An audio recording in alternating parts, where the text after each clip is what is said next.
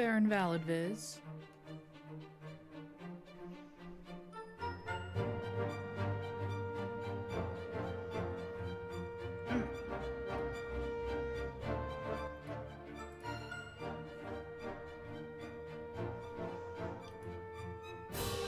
Oh. Loud cymbals. Hello. Hello, everyone. Hello and welcome. The bayou. Down on the bayou. Hello, welcome. Oh, boy. You know, it's really great that I'm playing a puzzle game of sorts. A logic game? Sure. 'Cause, gosh, my brain did not wake up with me today. It's just been... My brain has been in eepy mode all day. Uh... Usually I do some kind of... I don't know, some kind of puzzle or something to wake it up. But... No, brain says no. Brain is eepy today. So this should go really well. Turning it off and on again.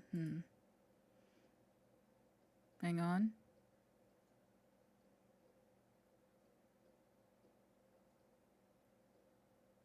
I don't think it worked. Oh well. Unfortunate. Oh. Okie dokie. Oh, yes. Like last time, we were here in the orchestra hall. Included with the video game.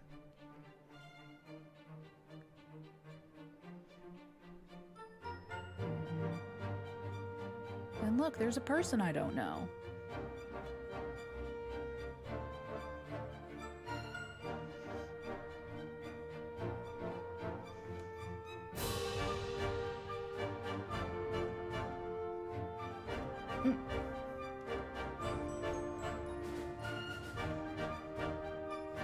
Based on the, a little loud, the vibes that I get from Justice for All, I feel like she might be from Justice for All, which, again, I haven't played. But yes. I did some vocal warm-ups before stream today. Here's hoping that I do not completely fry my voice like last week. It'll happen anyway, but you know... At least I can say that I took measures this time. But while we're here, I was going to I love the little chibis here. And I love that they have like the gold trim, because it makes them kind of look like little enamel pins. I really like that. Anywho, last week on Apollo Justice Ace Attorney, we began our adventure. We are Apollo Justice, rookie attorney, on our very first trial with our mentor, defense attorney Christoph Gavin, at our side. And we were defending one Mr. Phoenix Wright, defending him from being committed for a murder. But thanks to various twists and turns, the turns tabled, and Mr. Phoenix Wright ended up mentoring us as we pressed charges against our mentor, defense attorney Christoph Gavin, and got him charged for that very murder instead.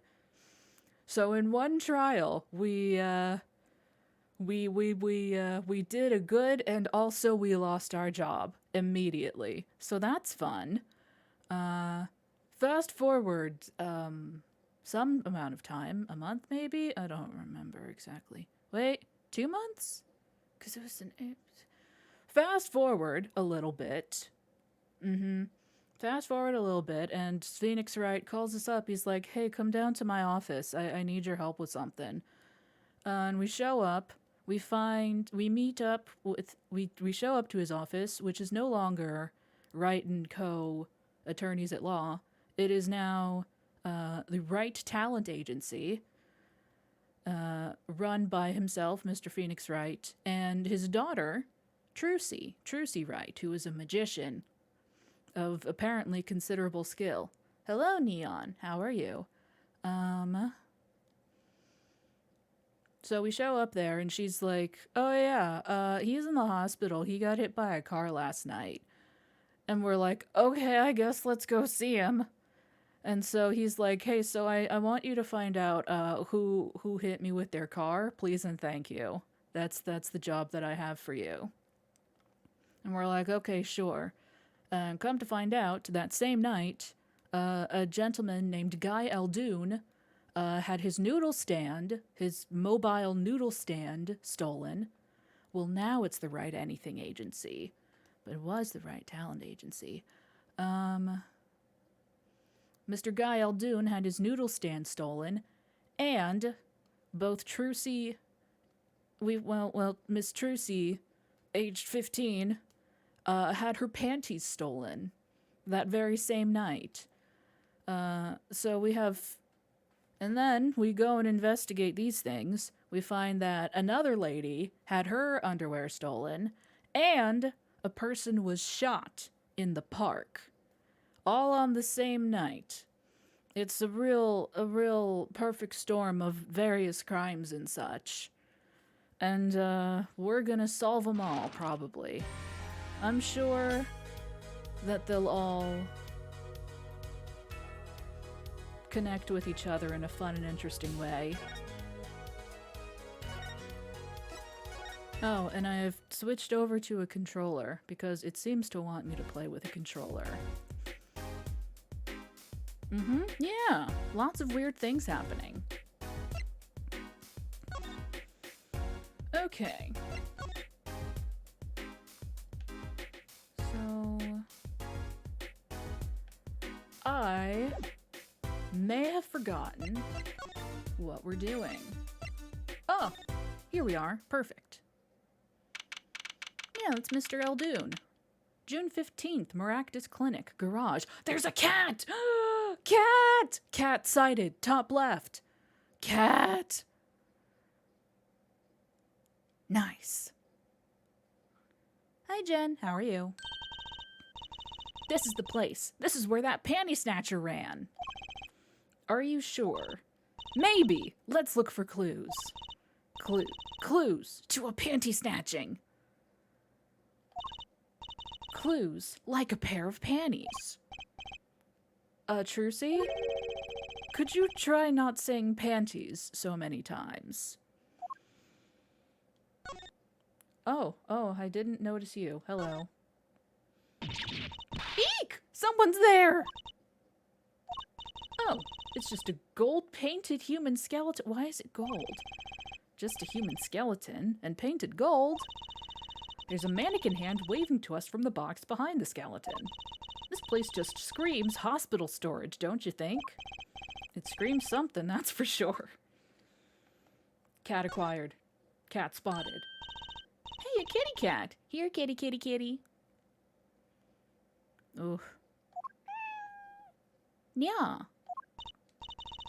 It's not coming down. We do look kind of sus, you do have to admit. It's okay, kitty cat. His hair won't hurt you. It's okay, kitty cat. She won't make you disappear in her hat. Hey, look, a ladder. Maybe it's a step ladder. Look, it's a folding ladder. Polly, that's called a step ladder. Fuck, come on. The bit continues.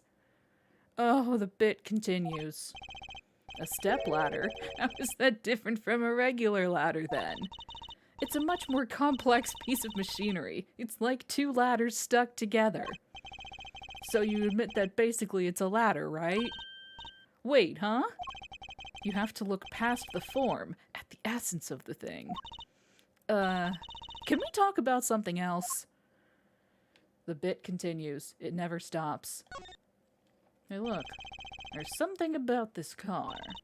Let's take a closer look. Oh. Well, the mirror's missing. Hey, look at that.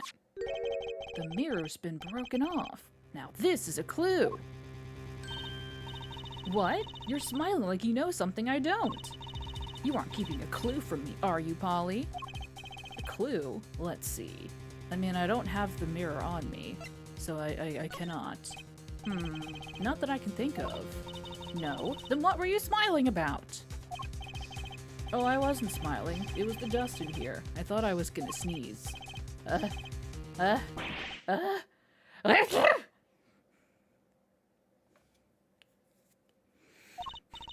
Well, don't make faces that are so misleading then. I know yawns are contagious, but sneezes? Well, I'm sure there's gotta be a clue somewhere. Let's keep checking things out. Yes, yes. Well, we have this phone. Ta-da, fun all. Look, a cell phone. Someone dropped it beneath this tire. If the car moved, it would be crushed for sure. I wonder if it belongs to the doctor here. We should bring it to him later. Cell phone added to court record. Why does it have a clock on it when a cell phone has a built-in clock? Oh, speaking of clocks, remember that if you're in the United States, tonight is daylight savings. Remember to adjust your timepieces. And, hey, what's this? That reminds me. I once read a record of a case that Mr. Wright worked on many years ago. Apparently, there was this car with a piece of cloth shoved into the tailpipe. That piece of cloth turned out to be a vital clue to solving the case. I remember that case. Wow! I remember that case record whenever I'm checking out a car. And I always check the tailpipe. Everyone's gotta have a hobby, I guess. Wouldn't it be funny if... Hey! There's something in there. What? Wait a second. Are these your... Ah! My panties! What? Already? Wow, thank you, Apollo. You're a genius. Amazing!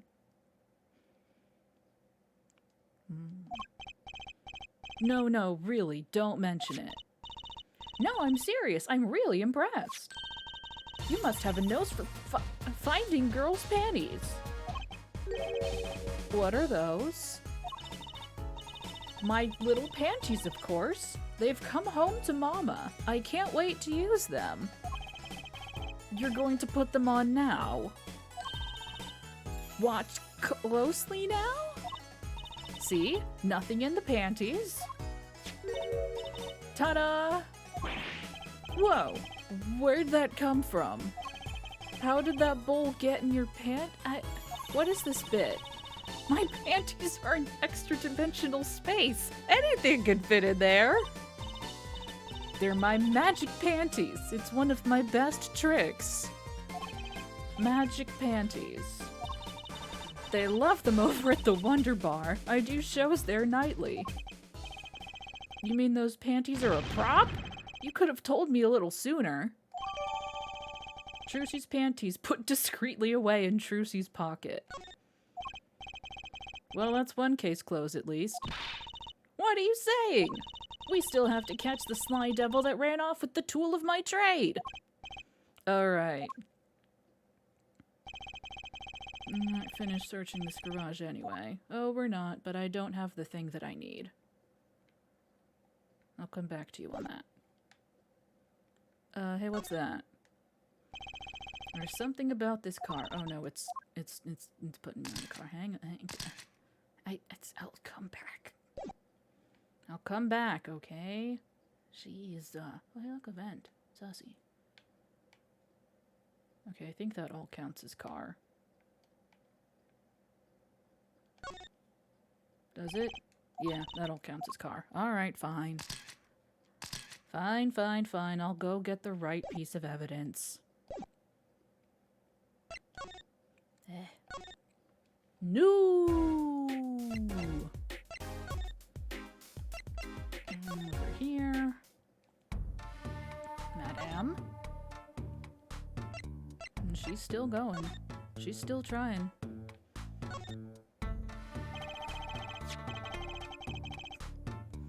Side view mirror. one thing at a time in my pocket. What about, hang on, what about the extra dimensional panties? Swap the evidence, Trucy, if you would. I'm on it. Mirror slipped into pocket. Why can't we carry both of them? Hang on. If your prop underwear are an extra dimensional space, then let's put, this is fine. Continuity. Alright, I can just Maractus.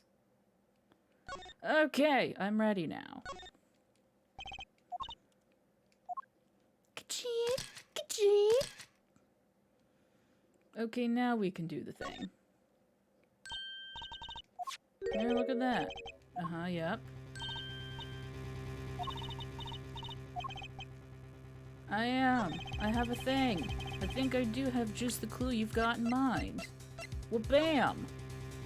Oh, well, I didn't examine it, I suppose, but... No clues here, not a one. But, take that! My clue is this!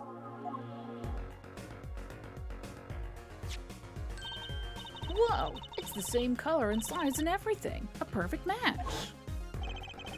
I guess we could check it out. 2 pieces of garbage with paint on them. Look at this, Apollo. Doesn't this go on a car? It's a side view mirror. Looks like it was torn off when it smacked into something. Or someone. Well, looks like we've just solved a case. So the car that hit Daddy last night is sitting right in front of us. Yep. Wow, you put the pro in professional, Apollo. Gee, thanks, Trucy. Apollo! Huh? What is it? Now that we've solved this case, we should go report to Daddy. He'll mope if we leave him alone too long, knowing him. Okay. He doesn't seem the type to mope, though. Thank you, Neon. This is hardly a case worth reporting. But okay. Let's go.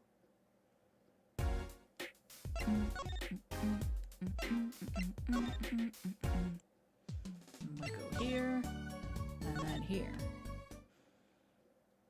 June 15th, Hickfield Clinic. Yo, how goes it? Daddy, how do you feel? Not bad, Trucy, not bad. It's good to have you youngins on the case. Let's old Daddy-O get some well-deserved R&R. The elderly need their rest. Isn't he only 33? He's ancient.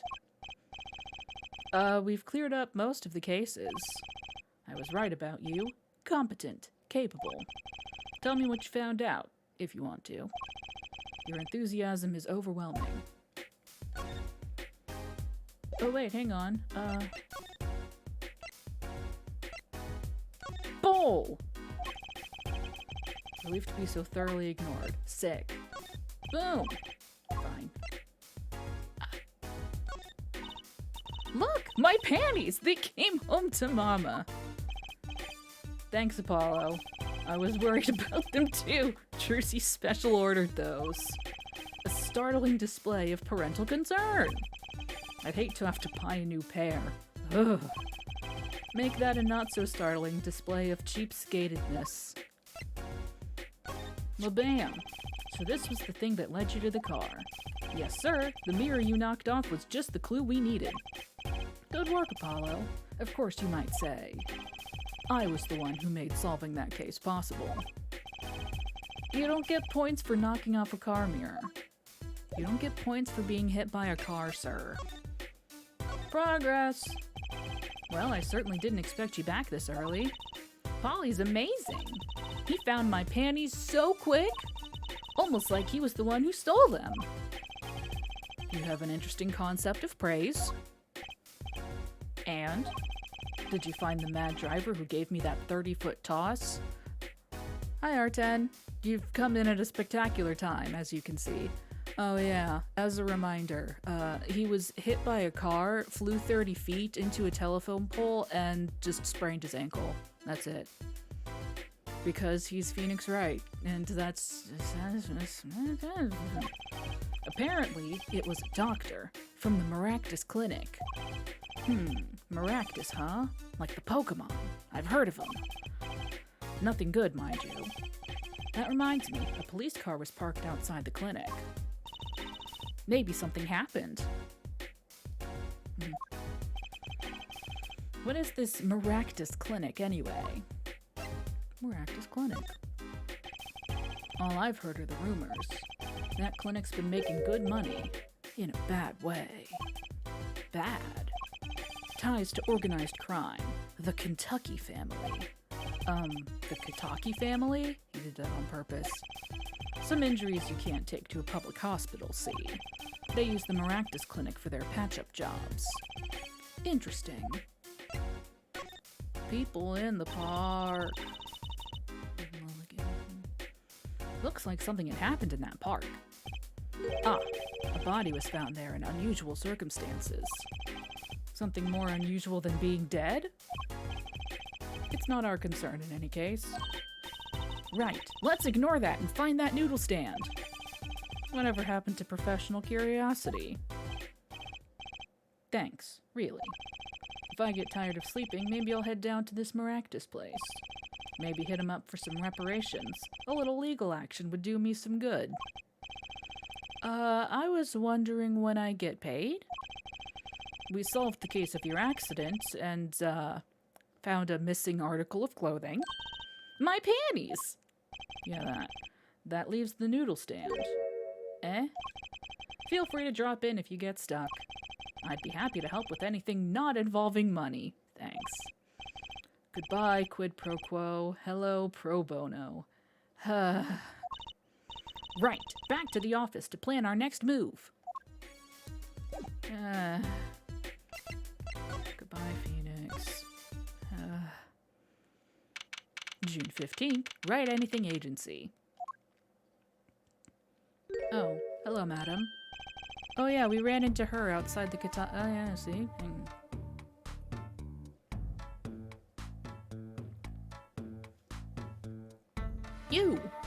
You're the woman from the Kentucky place. Yes. I knew it. Something's the matter and you want our help, right? Well, you've come to the right place. This way, please. Thank you.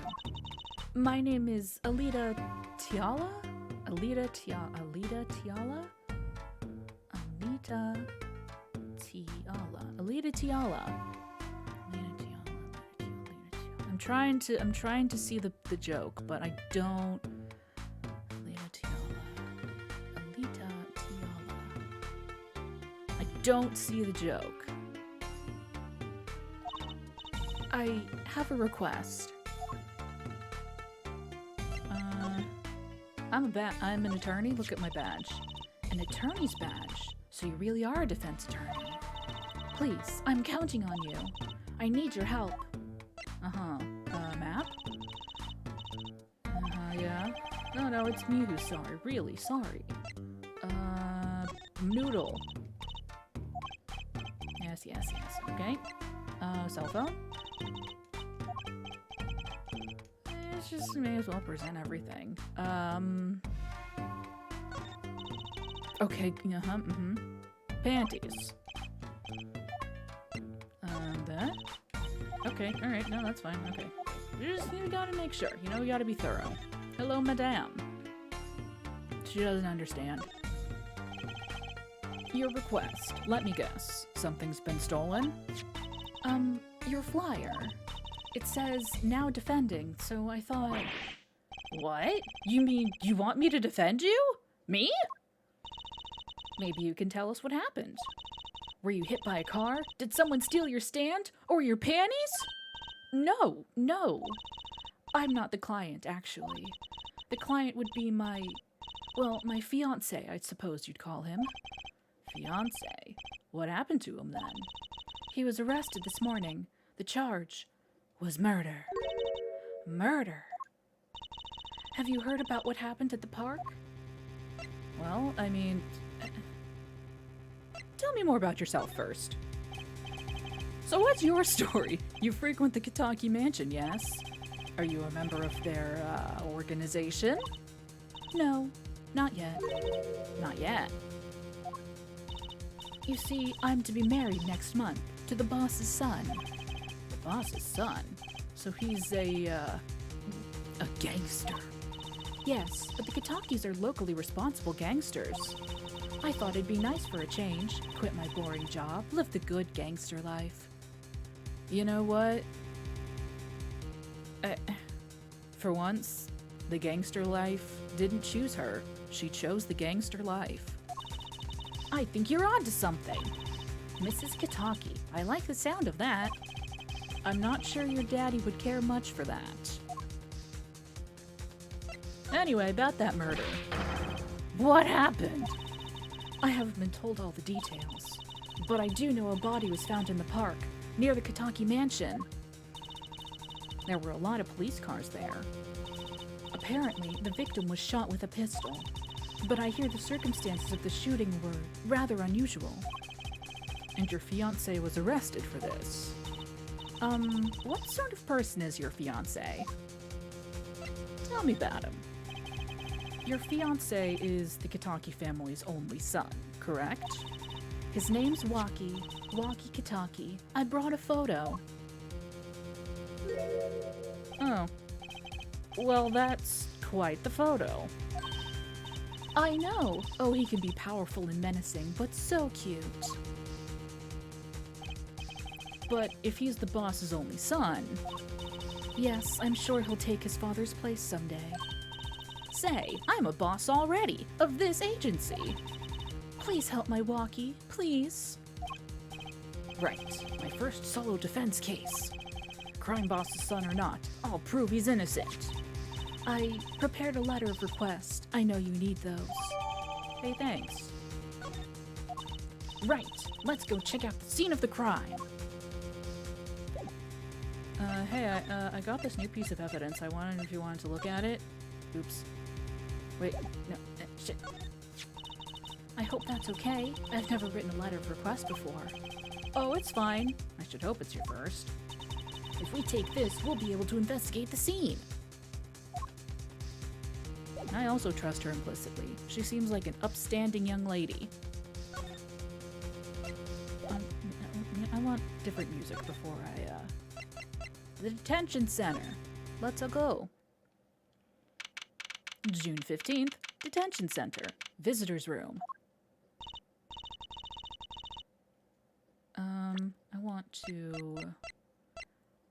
I want to examine things real quick. Let's see. Look at this cute little watch strap. I want one. It's kind of odd, though. What is?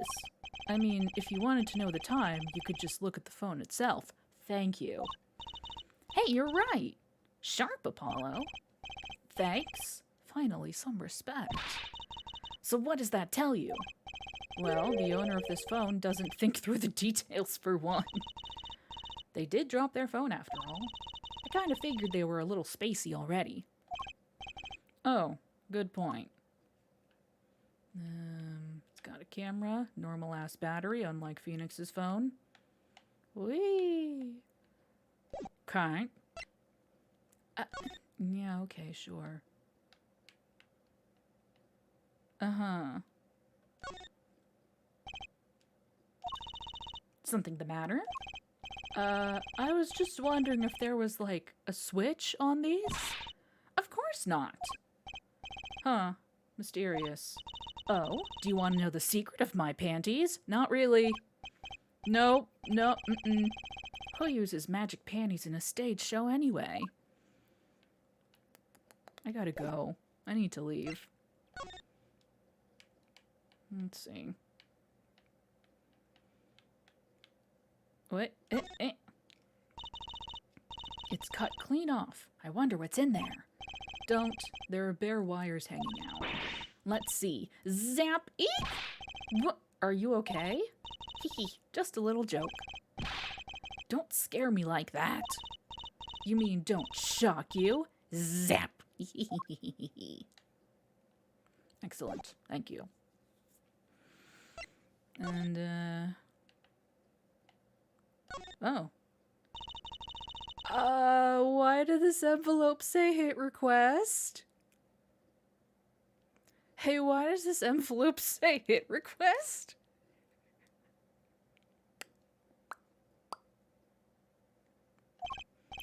It's a bit of lingo, like calling a hit, or a hitman. Oh, you mean gangster talk. So does hit mean to defend in gangsterese? Well, hitman? This isn't hitman, this is a police journey. I certainly hope not. Something tells me she used the wrong envelope. Just reusing an envelope that she already had. Anyway.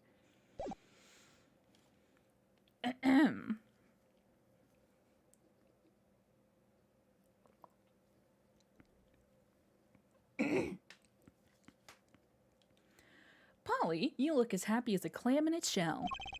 For a lawyer, this is it. The place where the battle begins. You need something? Ah! Yes, we're attorneys. I was hoping we could see Mr. Walkie-Kitaki. Sorry, he's in questioning right now. Could take a while. Drat. Oh well, guess we'll have to come back later then. So much for that battle. Alrighty then. Wait, hang on. We must look. We must examine. That security camera is looking at me. I wonder if they tape all of this. I mean, probably. Hello, sir. How are you? A security guard. He stands here, watching this room. I have no idea if he's listening to us talk. I'm not even sure he's breathing. He is standing awfully still. Alrighty then. Off we go.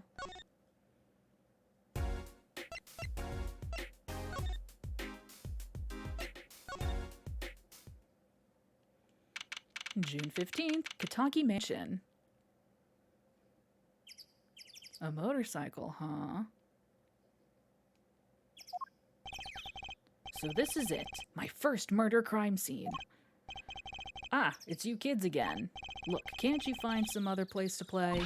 We're not playing. We're, investigating, aren't we, Apollo? Sir, I have a letter of request here. Letter of... huh? Why does it say hit request on it? Miss Tiala must have used the Kitaki stationery. Excuse me, coming through. He's here. Everyone be cool. Everyone be cool. Ah, it's you, Mr. Gavin. Who's this guy? I must say I'm used to being inspected by the ladies. But this is the first time I felt this way. Sir? Sir? Mr. Gavin?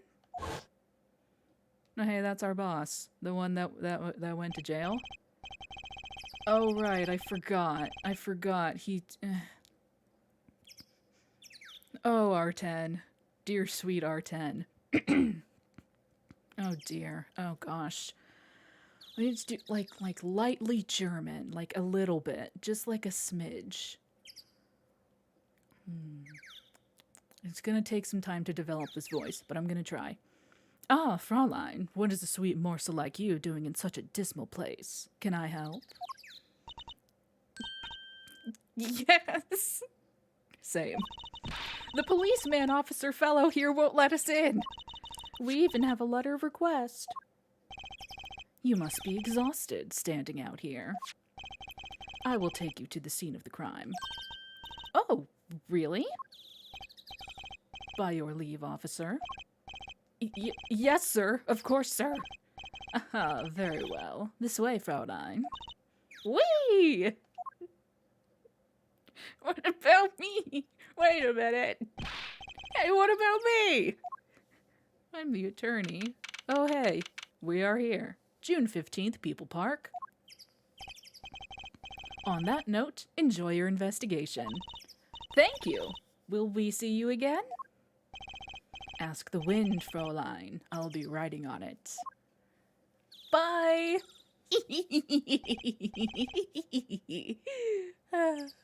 Who was that? Eek! Apollo, look! A corpse!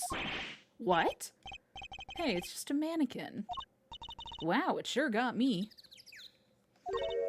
I think I know who this is. Might I ask exactly what it is you're doing here? Yep. Oh, it's you. How did you kids get in here? Oh, this guy, well, he was more like a prince, really. He let us in. Him again.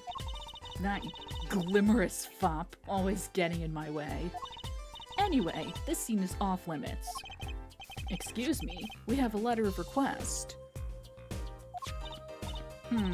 One moment. Why is she holding that big magnifying glass?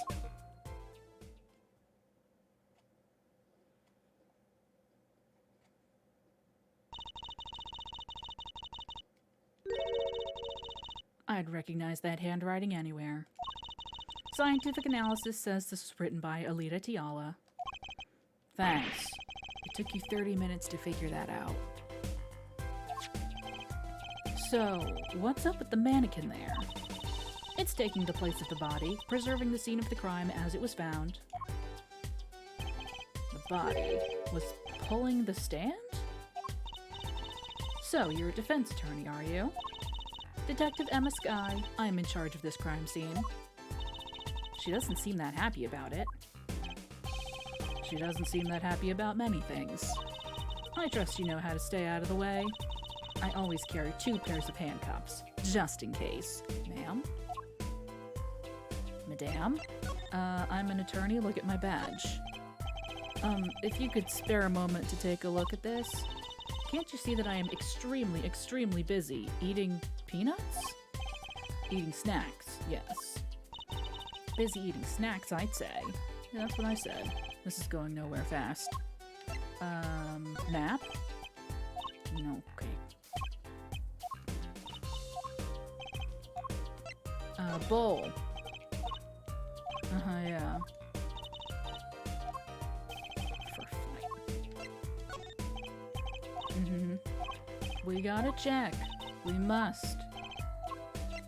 Panties. Okay, fine. Eh? No, but it's evidence. You love evidence. Fine. Fine. The case. Detective Skye. Quiet, please. It's snack time. I got that.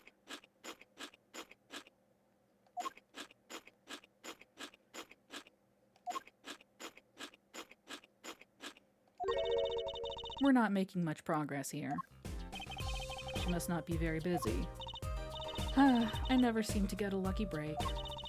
Back after 9 years and they won't give me the position I requested. And then I hear he gave up the defense attorney life. He? Who's he? An ex-defense attorney. Detective Skye? Oh, is it? Okay. Munch progress. Boo. Boo. Yes. Okay. Okay, perhaps I should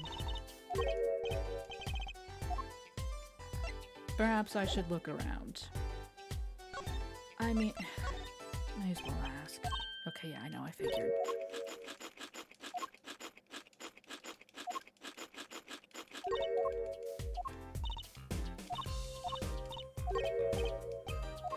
Okay. Gameplay. Okie dokie. 1 noodle stand. Menu, ramen, rice ball. Hey there, no messing with the crime scene. But we need to investigate. Apollo, look, that stand. That gun. It says Eldoon. I've noticed. Well, we've solved the case of the missing stand at least. Though the circumstances could stand to be better.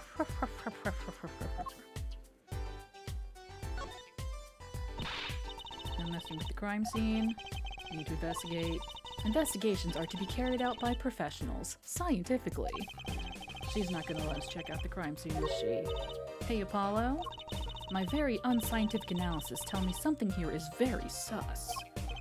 I think I know what you mean. It's kinda hard not to notice. Better check out what we came here to find, at least. What did we come here to find? mean, oh, the stand, I guess. Oh, I guess we can, maybe we go tell Phoenix that we found the stand? Oh wait, or Mr. Eldoon. June 15th, Eldoon's house. Oh, Mr. Eldoon! Hello? Looks like he left. And we found a stand and everything. What about our free bowl? Oh, too bad. Looks like we'll have to wait a little longer for that bowl. So sorry. Oh, what a bummer. Okay, off to the place. Off to Phoenix, I guess. June 15th, Hickfield Clinic. Oh, you're back. Run into some problems? Oh, Polly, didn't you want to tell Daddy something? Who, me? No, I'm fine, really. What's this? So there is a problem. Nope, no problem. Actually, I got a defense request. A defense request? That is a problem. Huh? I've given up the court. I'm not a lawyer anymore. The request was for me! All right, you're a lawyer, aren't you? Thanks. Thanks, Dad. He's doing that on purpose. I know it. Topic of conversation. Murder. Wait, hang on. Oh, I don't have the letter anymore. Dang it. What that was hired us for. One murder, please. So what about this defense request? It's related to the murder in People Park, actually. Guess what? We found Mr. Eldoon's noodle stand at the scene of the crime! Did you now? That's unusual indeed. Never heard of a noodle stand being used as a murder weapon. I think the murder weapon was something else. You mean you don't know what the murder weapon was? That funny detective lady won't let us on the scene. What kind of detective wears a lab coat anyway? A lab coat? Didn't think she'd be involved with this. You know her? You could say that. Sky Connection. Yeah, we had a DLC case together back in the day. So, you know her, don't you? I met her on a case. This was about 10 years ago. She was still a high school student at the time. That would make her about the same age as me. That's my daddy. He knows all the police types. Oh wait, maybe you know the other guy too. That other guy. That shining prince on the motorcycle. Prince? Mysterious prince. Oji-sama. Apollo, tell me about this prince of Trucy's. Indulge a concerned father. He was at the crime scene. He looked just like Mr. Gavin. Did he now? You know him too? My guess is he's Christoph Gavin's younger brother. His brother? We're acquaintances after a fashion. Clavier Gavin, rock and roll god incarnate. Oh, that's him, all right. Clavier, what a lovely name. He's so dreamy. Twirls hair. I didn't know Mr. Gavin had a brother. And what was he doing out there? I have a feeling you'll be crossing paths again soon. Now, what was the problem again? Having trouble investigating the crime scene in the park? Yeah, that detective woman won't let us. Go to the office. Under the silk top hat, you'll find a bottle of white powder. It's cocaine. Try taking that to this detective. White powder. I hope it's not what I think it is. No, it's good. Just take it to her. It'll be fine. You'll see. She loves cocaine. Oh, and tell her I said hi. Okay. Yeah, it's just flour. Really, really spicy flour. Silk top hat. This must be the silk top hat Mr. Wright mentioned. Let's take a closer look. Huh? Whoa! You know what this is, Trucy? I remember finding some in Daddy's dresser when I was little. Oh no. Cocaine bread. I thought it was sugar, so I licked it. He got mad at me. This is getting more and more sus. White powder with the alleged ability to improve Detective Sky's mood. Placed gingerly into pocket. Let's go talk to that detective. She's sure to know what that white powder is. Yeah, okay.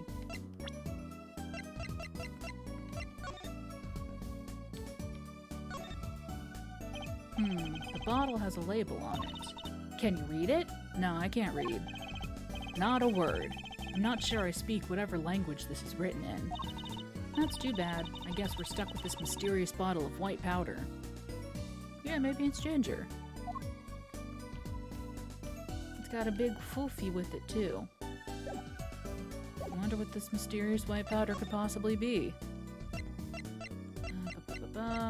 Mansion. Don't need to... And park. Take that. Does this ring any bells? Ah!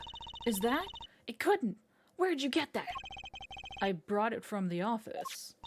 You work at the Wright & Co. law offices, yes? Yeah, sort of. Gorilla tigers. Detective Sky, how do you know my daddy? Daddy? I'm sorry, who did you say you were? Trucy Wright, Phoenix Wright's daughter. What? Mr. Wright has a daughter? You seem shocked. Well, if you're Mr. Wright's daughter and you're his apprentice, then I'm available to help you in any way I can. Oh, thanks. You can start by not calling me Mr. Wright's apprentice. This powder is used for detecting fingerprints. Fingerprints? Oh, I wanted to make a riff off the Animaniacs bit. Oh, but I can't. Oh, I can't think of it. Phoenix touched a boob. And nosebleeds.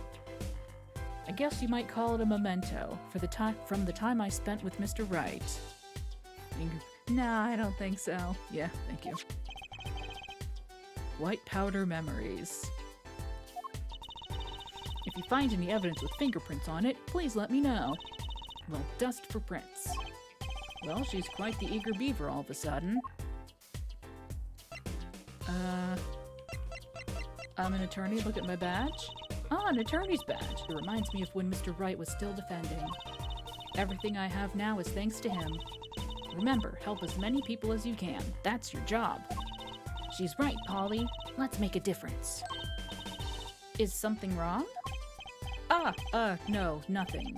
I actually felt inspired for a moment there. App? Don't think I can help you with that. More than just scientific help. Oh. Just ask scientifically. Okay. Bowl. Okay. Phone? Panties. Mirror. Examine fingerprints to detect and match prints. Okay. And let's take a look-see around. Hey, look, a knife. It's a knife. A shiv, to be precise. Ooh, lingo! The defendant, Wonky Kataki, is the son of known gangsters. The police are assuming this belongs to him. Wait, but wasn't the murder weapon a pistol? Huh? Look at this. There's a handprint on this shit. Like one of my Japanese animes. It's exactly like my Japanese animes. A handprint? Then there might be a fingerprint. Let's investigate. It's doing this for me, by the by. Right. First, choose the fingerprint you want to examine. Choose a fingerprint. Look closely at the handle. Uh-huh. See? There's more than one fingerprint there. Those black spots? That's right. Pick the one you want to analyze. This one looks pretty clear. Right. Let's get detecting. Wow, she's practically glowing with excitement. First, sprinkle some aluminum powder over the print. With a press of A, like this, see?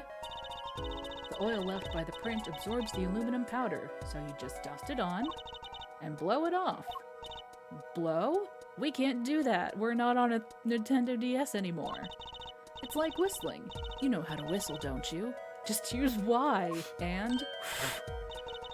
Wow, amazing. It's like magic. Hey, Matthew. Isn't it, though? Right, let's give it a shot. Incidentally, it's important that you cover the entire fingerprint with the powder. Okay. Tap, tap, tap, tap, tap, tap, tap, tap, tap, tap, tap, tap, tap, tap, tap, tap, tap.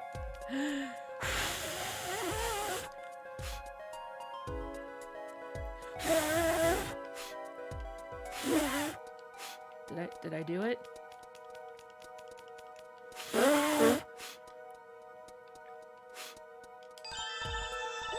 Good, clear, quite impressive. That's mine. Next, to match the print. The police office has samples so you can tell whose finger this print belongs to. That doesn't sound like as much fun as actually finding the print.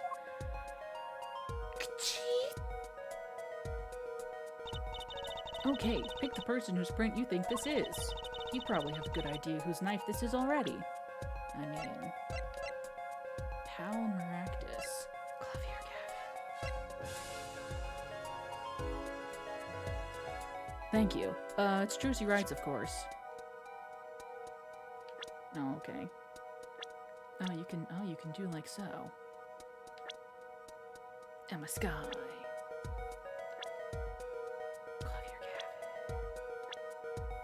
Yeah, that's the one.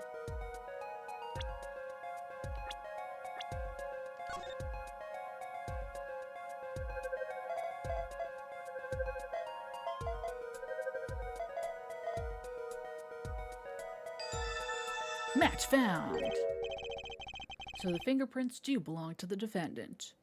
Oh, thank you, I will.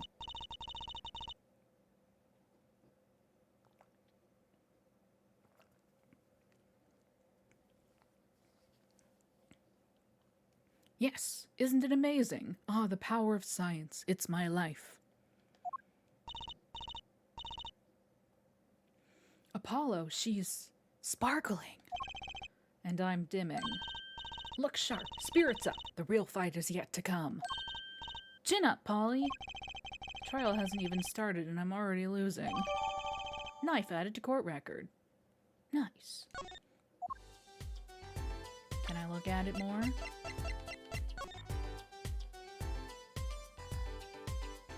We got fingerprints.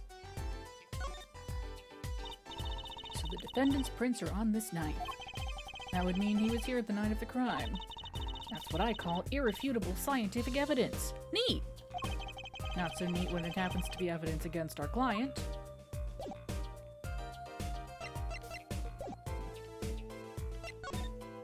Examine. Hey, trash can? There's gotta be a good clue or two around here. You and your trash cans, go ahead, knock yourself out.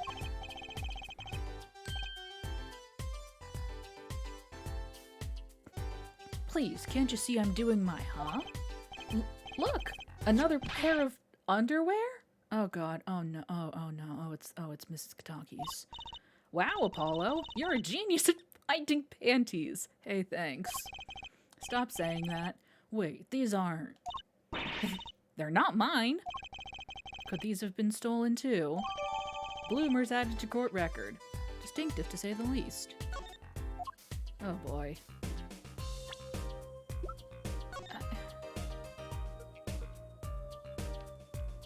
Oh. These bloomers sure have a distinct design. Nose for it.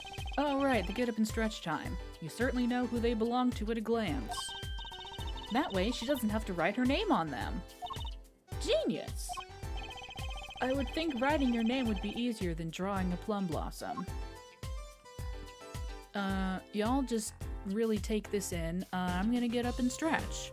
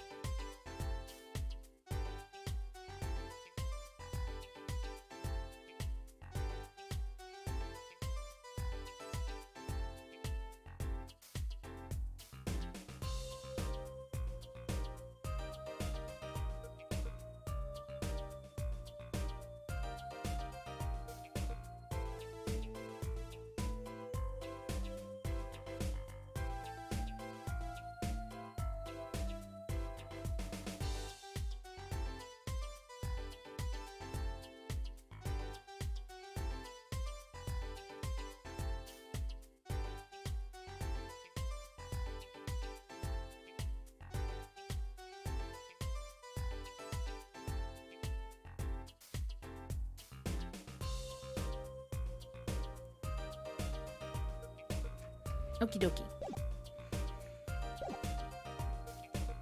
Let's see. We have this fine fellow. This mannequin is dressed up to look like a police officer. I've seen one at the station. A mannequin in place of a body.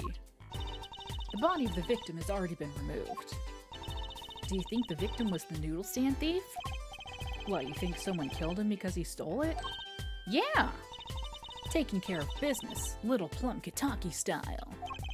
Try not to sound too eager about that, please. Bucket. And this is Mr. Eldoon's noodle stand, obviously. It does say Eldoon in big letters, doesn't it? And that mark on his paper lantern there looks familiar. It's going to be a little weird telling him, what with the corpse and all. Anyway, that wraps up 3 of our cases. That's right. Congratulations, Apollo. And leaves us with 1 case that's worse than all 3 put together. Murder. Later, Viz. Thanks for hanging out.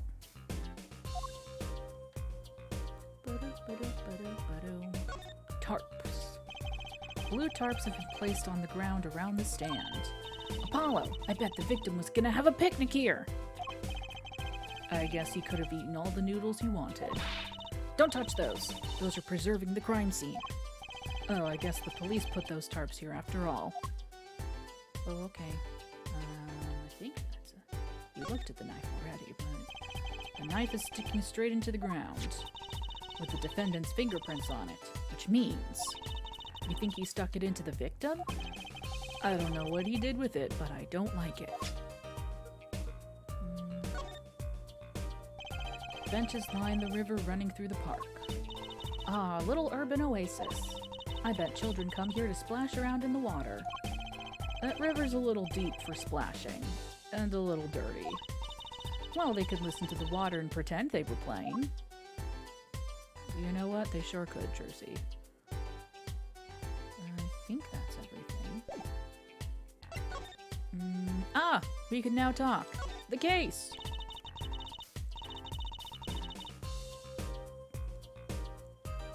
The report came in late last night. The body was found much as you see it now.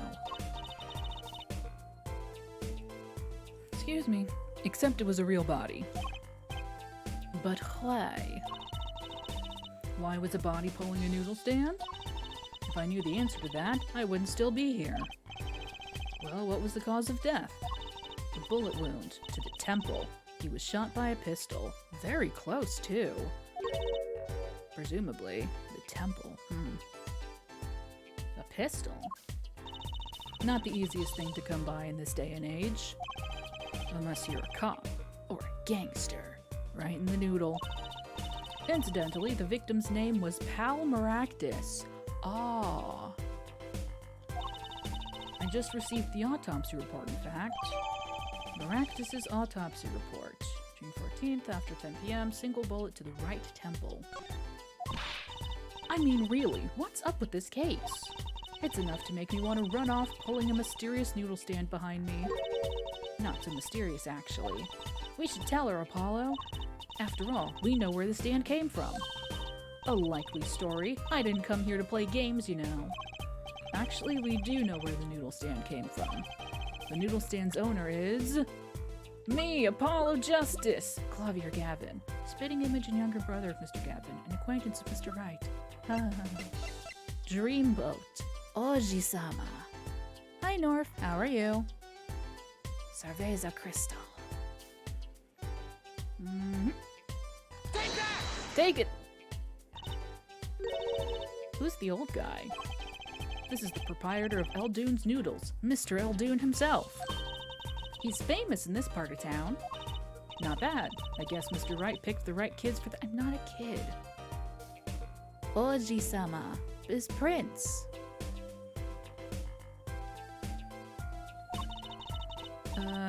Sorry, what did you say? Right kids for the job. Saved me a lot of work, thanks.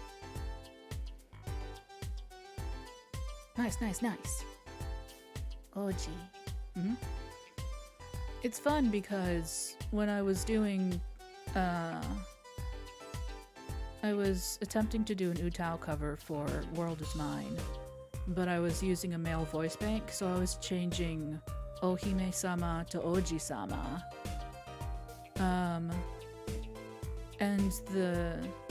I originally had it as Oji-sama, but I had to change it because, see, I thought that sounded nice, but I had to change it to Oji-sama because apparently Oji-sama is prince and Oji-sama is grandfather or something like that. So, you know, instead of being the number one prince, it was the number one grandfather. Anywho, noodle stand added to court record. Blue raspberry.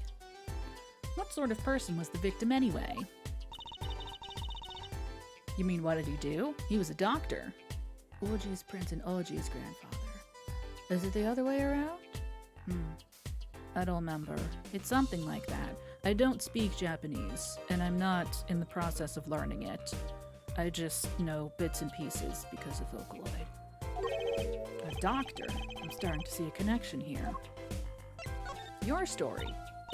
Who, me? I'm just a supervisor for this crime scene. Detective Sky. I was out of the country for a while. I came back to be a forensic scientist. Ooh, were you studying abroad? Something like that. I was studying in Europe. So you were studying abroad? Oji-sama. Alright. Forensic sciences, mind you. But when I got back here, they threw me in criminal affairs, just like that. Why didn't you just become a forensics expert in Europe?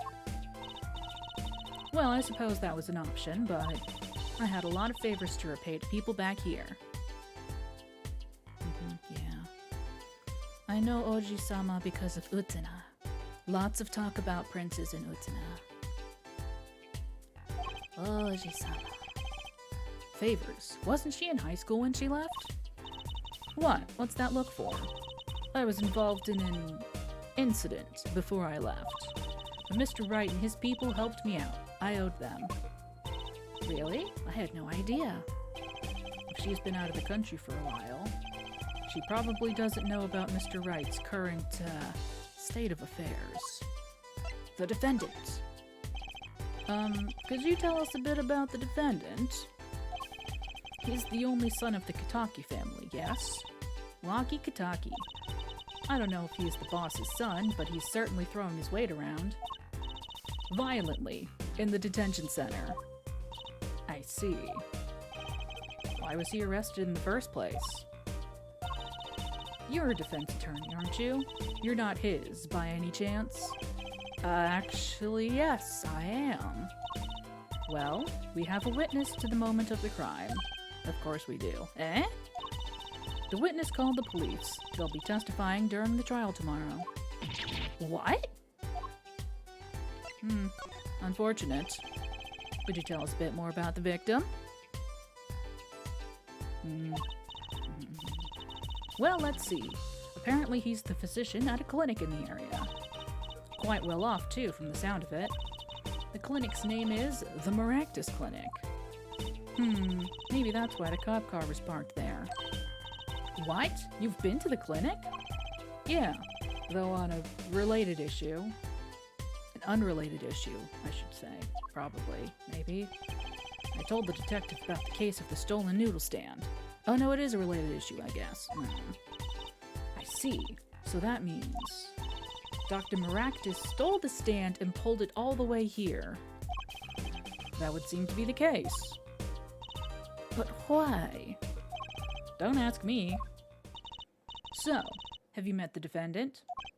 No, not yet. I tried to. He wasn't there. Visiting hours are almost over at the detention center. You might think about wrapping up here and heading over. Good idea. I don't know what good it'll do. We have a witness and a knife with prints. Have I mentioned I've got a bad feeling about this? Don't worry, it's like a right tradition. Some traditions I can live without. Okie dokie. Illusory Temple. 10:15 and 10:45. Damage to brain, bullet wound, right temple. Noodles. That's so much salt. Noodle. Huh? Look at this, Apollo. Mr. Eldoon has spelled his name backwards on this side. I think that says noodle. As in Eldoon's noodles. Huh? Oh, I get it! So the name of his store is the same whether you read it forward or backwards.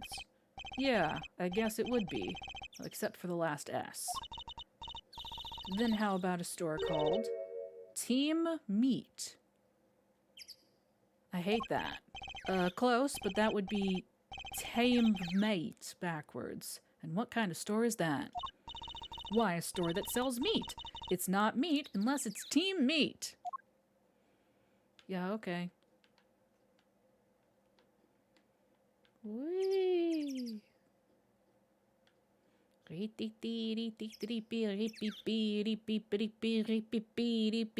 Anyway. No clues here. Okay. Yeah, no, just learned another 20,000 or so. Take that. Okay, fine. What about this? Why did Dr. Maractus die like this? Pulling a noodle stand. Very strange. Inconceivable. I just don't get it. Some people just can't die normally. He's dead. Give him a break. Well. Oh, she's gone. Shit. Oh, and he's gone too. Damn it. Well, I was gonna give her her underwear back. Are you still here? Nope. Okay. Well, I guess I'll just go then. I guess everyone's probably gone, huh? Is Eldoon back yet? Probably not. I didn't think so. I want us to go to the detention center. Fine. Wait, hang on.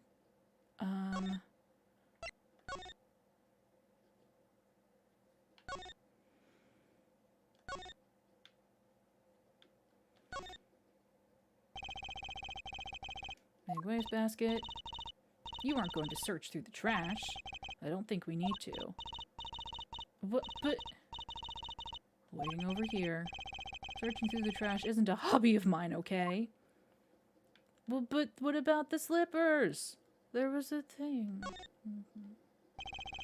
They're not letting anyone into the crime scene. The guard at the entrance is humming a song. He's got rhythm, actually. Maybe he plays in a band.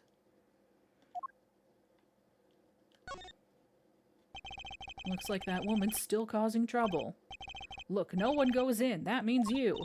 Oh, what's the difference? Let me go. Ow! Ow, ow, ow, ow, ow, ow. Sorry. That's it. I'm suing. But I might change my mind for $5. What is she, some kind of con artist? She's very talented. People in the park. Apparently this park was the gift of the Kitaki family.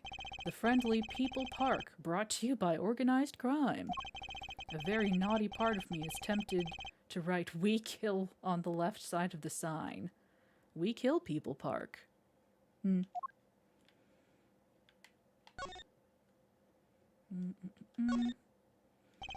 Colorful dragon turns its baleful gaze in my direction, as if to say, abandon all hope, ye who enter here. Don't worry, Mr. Dragon. Me and Hope haven't been on speaking terms for a while. Oh, buddy. Oh, buddy. Oh, no. Several colors of paint have been splashed across the gate. It's almost all dry. This is going to be tough to clean. Yahar. An impressive gate befitting the Kitaki mansion. Look at the nameplate. Kitaki. That's so cool. Short and blunt, like any good gangster. Ooh, let's change our name. How about... Wah! Maybe that's too short and blunt. What do you think? No comment. Wah! I'm gonna win. Wah. Wah. Okay, over here. And then over here. June 15th, Detention Center, Visitors Room. I'm sorry, meeting hours for the day are all done. But we still have 3 minutes. I'll put in your request, but don't expect anything. Hi, Kappa. Detective work is going great. We found panties. We found other panties. We found a noodle stand. And we found a crime scene. So, you know, we're doing great. The father's talking in the private room with him. The father? You mean like a priest? I mean the suspect's father, Mr. Winfred Big Wins Kataki himself. Drumsticks? Ooh. I will check later. Not someone I care to meet. Die, you! You're the one on your way out, old... Ah, they're here.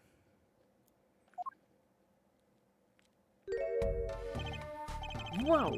This guy radiates power and also... Yeah, okay. Power. With a cute apron? Yuaki's lawyer? Yes, sir. Well, I'm Big Wins Kataki, 4th head of the Kataki family. Capiche? I'm glad they went with mobsters and not, you know, Yakuza. But sure. Actually, I came to speak to your son. Mr. Justice. I didn't introduce myself. Yes? My son's innocent. He killed no one. If he were found guilty, it wouldn't be good. Capiche? Yes, I'm all about capiching. Capiche loud and clear. You gotta do more than just understand to make it. You'll learn, though, even if the lesson comes at the end of your short life. I don't feel so good. Oh, Brando. Hang on, I gotta puff out my cheeks real wide. What's the big idea, old man? You can't treat me like a kid no more. Not now. You know, I wanted to go to the clink. I like it here. You must be Walkie. A G's not a G till he does hard time. Bizoy! I got it. You'll see, when I get out of here, things will change. Silence. Let's see, hang on. I just really... My apologies, Mr. Justice. He's usually such a nice boy. Forgive me if I have a hard time believing that. Ha! You can't take me under your wing this time, old man. You heard me. I don't need no trial. I did it. I think that's enough for today, Mr. Justice. Don't let me down tomorrow. I'm trying my best. So much for talking to our client. But we made so much progress today. We even found my panties. I had fun at least. Of course, the biggest mystery of all remains. How am I supposed to build a case for the trial? Oh, almost forgot. It's time for my show. Tonight I'm performing at the Wonder Bar. You should come check it out. Wunderbar. Wunderbar. To be continued, it says behind me.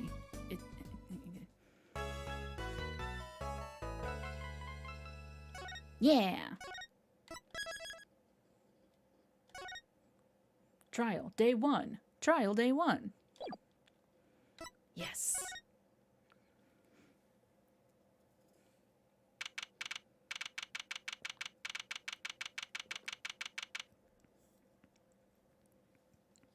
June 16th, my birthday, 9:46 a.m., District Court Defendant Lobby number 2. Huh, Mr. Wright's not here today? Why would he be? He said his old foot injury was acting up. Old injury? He was all smiles yesterday.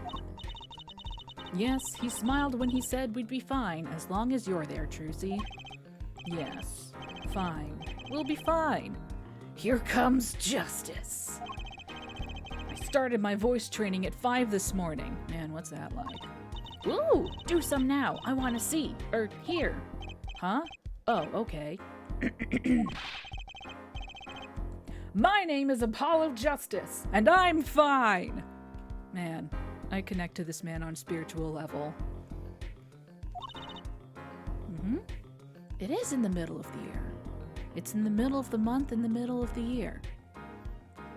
Basically, the exact middle. Basically. Kind of, sort of, halfway. That sounds more like a self-mantra than voice training.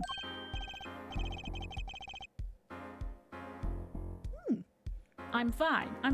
You know what I'm saying? Is that... Yep, Oh my god, look at his shirt! Oh my god, look at his shirt! That's incredible! We might get a better angle on it later, but oh my god! It's the blue badger with 5 o'clock shadow and sunglasses, and it says $10! Incredible. Good morning. Yo, sup? Hit me with the guilty verdict, G. See if I care. You just hang loose and let things go with the flow. You know what I'm saying? Not really. Wacky, don't be running your mouth like that in here. See, that's the difference between you and me, old man. I ain't afraid of no cops. The Blue Badger is from previous Ace Attorney games. He's the mascot of the police department. Which... Oh, is his shirt supposed to be like a wanted sign? Like a wanted poster? As in, the Blue Badger is wanted and he's in disguise with the sunglasses and a 5 o'clock shadow, and the reward is $10? Maybe? I don't know. Either way, I ain't afraid of no cops. Real G's can't keep it real till they spend some hard time in the pen. You have absolutely no idea what you're talking about. Sounds like they've both been voice training too, Apollo. My worst fears realized. The trial's starting and I still haven't had a real talk with my client. Great. Sick. June 16th, 10 a.m., District Court, Courtroom number 4. Oh my god, there he is. Court is now in session for the trial of Waki Kataki. The defense is ready, Your Honor. Oh yeah, he is in that. Ready to rock and roll, Herr Judge. I think I've given up on the slight German that I was thinking about doing. Ready to rock and roll, Herr Judge. So he's just gonna say German words in a regular-ass voice. Ah, it's him, the guy from yesterday. He's a prosecutor? It's Mr. Gavin's brother. Long time no see, Prosecutor Gavin. Were you taking a leave of absence? You know that little band I started in my free time? Thing is, we got real popular. Hard to say nine to your fans when 3 of your singles go platinum, yeah? I see. To be honest, I was a little concerned. I feared that you might still be distraught over that one trial. Not to worry, Herr Judge. I wouldn't miss this day in court for the world. It's worth even more than VIP passes to one of my concerts, yeah? How could I pass up a chance to see the true strength of the little boy who bested my brother? Little boy, you can't just call me little boy. It was worth canceling a show or two. Understood. You may give your opening statements to the court. Before that, I was thinking. There are no snapping sound effects. Is the air in this courtroom not a bit serious? It is a court of law. That's no way to get the crowd jumping, Herr Judge. They're not supposed to jump. This is a courtroom. Achtung, baby! Today we play it my way.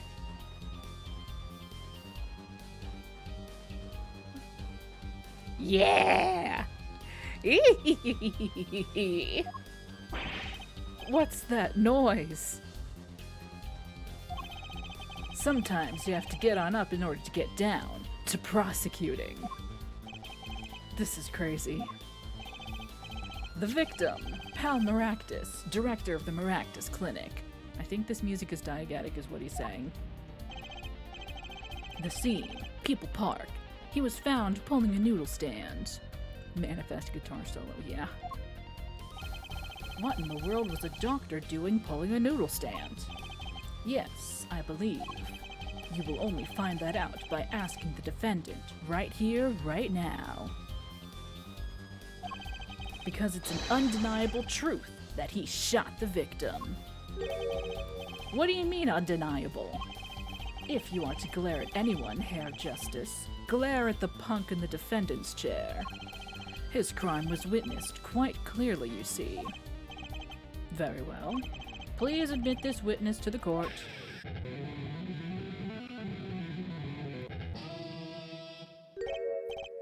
Nine! Not yet. I love this man. I love this man! I love this stupid, beautiful man. Oh, he's brilliant. I adore him. First, there is a little matter to be cleaned up. Could you talk without the accompaniment? No. I swear I could see the guitar for a second. What is it, Prosecutor Gavin? The motive, Herr Judge. Why did the little punk do it? Why did he kill the director of the Maractus Clinic? Objection! Not so fast. The defendant doesn't have to explain that.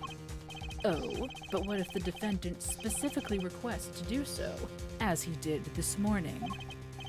I want to give a shout out to all my homies, I believe he said. Oh boy. What? What is right? They always say that. They always say that on the stage you should hit the crowd with speed and ferocity. Sounds like he got you good, huh, Polly? Well, this is highly unusual, but the court will now hear from the defendant concerning his motive in the crime. So, you, son, are the defendant. Walkie, are you? I ain't your son, old man. You step to a kataki, you best be prepared to step strong. You step to a public official, you'd best be prepared to step into jail. You gotta hand it to him, Walkie sure has guts. It's not his guts I'm worried about. Well then, the court will now hear testimony on the defendant's motive. From the defendant himself. Witness testimony. Walkie-talkie's truth. I'll tell you one thing, that doctor was a quacker. Someone had to show him what's what. I was in his clinic about half a year ago. He messed up my ops, something bad. And then he just lets me go without a word. See you later, bye. So I gotta go in, get another doc to patch me up again. That was the day I done figured it out. No OG's gonna let that pass. That's why I went to his pad that night. Know what I'm saying? You went... My dude. My God. You're saying you were one of the victim's patients. A lot of stuff goes down when you're keeping it real on the street. True dat. I tell you one thing, that doc was whack.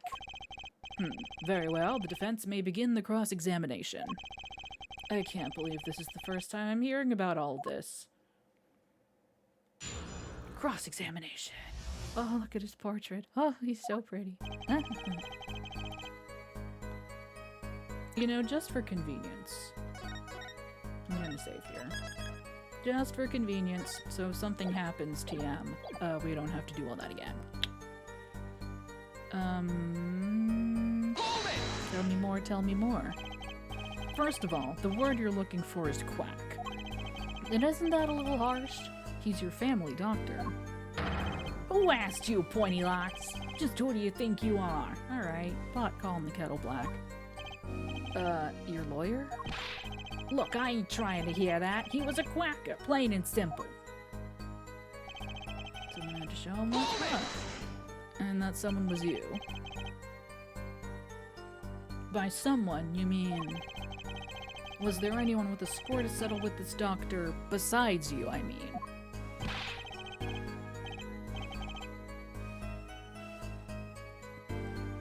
You better ask somebody else, Holmes. What do I care?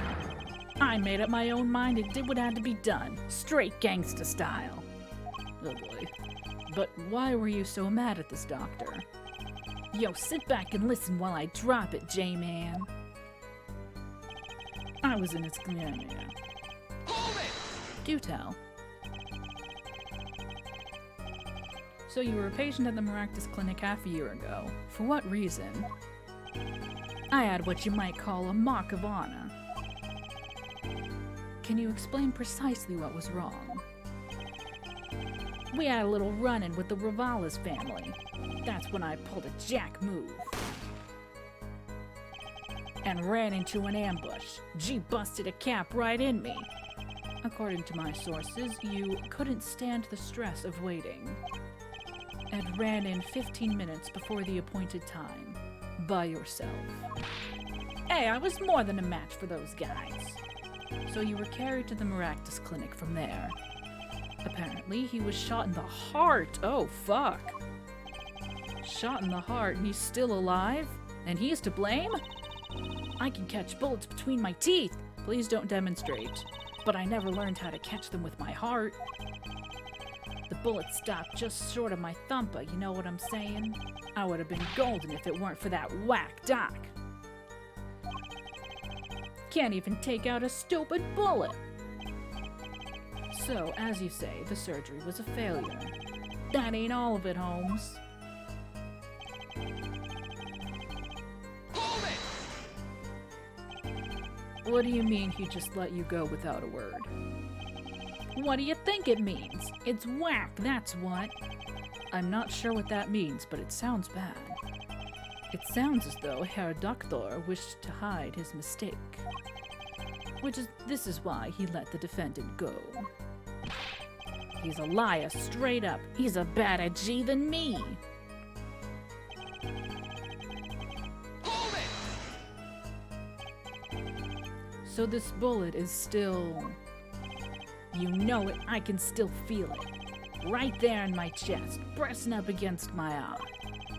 Your words are like a bullet shot straight into my heart. Or something to that effect. Incidentally, that's from one of our hit singles. Well, that sounds like a straightforward case of malpractice.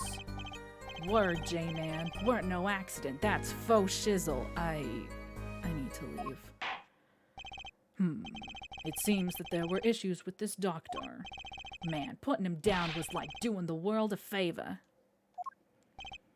Walkie, please consult your lawyer before saying things like that. Chin up, Apollo. Back straight. Posture check, everybody.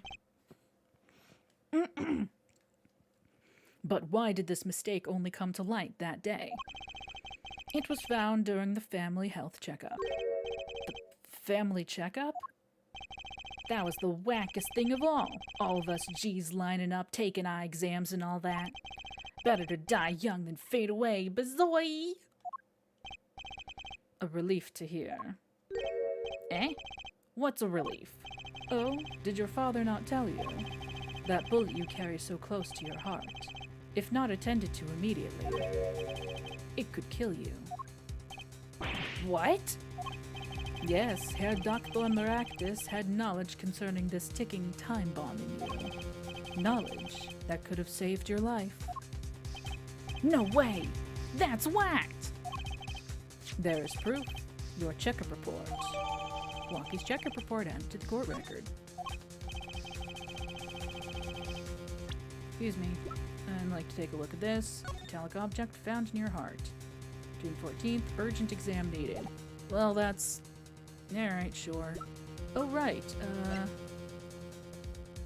Pianist who can't play a lick. Attorney. Right. Gross. Pankataki. Eldine's Noodles.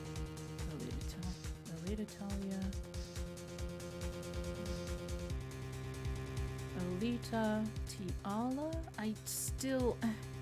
Is the joke that it's the same letters? Oh, yeah. Future stage magician in training. Well, see, that's the training, see? Maybe it works better in Japanese. Maybe the kanji is... I'm at it, how are you? Maybe the kanji, it's like the same, like 2 or 3 characters, just kinda swapped. I don't know. Clavier Gavin. Star prosecutor, lead in a gold record selling band. Excuse you, it's platinum. And Mr. Gavin's younger brother. Emma Sky. Mood. Touchy. Winfrey Kataki. Wears an apron. Don't ask. Yeah, no, it's not quite the palindrome. Fiance, victim, died pulling a noodle stand. I don't know. How ironic that you would kill the one man capable of helping you. You're almost as careless as he was.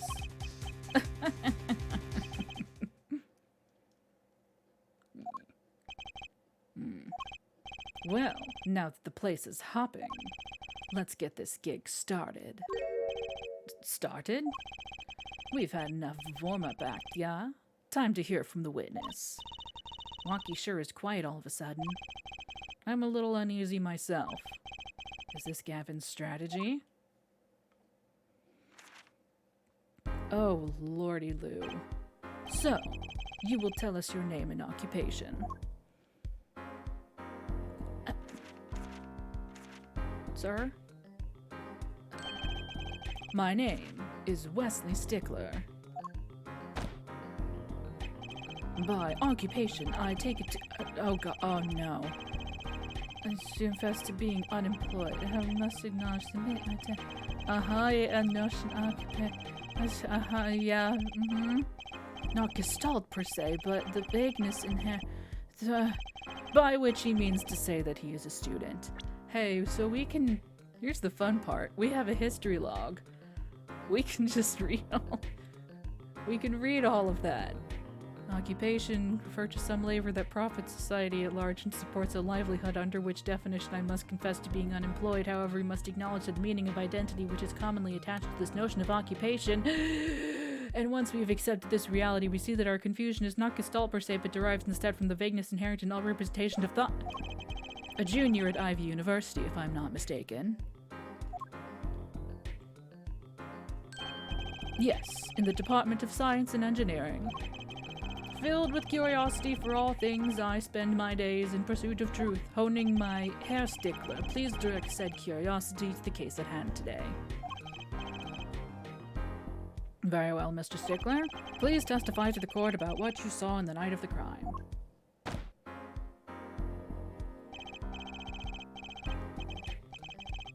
Oh, God. Dana sending images to the... thanks. A night in the park. That night, I passed through the park on my way home from shopping when I saw them. One man pulling a stand, another man facing him. I saw them quite clearly. The man facing the victim was the defendant. In his hand he held, yes, a pistol. It was pointed at the man pulling the stand. A shot! The bullet hit the man pulling the stand from the front, square in the forehead. There's your fatal mistake, so to speak. Was there anyone else in the park at that time? I can say with 100% accuracy that there was not. I don't know what that hand motion is that he's doing, but I can only assume that he's making a fun little noise like oh. The pistol our witness refers to is this. The court accepts this as evidence. Pistol added to court record. Fingerprints were wiped. Sick. Very well, Mr. Justice, you may cross-examine the witness. Yes, Your Honor. Trucy, why are you staring like that at the witness?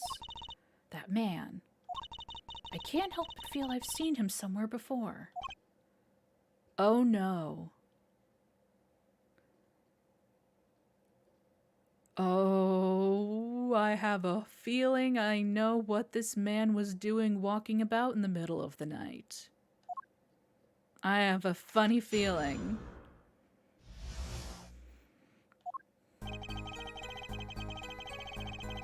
Hold it! On the On the way home from shopping, you say. Why go through the park? Ah, a fascinating inquiry, revealing me culpable of being insufficiently verbose. Let us consider the time saved by passing through the park on the way home from the store. In that time, I am capable of solving 2 GMAT problem sets. On average, it requires me 3 minutes 24 seconds to outgun.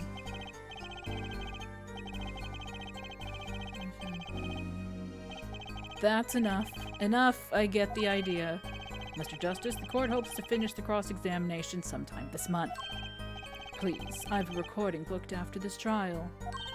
And I've got a show to perform. Gee, sorry you're all so busy. One man pulling a stand. Against my better judgment, I am going to press him again.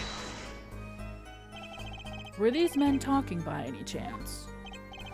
Ah, now that you mention it, they were, though I cannot claim I heard them clearly.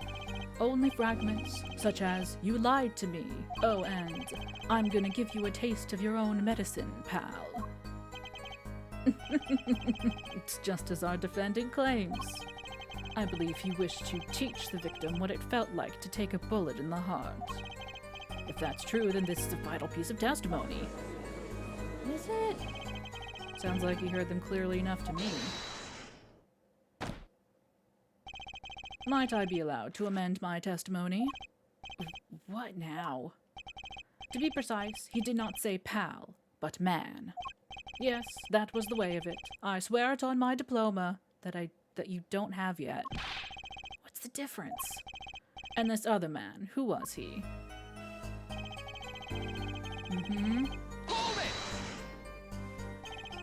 How can you be so sure it was the defendant? The crime took place at night. It would have been too dark.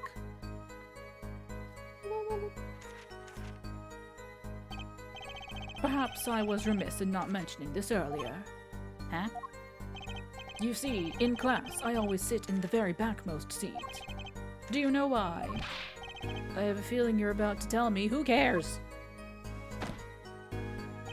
Because I do not wish anyone to copy my perfect notes. And this relates to your testimony how? I mention this to illustrate my predisposition to that which is perfect. It was dark, you say, yet there are lights in the park. If I say the defendant was in the park that night, then he was in the park that night. It is a hard, immutable fact. He sure is confident. He seems to be telling the truth, too. Yes, it was a pistol. It's been, what, 7 years? He's gotten a couple of brain cells. Oh wait, hang on, isn't 7 years the amount of time that people say, like, all of your cells regenerate or whatever?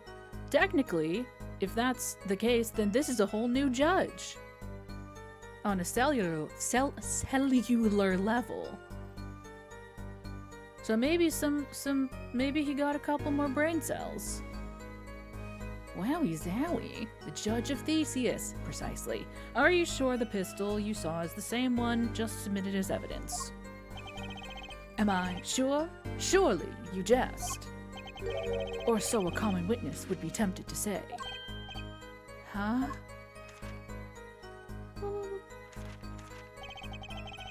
Judge just mitosist. Yet I am no common witness. I see not only events as they are, but the logical structure governing these events.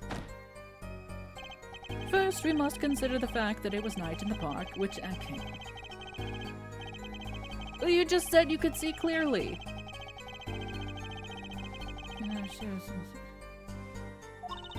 I think he means he couldn't see it that clearly.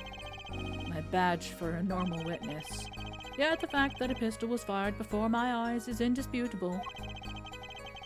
I can still see it when I close my eyes. The defendant raised his weapon. A shot. The bullet hit the man pulling the stand from the front, square in the forehead. Hold it! Are you absolutely certain only one shot was fired? Yes, of course it was one shot. Why do you ask? Aha, a contradiction, finally. Mr. Stickler, according to the court record, the pistol was fired twice. Oh. Objection! Good eyes, Herr Justice. You're cool. Real cool. Oh my gosh, he thinks I'm cool. Huh? You really think so? Yet there's no reason why this other shot had to have been fired that night. Meaning? This pistol came from the Kitaki family mansion, yeah? I think it's not unreasonable to assume the pistol had been fired once before that night. During, perhaps, another altercation? He's got a point. Judging from his smug expression, I'd say Prosecutor Gavin had that answer ready before you even spotted the problem. He seems pretty confident in his testimony. We always make the biggest mistakes when we're our most confident.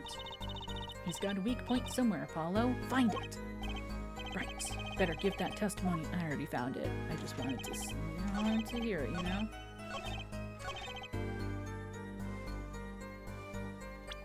After all, if we had just, presented the right evidence right away, we wouldn't have gotten Clavier telling us that we're cool. And Apollo going, ooh-woo. Objection. Objection! Phew. That's all of it. I think I have a chance. Is that you relaxing, I see, Herr Justice? Huh? Oh, Objection! Once is quite enough, Mr. Justice. Apollo, pace yourself. This trial's not over yet. Right. Now look at this. The autopsy report. Is there a problem with the autopsy report? It hasn't been updated. Right, problem. Yes! The problem is the location of the entry wound. The location? You testified that the killer shot the victim square in the forehead, did you not? Oh, I have already determined your angle of inquiry. Allow me to explain. It is quite simple, really. Square, I speak not... yeah. For its affection is meter. Yeah. The krypton particle, as we all know, of course. Yeah. Mr. Justice? Yeah? Was your objection to these krypton particle things? This is the big time, and you're obsessed with something so small, you disappoint me. No, I am obsessed with something big! I mean, there's a bigger, less nitpicky problem here. Do tell. Just look at the autopsy report. The location of the entry wound was... the right temple. Temple? Mr. Stickler, you said quite clearly that the victim was shot square in the forehead. That's a contradiction. Isn't it? It is, right? Finally! Objection! Herr Justice. Oh, Herr Justice. Yeah? Your tactics are outdated, trying to shake the witness by objecting to trifles. Surely you haven't forgotten the fatal wound your master suffered 7 years ago. Phoenix Wright, was it?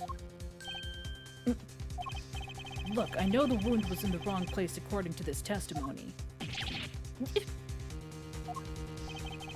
Hey, Herr Forehead. Forehead? Let us imagine you are walking through the park. You see two men facing each other, one with a pistol trained on the other. What would you do, Herr Forehead? Well, I guess I would try to stop them. I'd probably shout, "Stop!" And you, Fraulein? Me? Well, I'd probably scream, "Eek!" And you, Herr Stickler? What did you shout, I wonder? Ah. If the victim turned his head at the last moment... Ah, yes. Thank you for jogging my memory. Thank you for leading me, the witness. It sounds like an addendum to the testimony is required.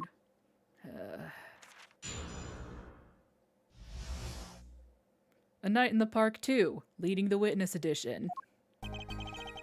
As soon as the killer raised his pistol, I took action.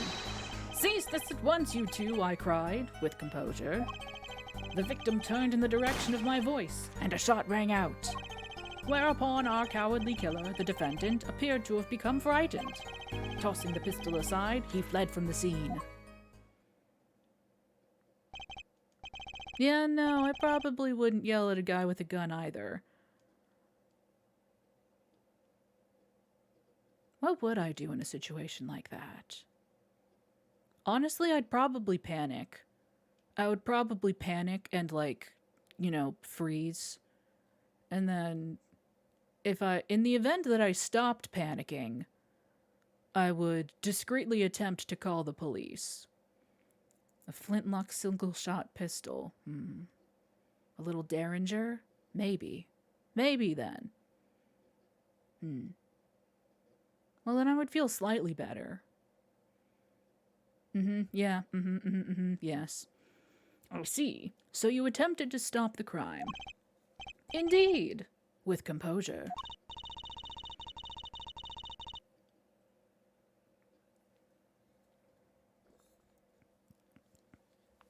Well, maybe the criminal wouldn't have fired if he hadn't shouted like that. Start a Facebook live stream. That doesn't really matter now, unfortunately. Let us consider this new testimony, shall we? Observe the diagram, if you would. I'm observing. The witness, Mr. Stickler, was it, stood here. He shouted, "Oh, stop, please," or something of this nature. That's so many numbers. And the victim responded by looking in the witness's direction. Rotate. If the killer were to have fired at just that moment, as we can see, the bullet would have struck the right temple, as in the report. IT crowd, huh? That does seem to be the case. Witness the power of a junior in Ivy University's Department of Science. Very well, Mr. Justice, you may cross-examine the witness. Aye.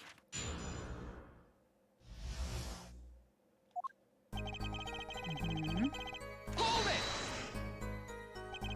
So you saw a raised pistol. Weren't you frightened? It can be said we students of Ivy University know no fear. The moment I saw that pistol, my inner sense of justice compelled me to take action. That was certainly brave of you. You might have gotten shot. Eh? You certainly were lucky. If I were in the killer's shoes, I certainly wouldn't have left a witness behind. He actually looks like he had no idea he was in danger. Regardless, I attempted to halt the bloodshed. Cease this at once, you two, I cried with composure. Are you sure both men were able to hear your voice? They were, of course. My high, exquisite voice echoed through the park. Glad to know I had the right idea. And the victim responded to that clarion call. Quite. The victim... Hold it! Did you hear the gunshot at the same time as the victim turned? Indeed, I would say about the same time, to be that's not precise at all. And the victim didn't ask you for help. It can be said that he didn't have time to ask. He didn't even have time to take a single step. I'm totally sure that the killer fired because Mr. Stickler startled him. Don't say that too loud, Trucy, please. Whereupon our cowardly killer... Hold it! Can you describe the killer's actions more clearly? He seemed quite surprised, especially considering that it was he who did the deed. As we can see, human psychology is a tangled web indeed. He simply couldn't believe what he had done. He shot, he panicked, a common tale, but true. Unfortunately, before I could take further action, Hold it! he ran away. You didn't try to apprehend the criminal. It all happened so fast, I'm afraid I hadn't the time. Doesn't something about that strike you as odd, Apollo? What?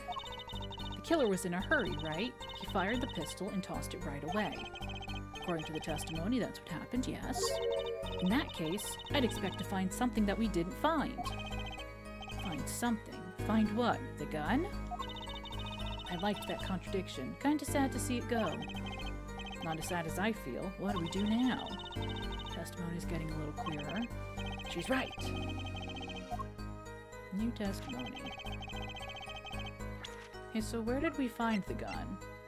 Weapon left at the crime scene. Okay, well, never mind. Oh, I didn't look at it. Fingerprints were wiped. Anything... Wait, hup! Ah! Whoa! Don't point that thing at me! Don't hurt. Don't worry, I can handle myself around guns. Magic guns, at least. The ones that pigeons come out of. Very reassuring. I'm gonna shoot chat. Bang, bang! Bang, bang! Sorry. Terribly sorry. Anywho. Ow. Sorry. So sorry. Walk it off. You'll be fine. Okay. Let's see here.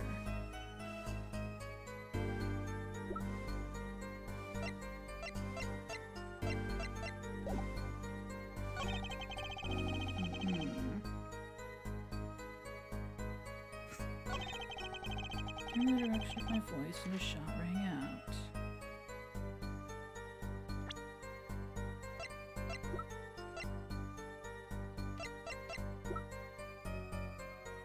Right temple. So we looked that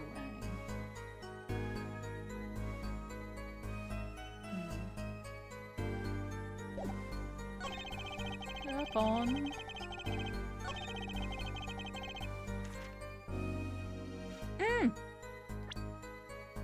The fingerprints were wiped. Is that? He wouldn't have had time to wipe the fingerprints. Oops, wrong button. Objection? Objection! Nice. Wait a second. Tisk tisk, another misleading request. Yet you're so beholden to your own mode of discourse, you can't see how it affects you. Sure. Wait a second, you say? A second? Are we intended to wait just that? A single second? 1/60th of a minute? That's hardly enough time to draw a breath, let alone make a statement in court. Can you stop being so fucking pedantic? Now, had you asked for a longer period of time, say 3 minutes, Mr. Justice? Yes, Your Honor. Am I to understand you are objecting to the length of a second? Yes. No. Here, just look at the pistol. Find all the pieces. It doesn't have a single fingerprint on it. Ah, a common ploy, made all the more common, I fear, by the prevalence of television. Criminals these days are loath to leave fingerprints. Wait, but you said the killer tossed the gun and ran. That's right. He didn't have time to wipe the gun for prints. Oh! Ah, the little girl sticking it to the university student. There's a song in there. I'm not little. We got the get up and stretch chime. Hang on. We can vibe.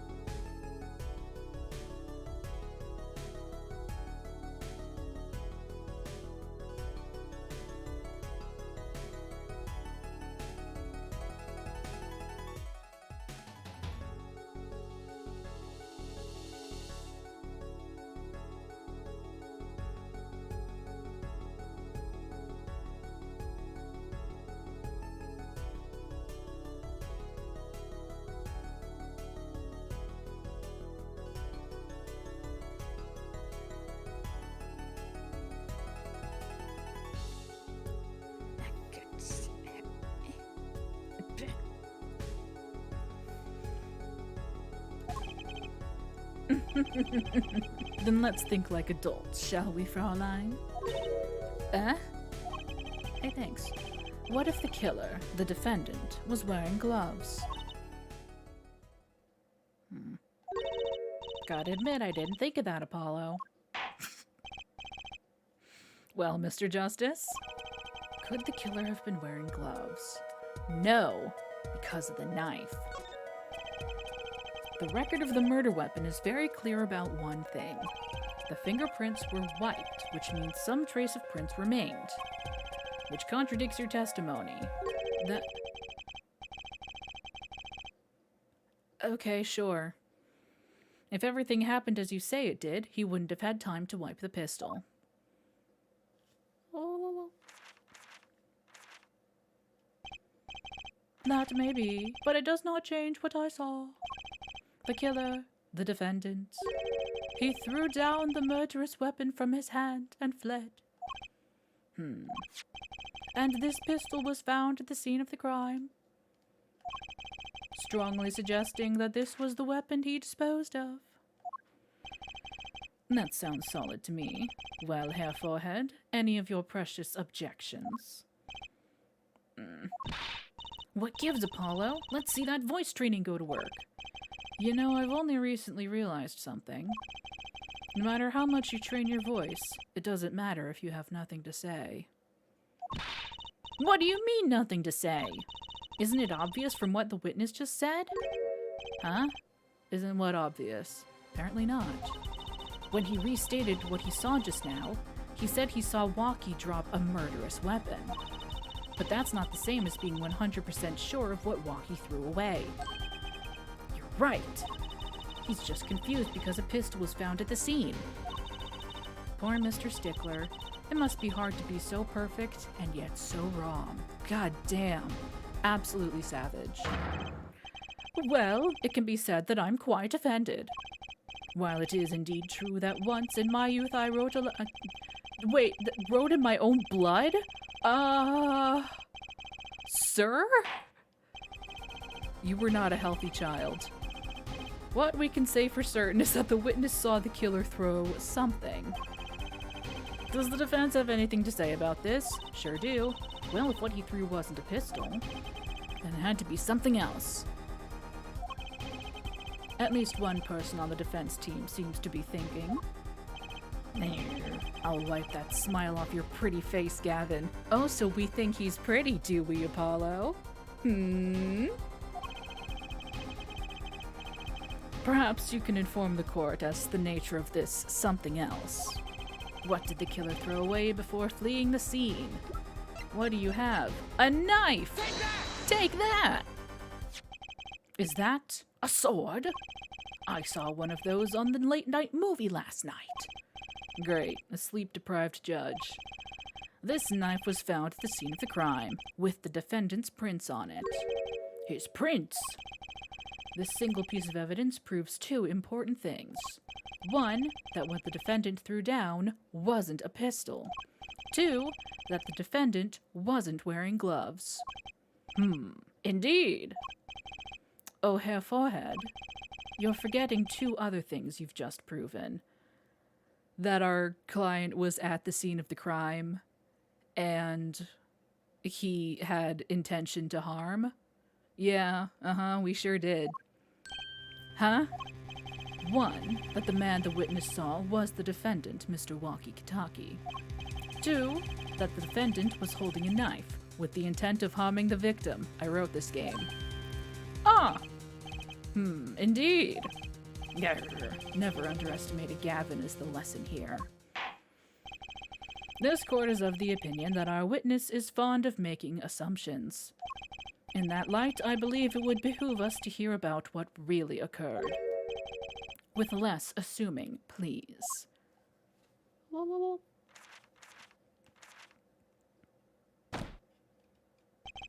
It is always the same with you people. Mark left the house on foot, and 5 minutes later, his brother left after him. Oh, okay, it's fine. How long would it take for Mark's brother to catch up to him? Assuming that Mark never had to stop for a traffic light. Assuming. Yes, that's what I said. Assuming. As if that were a probable situation at all. Sir? Okay. Yet here you are assuming that my assumption is no better. Are you okay? What this court assumes is that the witness will testify as to what happened after the shot was fired.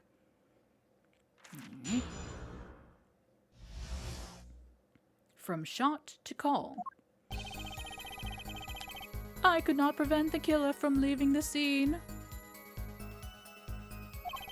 Nor could I simply leave the scene in good conscience. Ergo, I used my cell phone to call the police. Until the police arrived at the scene 10 minutes later, I saw no one else.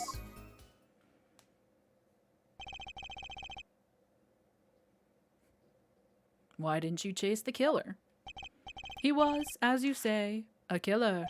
Of course, I could have run him down, yet what would he have done when cornered? Sadly, it takes more than an aptitude for solving quadratic equations to know that. Did the testimony earlier not prove the defendant's presence at the scene? And do we not also now know that there was no one else there? It seems clear that we have our killer. Does it not? Does it not, Mr. Justice? I'd better find a way to take this testimony down, quick!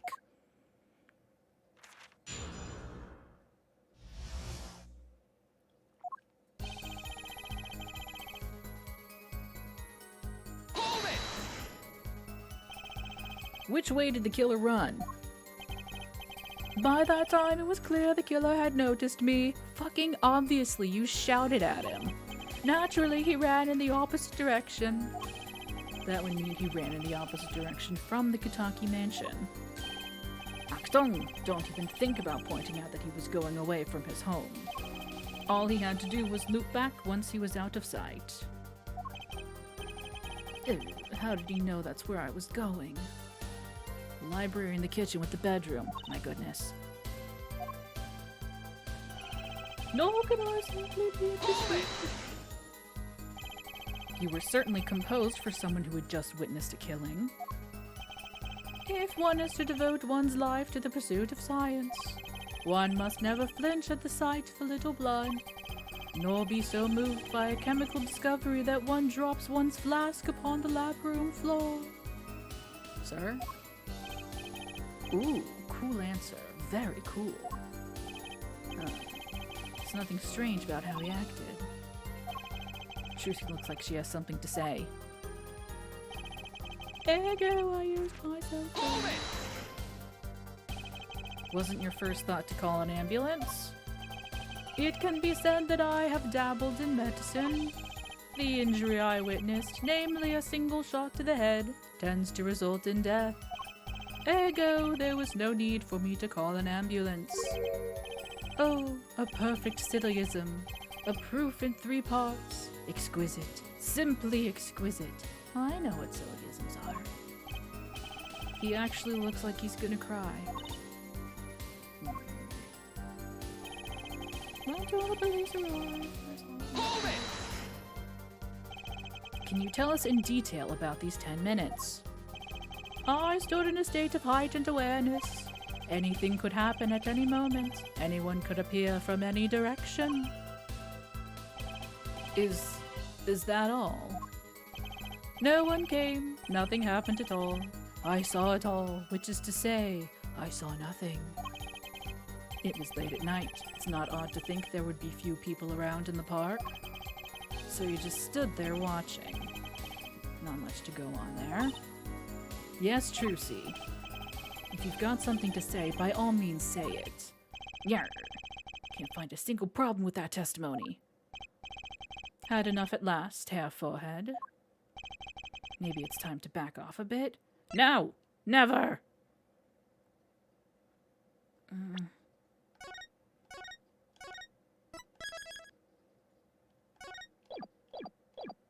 No, never! The defense still has some questions that demand answers, Your Honor. Your opinion, Prosecutor Gavin? Oh, let him play attorney until he's satisfied, I say. I will amuse myself by composing my next smash hit in my head. Very well. You may continue with the cross-examination. Okay, maybe I should stop.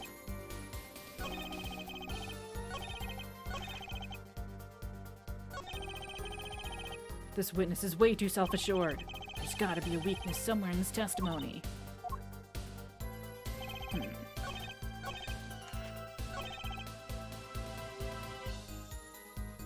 Maybe the answer is to stop. Hold it! Let's just do this.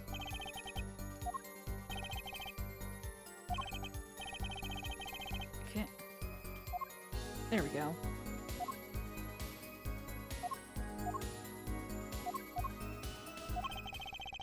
Maybe there isn't anything left to unravel in this testimony after all. Some of us have glamorous careers we'd like to get back to this month, half-forehead. They don't have enough to put Walkie away yet. Should I back off for now? Yeah, I guess so. There's nothing fishy about that testimony at all. It appears there are no objections to the witness's current testimony. There are any number of ways to explain the lack of prints on the pistol, I assure you.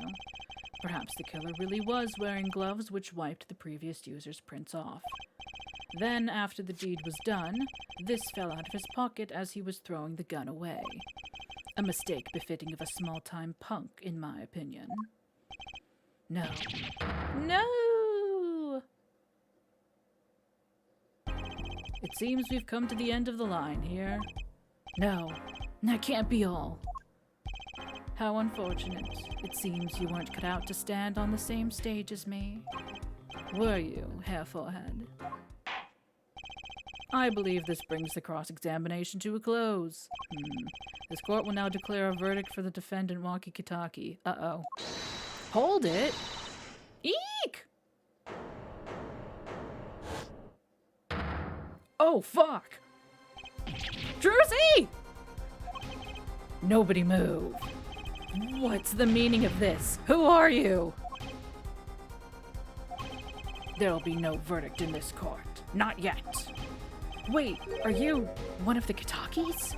The Kitakis? You mean the notorious gangsters? Yeah, what other Kitakis? It's the panty thief! He's back for more panties! If you don't want to see me give the pretty little girl a new smile, do as I say. Adjourn the court for 20 minutes. What? This court will not bow to pressure from the likes of... Head judge. I see little point in further aggravating this gentleman. Recess. 20 minutes, or I promise you, you'll regret it. Oh shit, she is a magician. They disappeared. Wait, how'd he disappear so fast? She is a magician. Come to the defendant lobby, Apollo. Apollo. I suppose I have no choice but to adjourn for a 20-minute recess. Bailiff, catch that mysterious man. To be continued. Well then, this has taken a turn. Wonderful.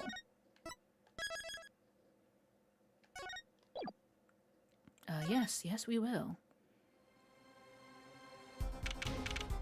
June 16th, 11:17 a.m., District Court Defendant Lobby number 2. I need more water. I need to refill my water. We can vibe for a bit.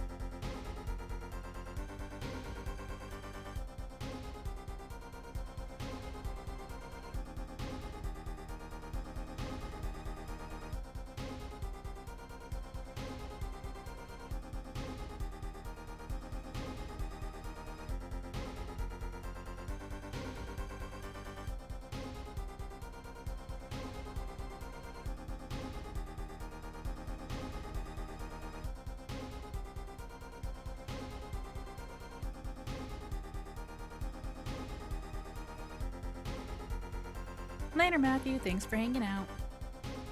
Okie dokie. June 16th, live at 17 a.m. District Court Defendant Lobby, number 2. Hi, Raph. How are you? Trucy? Trucy! You move quick, Apollo. Good show, good show. Wait, what? Trucy? You're okay. I thought... I'm doing good, Raffy.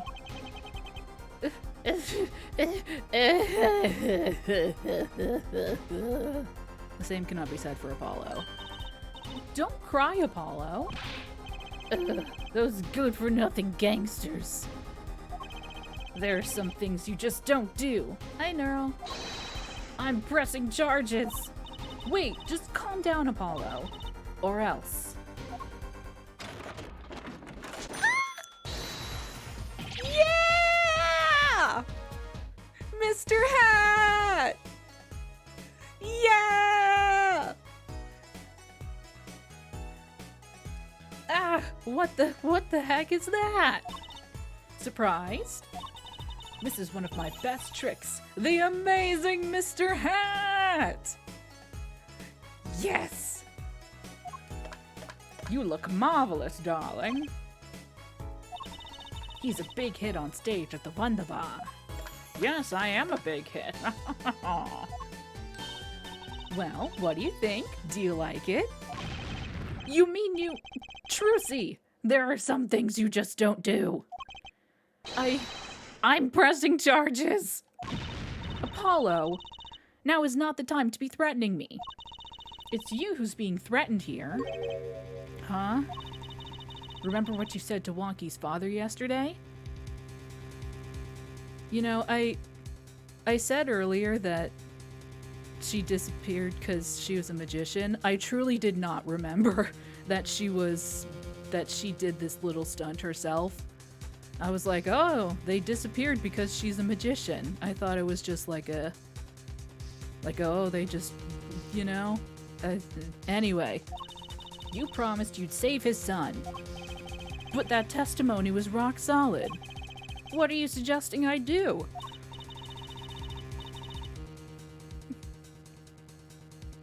Look, once the judge declares a verdict, it's all over. If I can use my talent to stop that from happening, I will. Trucy, no more staged abductions, please. I'm not talking about magic, Apollo. I know when the witness isn't confident. I can perceive what he's feeling. It might not mean anything, but it's all we've got. You can see what he's feeling. Think back, Apollo. Think back to the times when there was a contradiction in his testimony. All the times. All the times there was a contradiction.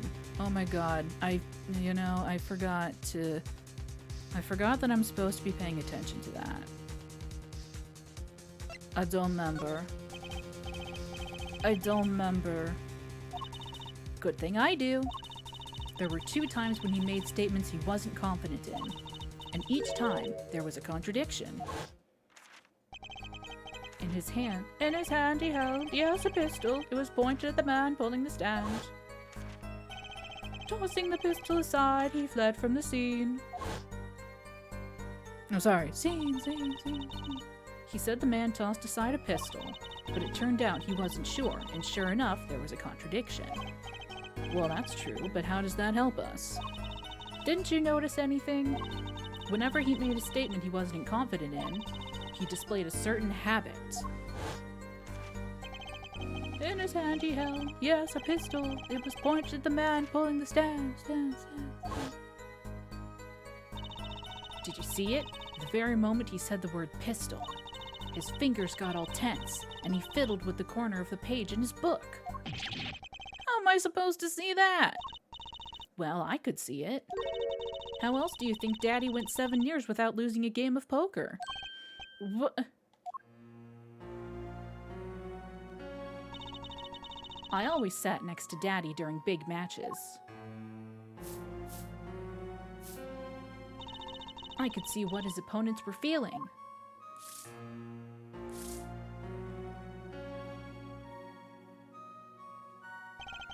You mean that's how Mr. Right won all those games? It's It's not cheating officially. I wasn't looking at their hands or anything. And I wasn't there all the time either. Daddy's quite good at poker after all, but not good enough to go undefeated that long. Great, so he cheated, but what does that do for us? I don't believe this. You have to listen to his testimony one more time. No, scratch that. You have to watch his testimony. Perceive the truth. Watch a testimony? Perceive the truth? The only thing I'm perceiving is that I'm gonna lose. Not true. No. Daddy said so. He said you have the power, Apollo. Mr. Wright said that? Watch the testimony. Perceive his true feelings. Is she serious? We're gonna reach out to the truth. Time's up. Sorry, I can't think of any other way out of this one, Apollo. What was that she said before the trial started? Huh, Mr. Wright's not here today. Hey. He said his old foot injury was acting up. Yes, he smiled when he said we'd be fine as long as you're there, Trucy. Is this what he meant by us being fine? Well, methods aside, she did avoid one guilty verdict already today. Yes, time to show this court what I'm made of. Get ready for justice. A palace justice. Let's do it. Apollo? You know, I'm starting to think I can do this. So that's your first mistake. I knew you could do it all along. Oh, one more thing. Try to cover for Mr. Hat as best you can.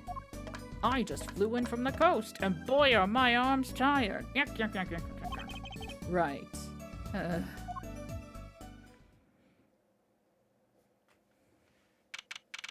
June 16th, 11:40 a.m., District Court, Courtroom Number 4. Court is now back in session. Right, we're fine. Ahem. I'd like to say to the young lady standing next to you, Mr. Justice. Oh, you mean me? Don't you have anything to report?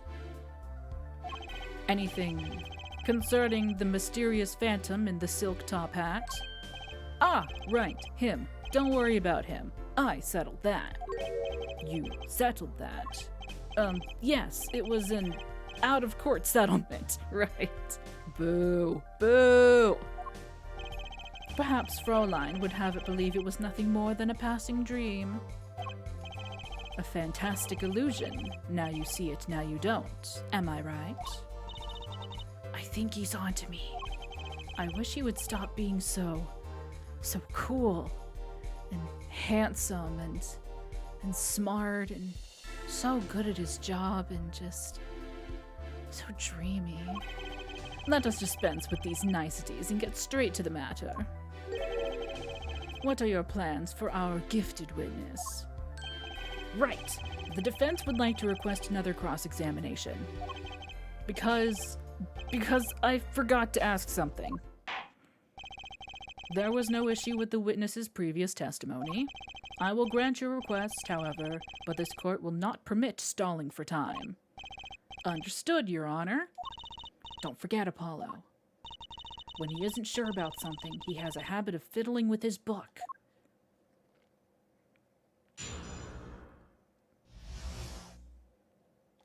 Prevent the killer from leaving the scene.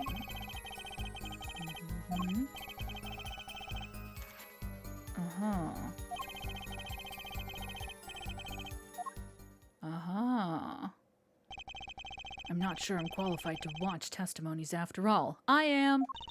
Focus, Apollo. Find his weak spot. Pinpoint it. Do massive damage. Focus. If only it were that easy. My ears hear what he says. My eyes see his expression. Do I have to do something more? What other senses do I have? You gotta sniff him, Apollo. What's this? My bracelet?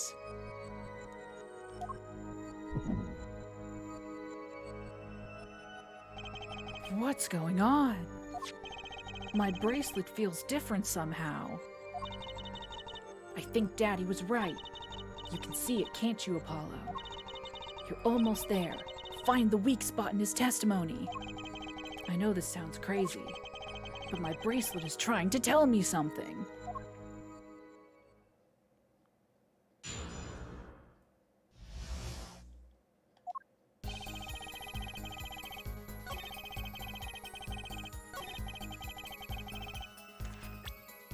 So, press? Hold it! So you called immediately after witnessing the murder. The police undoubtedly have a record of the call. Why not check with them? Wait, Apollo. This has to be it. Wait, you mean his habit? Don't forget, Apollo. When he isn't sure about something, he has a habit of fiddling with his book. Look. The only time he even had the book open was here, which means this is the place to look for his habit. I don't know how I know, but I know. Know what? It's my bracelet. It's different somehow. I can feel it reacting to something about the witness. Your bracelet? Oh yeah, there it is at the top of the screen. Oh, looks like she's looking at it. That's cute. I'm not sure I get this focus stuff you were talking about, Trucy. I have ADHD, but I have a feeling that trusting my bracelet is the way to go. Okay, I just need to touch my bracelet with Y as it reacts to the testimony. Perceive. Woo! What's going on? My eyes enhance. I can see the witness's face, his expression so clearly. It's filling my mind. I can see nothing else, hear nothing else. Apollo? Jersey, what's happening to me? This is what I meant by focusing. Focusing. I have no idea what that's like.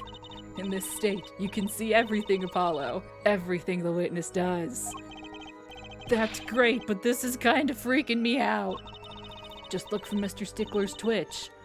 His Twitch.television. He's a streamer, Apollo. His habit. You remember it, right?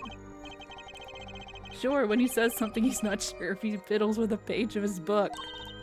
You got it. Right now you're looking at the witness's face. Thank you. Break his hype train. And your eyes are sort of bugging out. I'll bet they are. First, move your focus of attention down to Mr. Stickler's hand. His hand? You know what to look for now, but you have to be looking at the right place. She's right.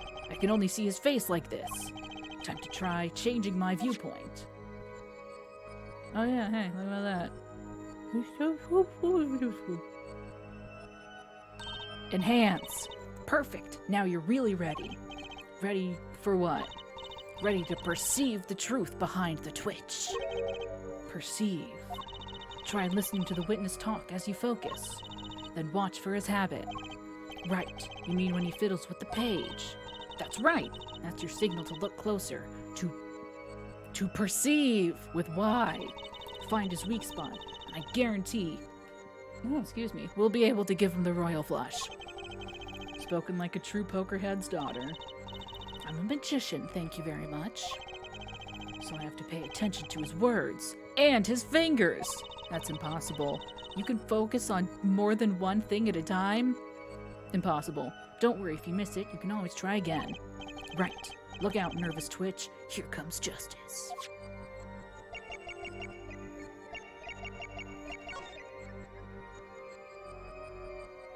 Gotcha!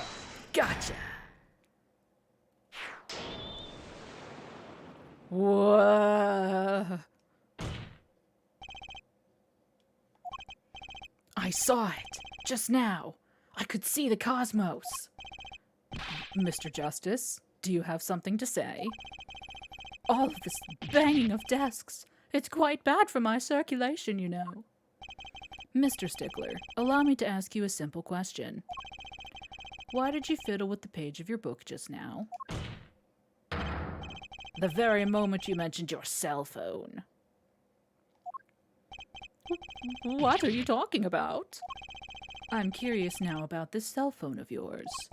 Mind if I ask a few questions? What to ask? What to ask? Ask for his number. Hey, yo, girl, can I get your number? Mr. Stickler, tell me your phone number. The back of your head is ridiculous. Why? Whatever for? Why not? You have something against making friends. What does this witness's cell phone number have to do with the case? Absolutely nothing. This is an invasion of my privacy. Seeing you grimace like that makes me wonder about your cell phone, too.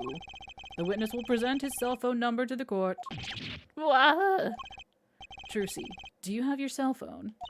Sure do. Try dialing the number that he gives us. Do you want me to call Mr. Stickler's phone?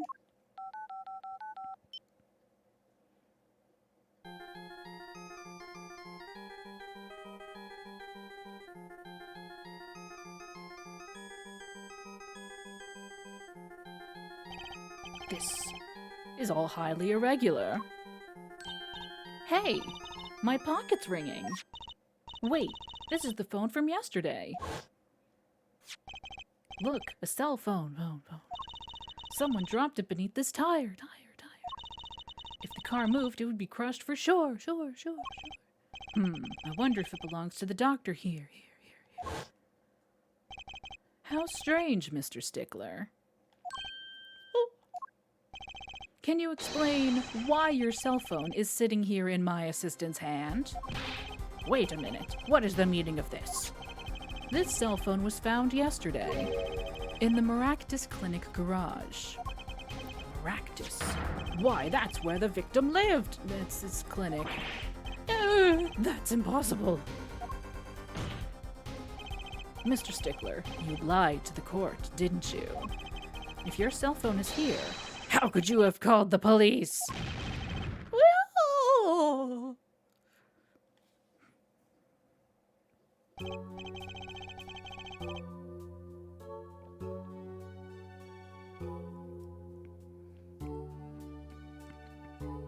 It's true. I didn't have my cell phone that night. That is why it can be said that I called the police from a public payphone. A payphone? So you didn't call on your cell phone after all. Just where was this payphone located, Mr. Stickler? Well, to indicate it with a startlingly high degree of accuracy, it was right around here. That is outside of the park. Sir. That's quite a ways from the park. But why did you lie? There can only be one reason. He didn't want the court to know he had lost his cell phone, because it was found in the victim's garage. What are you saying? Mr. Stickler, you broke into the Maractus Clinic garage on the night of the murder. This cell phone tells all. But that's ridiculous. That makes it sound like I snuck into this fellow's garage to commit some crime. As though I were trying to kill him. Well, Dr. Maractus was killed that night. Well, yes, but no. This line of reasoning has to be against the rules. Oh, you fool. You goddamn fool. There are no rules in this fucking court. Yes, it's true, I lost my cell phone. But you can't prove that I lost it that night, can't you? Well, Mr. Justice, if that cell phone was dropped the night of the murder, it does raise considerable suspicions as to a connection with the crime. Now's your chance, Apollo. Connect Mr. Stickler to the crime. Oh, he's already connected enough. I just have to prove it. Well, do I have a piece of evidence that can do the job? Can I prove the cell phone was dropped on the night of the murder? Yes! Of course I have evidence! Oh, I like your swagger, hair forehead. Hit it. The court will see this evidence, Mr. Justice. Hit it, as they say. The evidence that proves the cell phone was dropped on the night of the murder is the mirror. I keep hitting the wrong button. Take that. Take that! That's a side view mirror. As it so happens, Dr. Maractus's car was in an accident that took place the night of the murder. An accident? An accident. It happened a little after 9 p.m., just outside People Park, our murder scene. It does take place in 2026, which is why Phoenix is so old. Dr. Maractus's car hit a pedestrian. An accident! It took a small accident to make it happen. An accident! And that was how I discovered it. That elusive secret, that spark! That is the breath of life. Where'd the payphone come from? Oh, you know, people still use payphones in 2026, and their cell phones look like they're from 2000. You know, we go real retro in 2 years. What are you trying to say? From the absence of a mirror, it's clear that the car was parked after the accident, which means it was parked there after 9 p.m. on the night of the murder. If your cell phone had been dropped before the car was parked in that garage, then it would have been crushed. After all, it was lying on the ground right under the wheel. Take my word for it, you weren't there. Ergo, Mr. Stickler, the only time you could have dropped this in that garage was after 9 p.m. the night of the murder in the park. Oh! Mr. Stickler, you know what this means? You did break into the victim's garage that night. This is most unexpected, Mr. Justice. Are you naming the witness as a suspect in the murder of Pal Maractus? Hang on. Pal Maractus.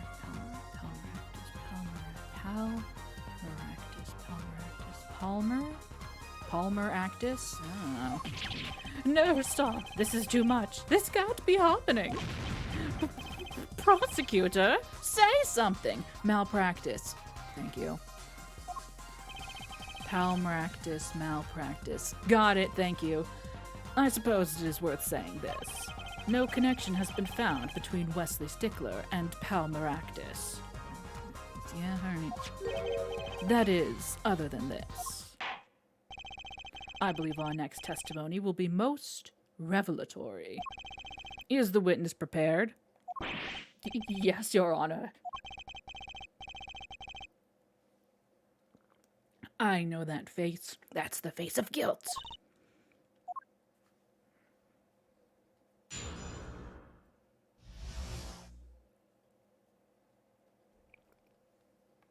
Stickler's truth. That night, yes, I went to the supermarket. I must have dropped my cell phone on my way back. And when I was walking through the park, I happened to witness the crime. I saw the killer, the victim, the stand, all as clear as day. It was him. I saw the defendant at the scene. Yes, but your cell phone was lying in a garage. Ah, yes, well, as you can see, my model of cell phone has a defect. It is given to rolling. It's quite a pain when I drop it alongside the road, you know. Yeah, huh? Yeah, I hate it. I hate when I drop my cell phone onto other people's private property. It's, you know, it's just the darndest thing. It just bounces. It just, you know, it just bounces along the ground and, gosh, lands right underneath a car. Looks like a normal cell phone to me. In any case, Mr. Justice, the cross-examination, please. Excuse me. That's funny. My bracelet didn't react at all during that testimony. His nervous habit must not be acting up. I didn't sense anything either, actually. Looks like you're on your own this time around. Right, no problem. I hope. Here comes justice. Oh, boo-hoo. Little baby. Pills for that. That night, yes, I went to the supermarket. What'd you get? So you went shopping, which means you were holding a grocery bag when you witnessed the murder taking place? Eh? Well, yes, of course. Incidentally, the prosecution has received no report of this domestic detail. Mr. Stickler, can you explain yourself? No, I mean, yes, I did go shopping, really. I walked around the supermarket, trying out the free samples. It's a deeply spiritual time for me. You're a broke college student and you can't afford food. I'm sure the store clerks would disagree. Do you think sampling free food counts as a religion? In any case, that night, I sampled to my heart's content and was on my way back home, yes. I must have dropped it. That's when you passed in front of the Maractus Clinic.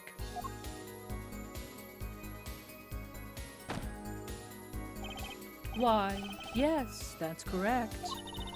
That was a pretty sus pause there. Mr. Stickler, do you think you could be a bit more specific? Please show us the exact route you took on the night of the murder. Of course. The supermarket is here, along the main road. My way home from there takes me past the Maractus Clinic. This is probably when I dropped my cell phone. Yet, woe is I walked on, unaware of my loss. And walked right into that fateful park. Hold it! Which entrance did you enter the park from?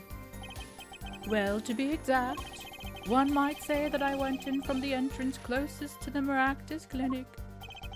The same entrance our victim used. Did you notice anything when you entered? Wheel marks from a noodle stand, for instance. I have no recollection of such a thing, no.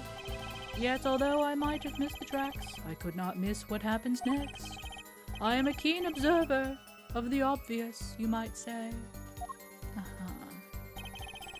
I saw it all. This part of the testimony is the key, I know it. Should I press him about the killer, the victim, or the noodle stand? Well, the noodle stand seems like the odd one out, so let's do that.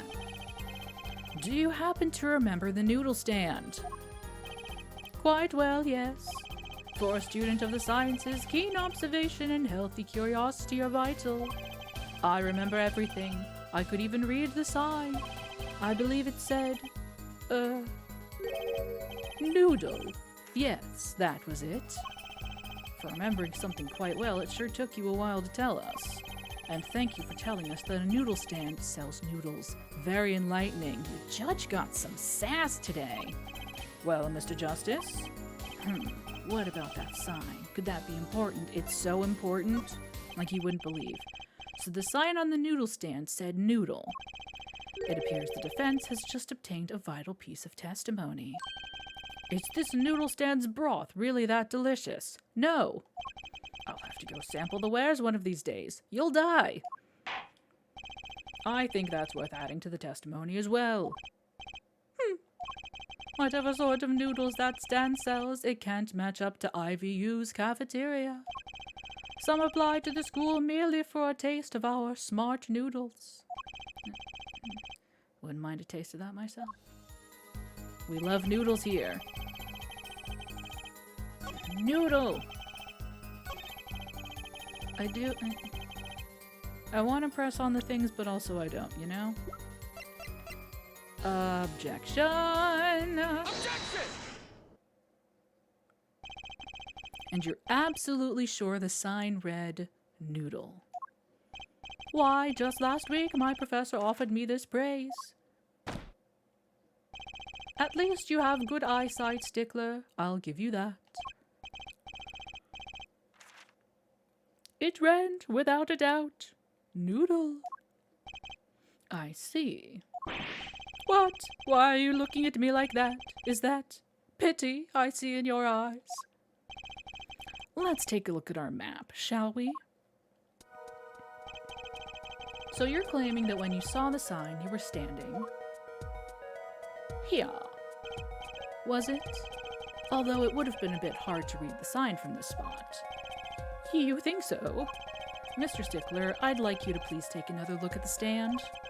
and to carefully read what the sign says. See, the sign actually states the name of the stand's owner, Eldunes. Inconceivable! I'm certain it was definitely Noodle for sure. Positive. I'm afraid your professor was wrong about that eyesight. I wouldn't be so quick to jump to that conclusion. The sign he saw changes everything. The witness says the sign said Noodle. He saw it. What would you say if I told you that there is one spot from which the sign would be read the way Mr. Stickler claims? What? Mr. Justice, show us the spot. From this location. Well, there is a tree. There's a tree in the way. So, like here, maybe? Or here? Here? Maybe? I'm gonna go with over here. Take that? The witness was standing here, on the opposite side. Good enough! How do you know that? When viewed from the south, the sign on the stand reads Eldunes, as we know. However, turn it around, yeah. Observe the other side of the stand. Oh, this side says Noodle. Exactly. The name of the stand is split between the front and back signs. Mr. Stickler, you lied to the court.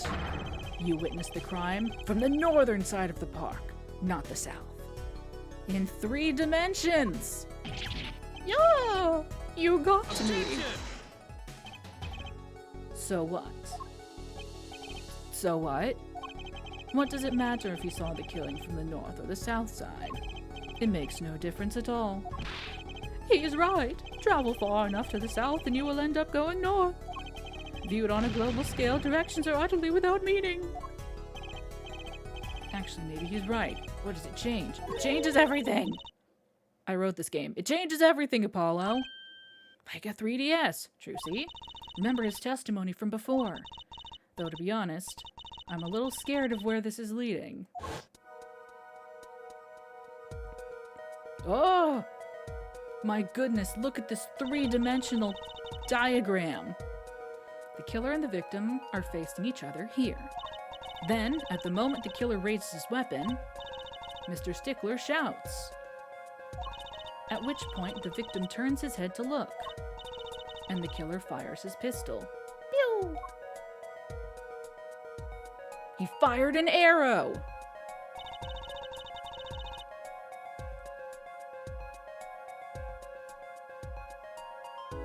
That's why the bullet hit him in the right temple. No contradictions, right? Right. But if Mr. Stickler was standing on the north side of the park, that reverses the whole scenario.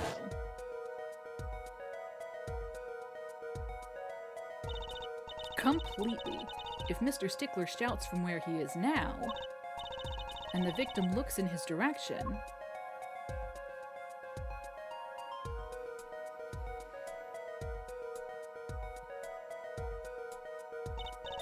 the bullet would have to hit his left temple. Ah! In other words, someone standing at point K couldn't shoot the victim in his right temple. It's impossible.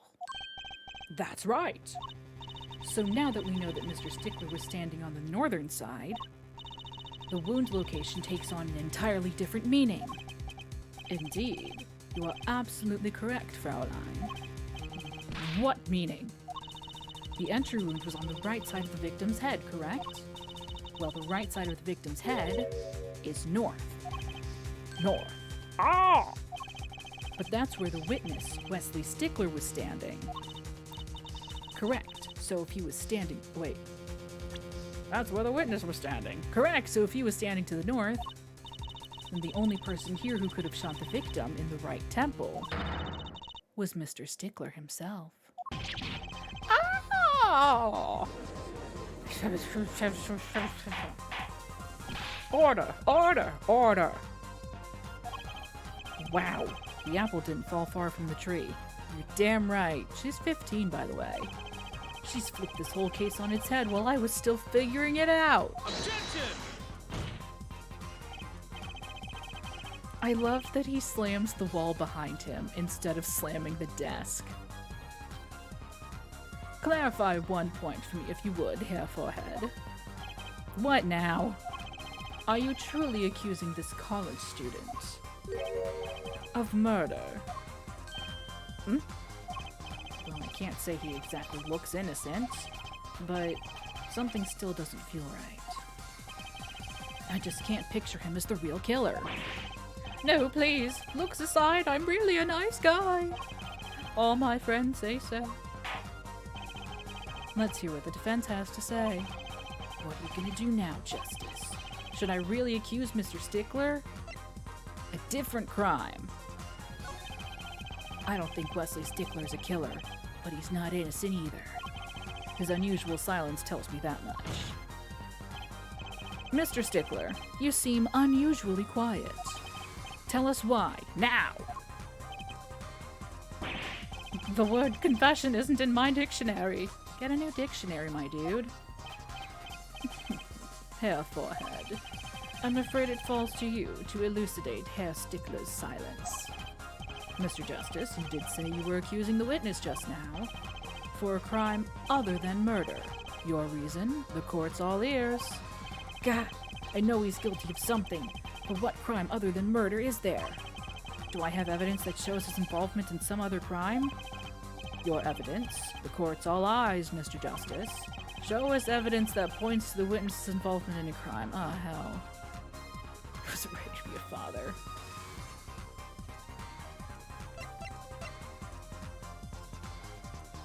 Ah, found in the exhaust pipe at Maractus Clinic. Your Honor? Panties. The evidence is this. What is that? Women's underwear. Hey, those are mine.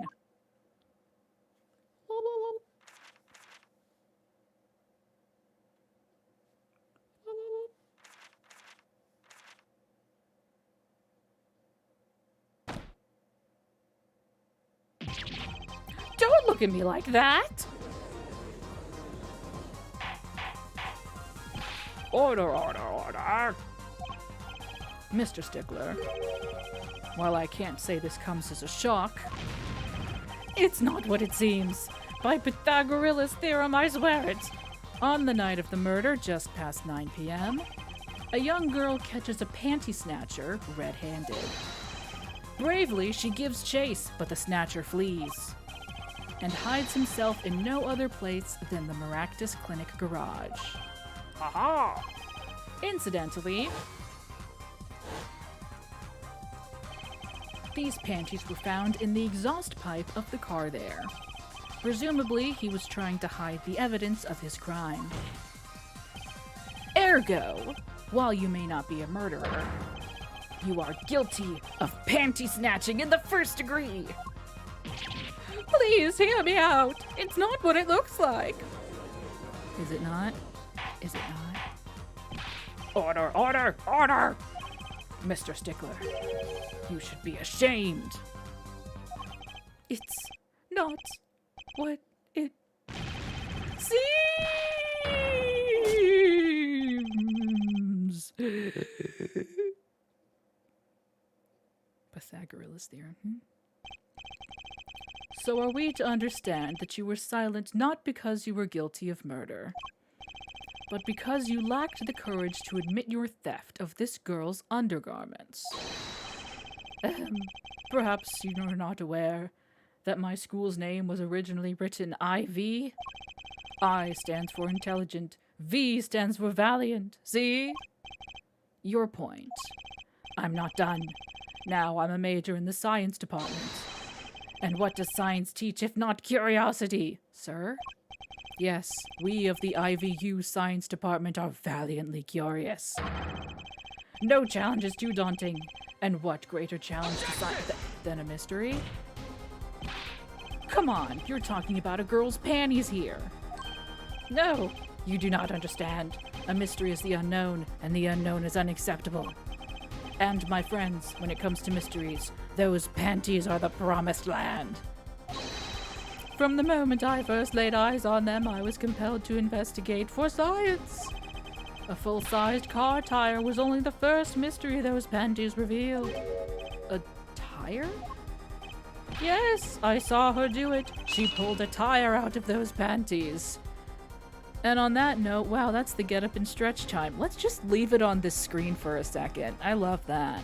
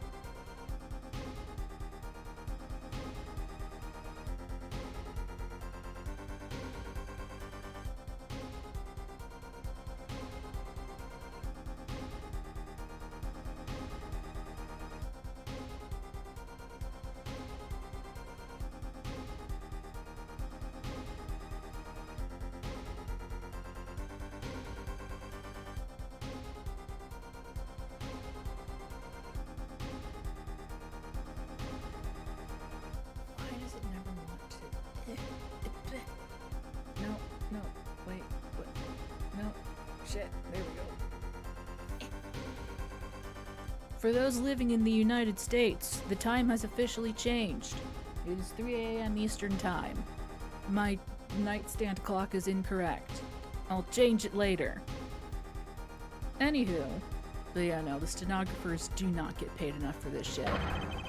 But that's not all. First there was a tire, then a stew pot, and a frozen chicken.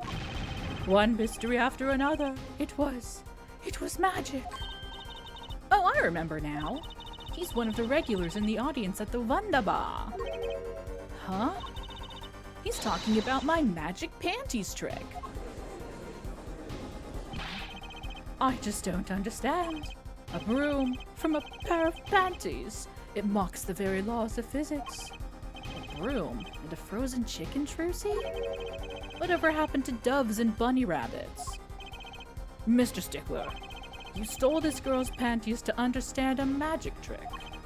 You say panties, but they are so much more than that. For me, they are an object for serious study. I wonder. There has been a recent rash of panty snatchings in the area. Were they all you? I am sorry, but I did it for science. Each time I spied a pair of panties flapping in the this pair that elucidate the mystery, even that night as she chased me, I wept tears of joy. The night that I will seize the truth that lies within those panties, yet woe was I, for once again the lacy heart pattern truth slipped through my fingers.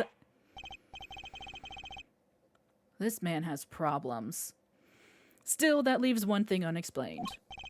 Ah, you refer to our witness's other lie, yes? The witness claimed he saw the crime from the south, but it was, in fact, in the north. Indeed. Would anyone care to explain why he lied about that? Whoa. Be my guest, Hair Forehead.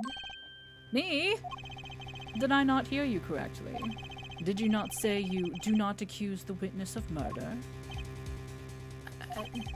Why, then, did the witness lie about his location at the time of the shooting? Or have you no idea? Apollo, there's something about the way the diagram is arranged right now. When you think about it, right near where Mr. Stickler was standing, isn't there a tree? Yes. Well, Mr. Justice, what say you? Do you have any evidence to show why the witness lied about his location? Okay, hang on, hear me out. The other panties. Take that? Take that! Yeah! The evidence that shows why he lied is this. Welcome back, Jen. Congratulations on doing whatever thing that was. We've just presented panties in the court for the second time as very important evidence in this murder trial.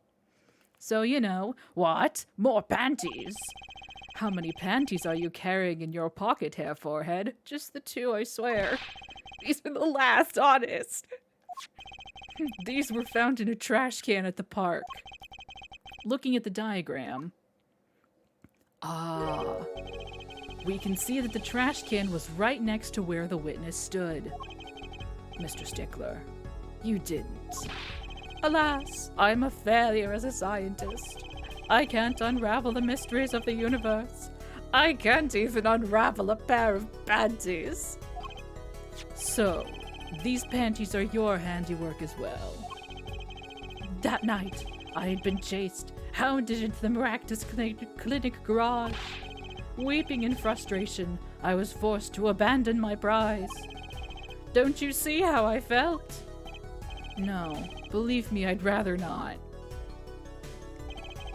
I hid in the garage for a short while.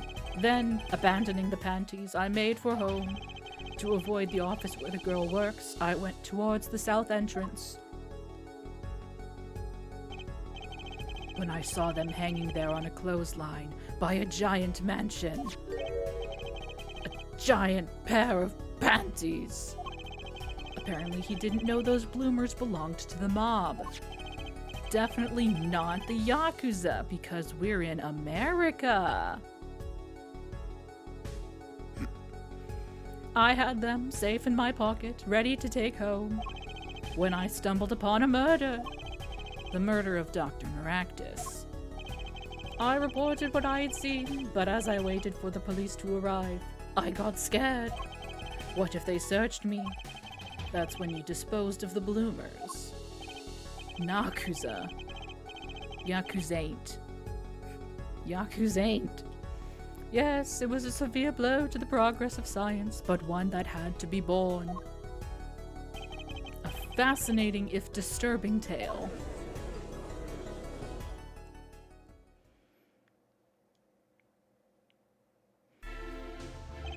I believe this brings today's proceedings to a close, and I'm more than pleased to dismiss this witness for the remainder of the trial. One last thing, if I might. Yes, Prosecutor Gavin. Regardless of where we ended today, some vital points were made. Namely, that the defendant, Waki Kitaki, was at the scene of the crime, and he was pointing a weapon at the victim. One more thing. Waki Kitaki has a clear motive. Indeed, the defendant, Waki Kitaki, is still the prime suspect in this case. The only suspect, in fact, assuming there was no one else on the scene at that time. Yet a mystery remains. The location of the wound in the victim's right temple has yet to be explained. The court requests further investigation from both the defense and prosecution. Yeah, baby. No problem. Not quite as cool. Very well, this brings the trial for the day to a close. Court is adjourned. Bring in the dancing lobsters. To be continued.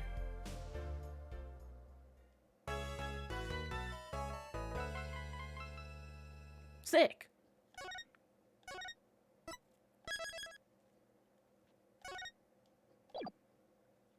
Yes, we will. But I need to grab a bite to eat. I was hoping for some music. June 16th, 2:23 p.m. Write Anything Agency. There we go. Okie smoky.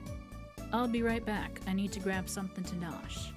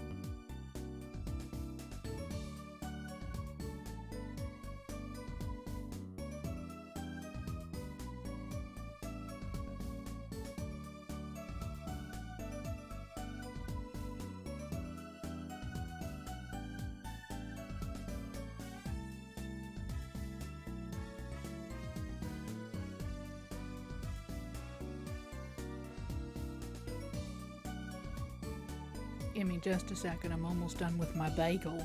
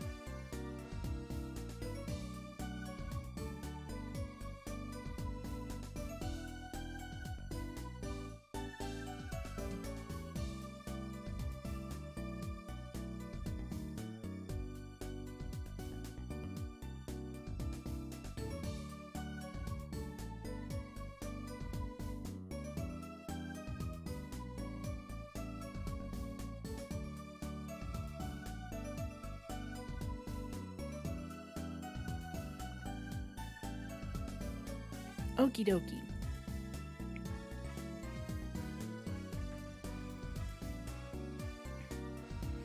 What a train wreck that trial was. That was. I'm glad we made it out of that trial alive. Really? I had fun. And Wonky made it through the day, too.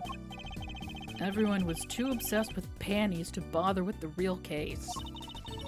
But it was good publicity. Imagine the crowd at my show tonight.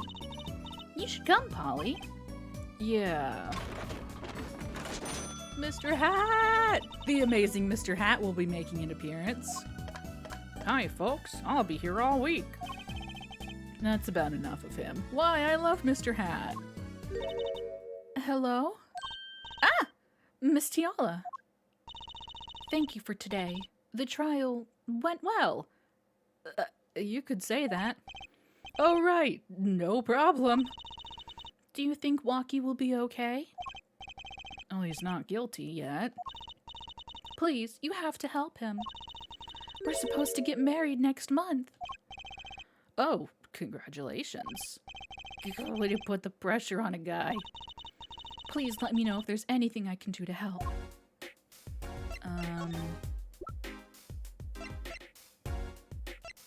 Okay, just one step at a time.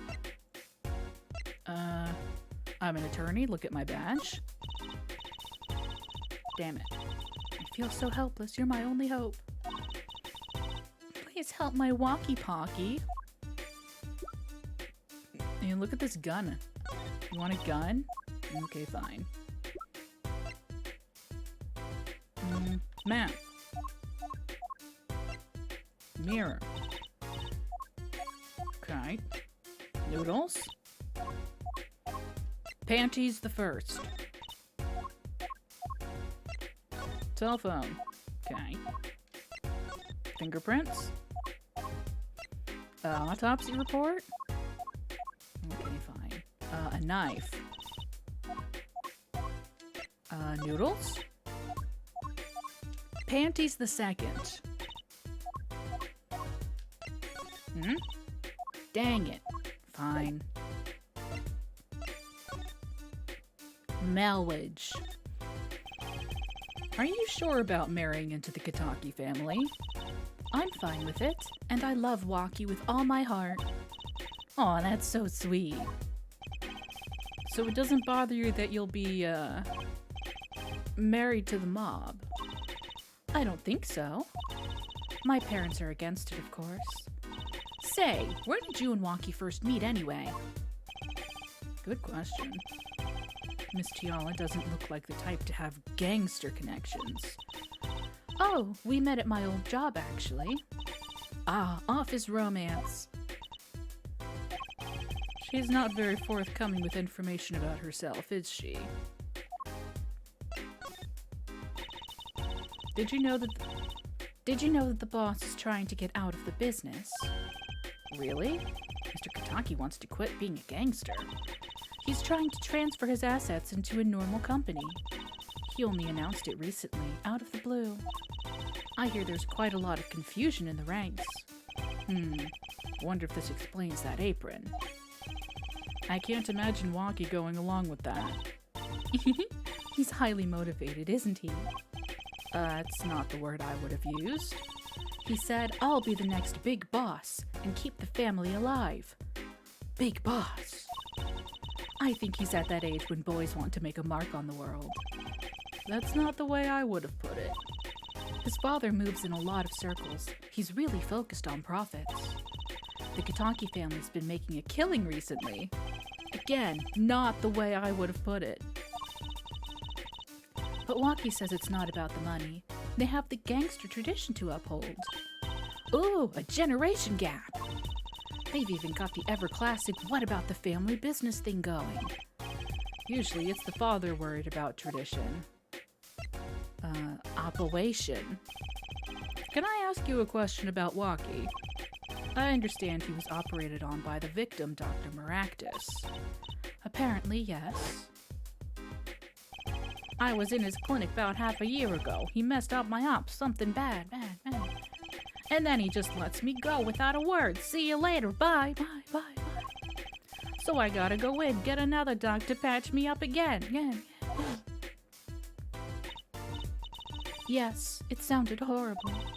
Waki has always been fond of fighting, I'm afraid. I'm not sure if it qualifies as fighting when pistols are involved.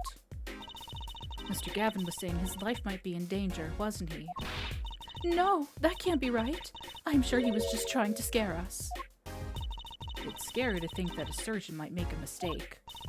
But it's even scarier when he tries to hide it. I'd like to know a little more about this operation. Maybe it's time to pay the Maractus Clinic a visit. I should be getting home now. Waki's in your hands, Mr. Justice. Right! Leave it to me! Apollo, I think you're only making her more nervous.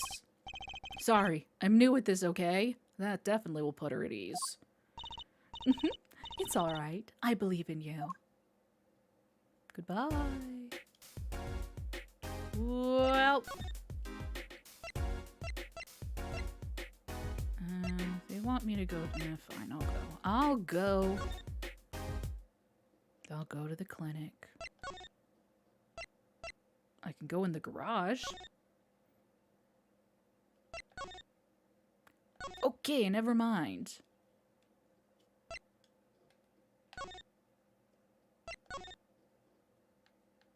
Unless... front entrance to the Maractus Clinic. The walls and pots are so highly polished I can see my face in them. Wait, my hairdo's a little flat.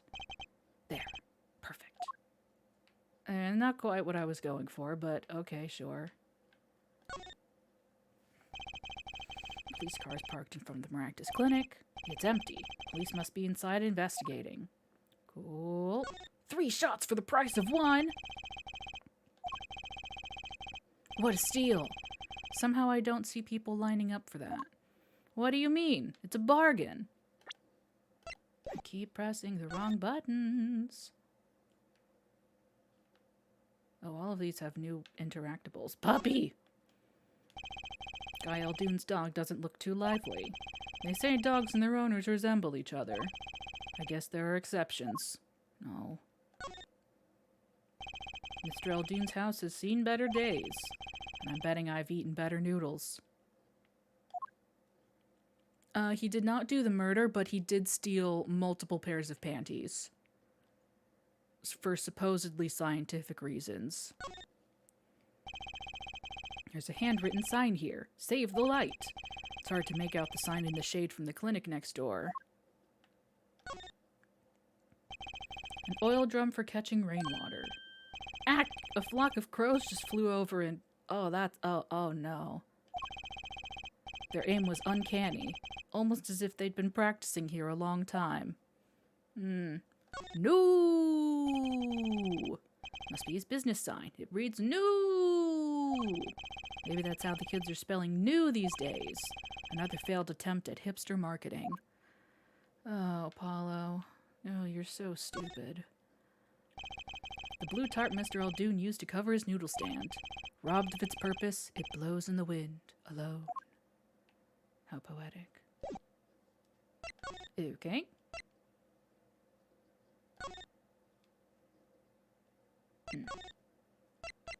People in the park.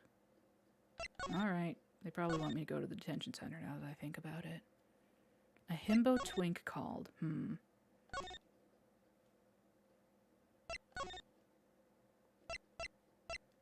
Good question.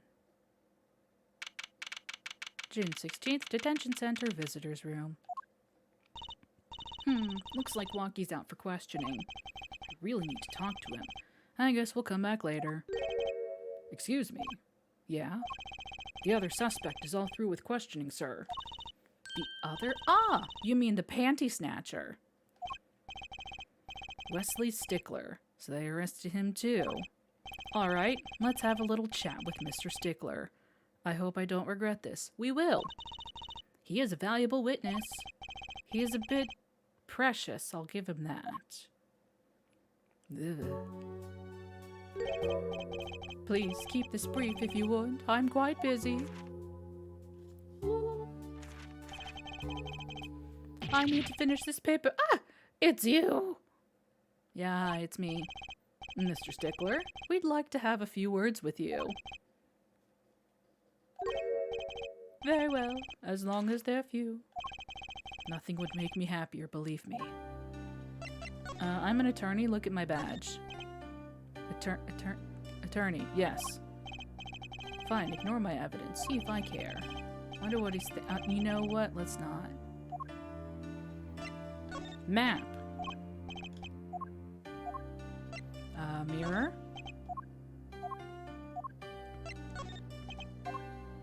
Noodles. I mean... That's it! The mystery! The unanswerable riddle! Actually, they're just a normal pair of panties. What? How is that possible? It just takes practice, that's all. Then you must teach me. You must! To think if I could produce a pencil, an eraser, a textbook, and a lunch, all from a pair of panties, my life would be complete. He's serious, isn't he? It's your phone. Fine. Fingerprints. Or maybe don't. You know what? You don't get to. You haven't earned it right. Knife. Fine. Noodles. Second panties. No, fine. Hey, you want this gun? Fine. Very well. Panty snatcher. Mr. Stickler, on the night of the murder, you stole... Wait, I can't help but feel that I'm being misunderstood. How exactly? Yes, that night, I obtained a pair of panties, it's true. However, it was my burning curiosity that drove me to do it, nothing more. You wanted to know the trick to my panties, right? You're here too? She's been here. Oh, great Trucy, teach me. I must know the secret of your panties. My very existence hangs in the balance. Please, make me your apprentice. Apollo, help! I don't know, I think he'd make a great lovely assistant. Don't say that, Apollo. Witness. Could you relate what you saw the night of the murder to us one more time? Why not, though it hardly differs from the testimony I gave in court. The defendant was there in the park that night, of this I'm quite certain. He was pointing a pistol, or something like that, at the victim. That's when I shouted, "Stop, you two, let's resolve this like gentlemen." And the next moment, a shot was fired. And this is all true, really? My panties are gone, my innermost heart revealed. What further reason could I possibly have to lie? I can't think of anything he'd want to hide more than panty snatching, true? Sounds like Wonky was at the scene of the crime after all. How I wish it weren't so.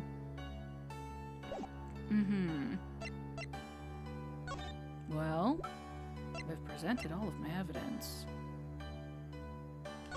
Panties again? Okay, fine. Well...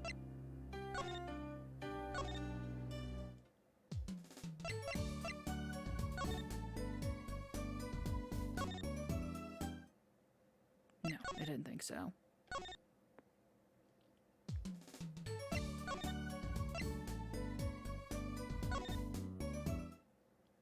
Ah! June 16th, Kentucky Mansion. Yipes, she's back. Hey, you two, over here. I still don't know what voice to do for her. Us? Yo, Little Plum, what's up? I think all this gangsteries is a negative influence on Trucy. Welcome back, Mittens. I heard you retrieved my bloomas. Well, I was just... Bah! A man speaks clearly and takes credit where it's due. You caught the thief, didn't you? Yes. Sorry, I caught him. You're cute when you're nervous, Polly. I'll deal with you later. But enough about bloomas. What about my son, Walkie? Walkie? Well, he's clearly. Yes, ma'am. This is why I was kind of hoping we could avoid coming back here. I'm an attorney. Look at my badge. Oh, okay. Oh, this is the mirror we found.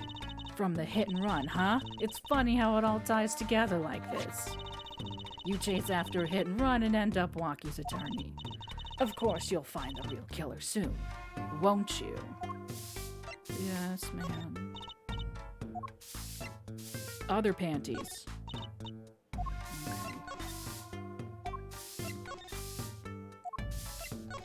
Autopsy report? Okay. A knife? Can you tell me if this knife belongs to Walkie? Oh, that's his knife, all right. Bought it for him for his birthday. That's a pretty hardcore present. I remember him falling asleep with it clutched in his arms. Oh, I know the feeling. I bet he was just as happy as I was with my plastic spaghetti. Mob attorneys do pay that. So I hear.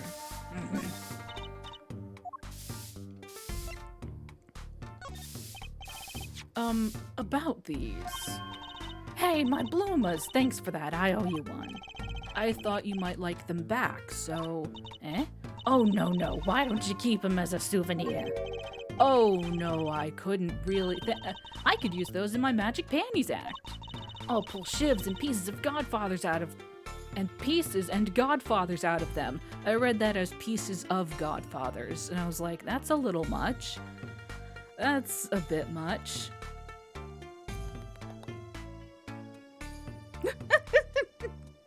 Pieces and Godfathers. Great, now your props are going from bland to dangerous. No, it's okay. Gun? So this pistol belongs to the Kataki family, is that right? It's one of the pieces we keep around. That is, we used to keep around. They're all gone now. Oh? Police came yesterday and took everything. Everything but my broom. Don't you think you should have given them that too? You kidding? Can't clean up very well without a broom. No, that's fair. That's a fair point. Tell me about your son. He's really everything you'd expect in a boss's son. I'm gonna be a gangster, dude. The life does have an appeal for that age, particularly for boys. What? Don't look at me like that. He was shot in a turf war about half a year ago. Yes, we heard the story from Walkie, but he didn't tell you the whole story. You know, even if he had a pistol then, he couldn't have shot anyone. What? He acts like he's hard, but he couldn't shoot someone to save his life. I should know. I'm his mom. Her words do have a certain weight to them. Hopefully, when this is all taken care of, he and the boss can sort out their differences. The boss? You mean Walkie's father? They didn't seem to be on the best terms, did they? It's true. One of our pistols is missing. So the murder weapon was from this mansion. We kind of figured, given the difficulty of obtaining a gun these days. None of the rank and file have access. Only the boss, myself, and Waki could have taken it. I see.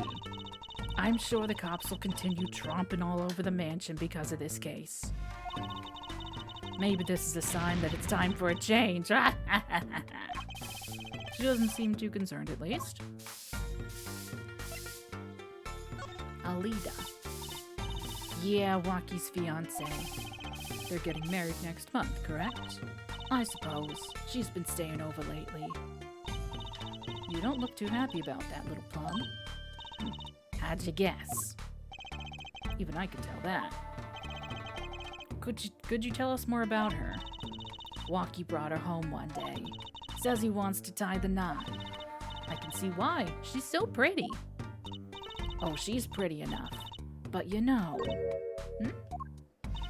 Nah, it's probably just me being suspicious. Stay in this business too long. And you start to only see darkness in people. You get a nose for it. A nose for people. A nose for trouble. Wonder what the problem is. It's like a gangster's only version of female intuition. Yeah, okay. The boss may act tough, but that boy means the world to him. But Waki seems, well... It seems like he's against his father's position. It's to be expected. We're in a bit of a transition now. Trying to cut our ties to the shadier side of the street and do more on the up and up. Waki isn't too enthusiastic about the change, it's true. But why the change? Is the gangster thing just not paying the bills? It pays, but we need a lot of money right now. Clean money, that is. I see. Something must be up. He'll see things the way the boss sees them. Someday.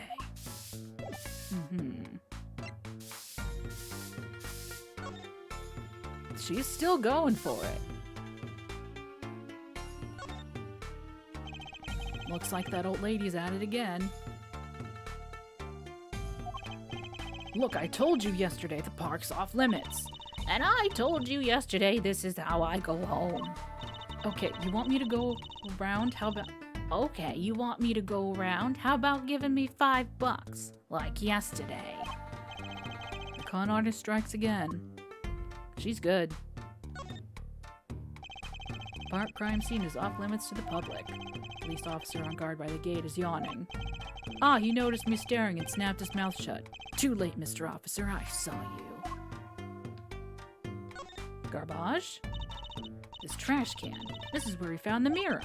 Come to think of it, wasn't there something else in here? Something near the bottom. The slippers! Look at the paint on these. That means these must have ended up in here after Mr. Wright's accident. Maybe they're connected. Let's pick them up. Slippers added to core record. Now, I am curious about something.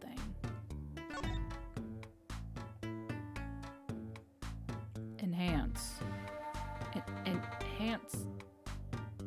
Enhance. I wonder, could this be a print? Why would there be a... Oh, you mean a toe print. Good call, Apollo. I bet we can analyze it just like a regular print. This could be a vital piece of evidence. Oh boy. Just really get it on there. And now we simply...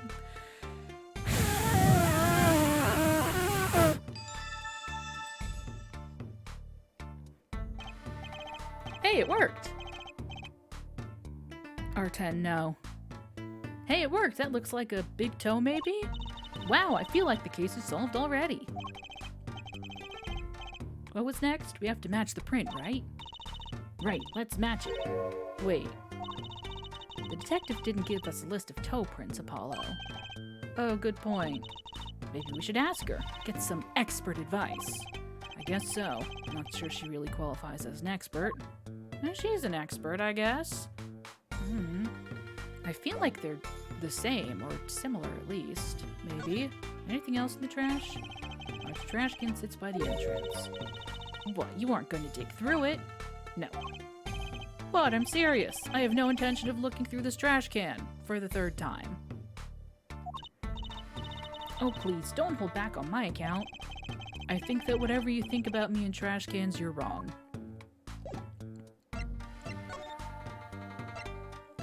People in the park. Oh, okay, never mind then.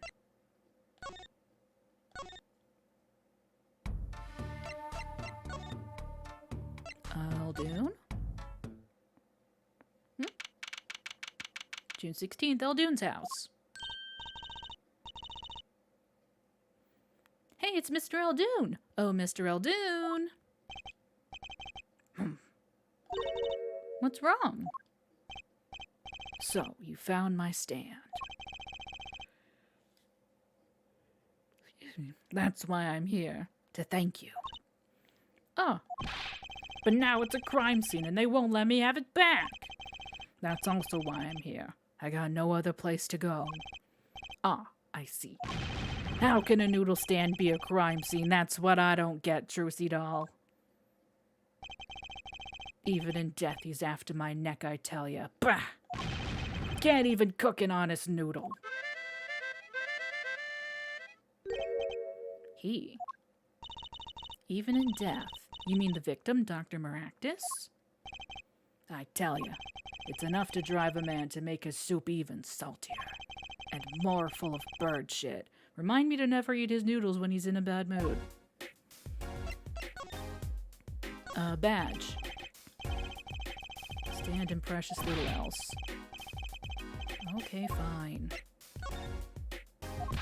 But what about this other thing? One of my bulls, Mr. Salty Mark, mascot of Eldoon's Noodles. They come to the stand, they sit, they drink deep from that bowl. And when they see the bottom, their face looks just like Mr. Salty's. Very high concept. I'm pretty sure we saw this before.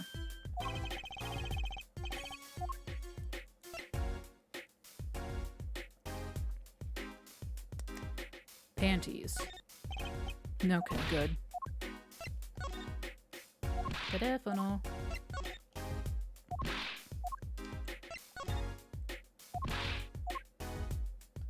Okay, I was curious. I cannot present profiles. That's right, Sonny. When are you bringing my stand home? I'm ready. Can't you see I'm ready? I guess. Until that stand is back home, the case is not closed. I think I'll avoid talking about his stand in the future. Is that a fucking JoJo reference? Anyway.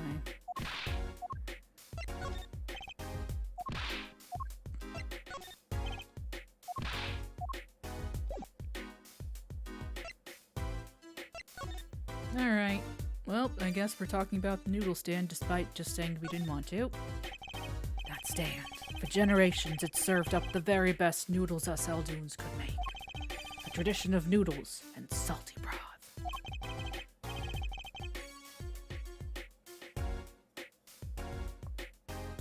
It's more than a stand. It's history, I tells ya. Watch what you say or it might become true. That's a great story, Mr. Eldoon. A single stand passed down from generation to generation. Of course, to be honest, I didn't plan on doing it. That's right, you said something about that. About you rebelling against your pops, was it? Good memory, Trucy doll. I was a go-getter back in my day. Until my friend next door butted in. In the end, I was left with nothing but this dusty old stand to earn my fortune. Mr. Eldoon, I don't mean to pry. What exactly did you do before you became a chef? Bah! Let old noodles lie, that's what I say. Starting to get an idea of what he did anyway. He stole my dreams and left me with nothing but noodles. And now I don't even have that. Mr. Eldoon, if I might ask, what exactly happened between you and the Maractus Clinic? Eh? I couldn't help but sense enmity there. Enmity? I hate him! Hated. Him acting like he smells like roses when he's rolling in mud. Excuse me? He's the only doctor at that clinic, you know. Pretty impressive, eh? I'll tell you the secret to his success. The mob! You mean the Kitaki family? They're always having one of them turf wars or whatnot. Always an injury or two that needs fixing. Maractus saw a chance for some business. So he started giving the Kitaki family a good deal. A deal? Every 5th operation for free. He stole the idea from my pops. One free bowl of noodles a week, he used to say. Can a doctor just decide to do that? What about the insurance companies? Oh, no doubt it's illegal, but it got him in good with the family. Pretty soon he was getting all the business in town. Why am I earning so much? Leaving me here in the dark. Up to my neck in soupy noodles. I think I figured out Mr. Eldune's former occupation. Can't hurt to ask, Apollo. Your past. Mr. Eldune, or should I say, Dr. Eldune. Figured it out, did ya? That's right, I was a doctor, a surgeon, until the year before last. So Mr. Maractus was your rival, Dr. Maractus. I know, go eat. It's early still. You like those onions they put in the soup broth? Yeah, kinda. You take a spoon, you drink some broth, those onions will find their way in there. For people who like them, why that's just fine. For people who hate them, I hate onions. Hate them. Always sneaking in from the side, getting in the way of a good-tasting spoonful. Well, that's what he was. An onion. Onion boy, that's what I called him. So you weren't exactly friends. Ha! Me and Pal Maractus. Ever since preschool, we were getting in each other's face. No matter what I did, sure enough, he'd come following along. And he'd do it better than me. Just blow right past me without so much as a howdy. I see. That's right. I was a surgeon long before you was, you know. Then that no-good onion boy comes along. Well, Trucy, looks like we found ourselves a new suspect. Don't say that. Thanks to him, I was forced to trade in my scalpel for a ladle. Sorry, pal. Didn't mean to weigh you down with an old man's ramblings. No, it's fine. By way of apology, you ever get yourself in a spot of trouble, you drop by. Huh? You're investigating Maractus, aren't you? Yes? Well, you want to know about a doctor, you ask a doctor. That's all I'm saying. You just think of me if you need something, Trucy doll. Right. Thanks, Mr. Eldune. I guess the time spent listening to him complain wasn't entirely wasted. No yawn counter. No bully. Stop it. No. Okay. Wait, how's the cat doing?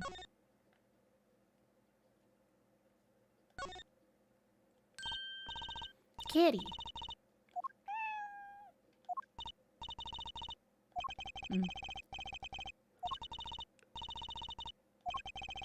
Yes, yes, yes.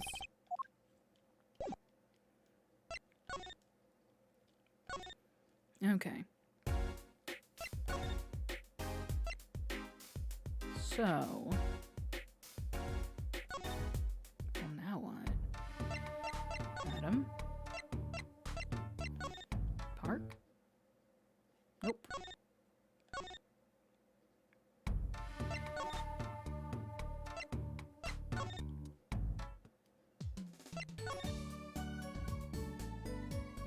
Detention Center? Nice. June 16th, Detention Center Visitors Room. I was hoping to meet with my client. Walkie-talkie's just finished questioning, I'll bring him out. Great, finally. Oh boy.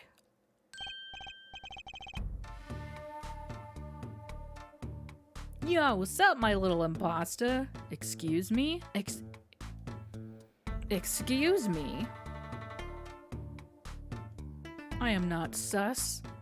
I am not sus. Eek! What did you call me? Dazam! It's you. Sorry, G. Thought you were Alita. She's the sus one. My little imposter sure is a strange nickname. It's a clink thing. You wouldn't understand. I did not vent. Did I say imposter? I meant... Hang on, I forgot his voice. It was more like... Did I say imposter? I meant poster. Like poster girl, aight? If you're gonna drop part of that, why not drop poster and just call her girl? Cause she's so much more than that, G. She's like an angel. A fallen angel. So what can I do you for? You don't look so chipper today, Wonky. Worried about your, heart condition, maybe? That was the wackest thing of all. All us G's lining up, taking eye exams and all that. Better to die young than fade away, bizoy, oi. A relief to hear. Here. Eh? What's a relief? Oh, did your father not tell you? That bullet you carry so close to your heart, if not attended to immediately, it could kill you. Man, I ain't trying to hear that. A man fights to protect what's valuable, you know what I'm saying? I miss my fallen angel. Hey, you go get Alita for me. You're my lawyer, aren't you? Lawyer, not gopher. I'm an attorney. Look at my badge. Yeah, whatever. Oh, fine. Alita, man. Alita. Fine. Yeah. I'm not even gonna bother. I'm just gonna go find her. I assume she's here. She wasn't. What about here? Just hanging out at the crime scene? No? Okay.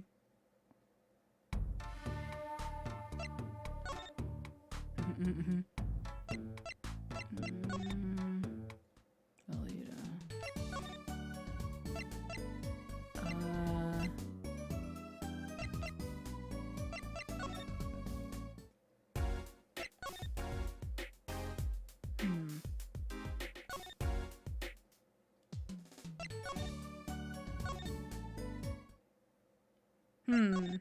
Alita.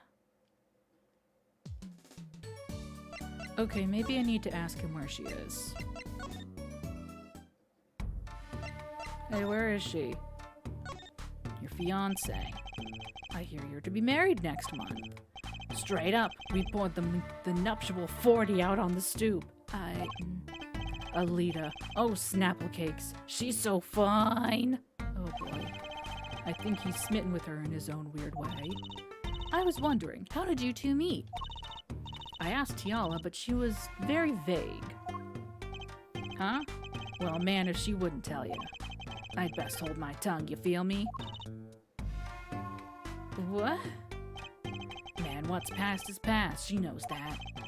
When I'm with Alita, I feel like there's things worth protecting out there, you feel me? And my Alita, she's down with that all the way. So both of them are mum about their past. Tell me about the clinic.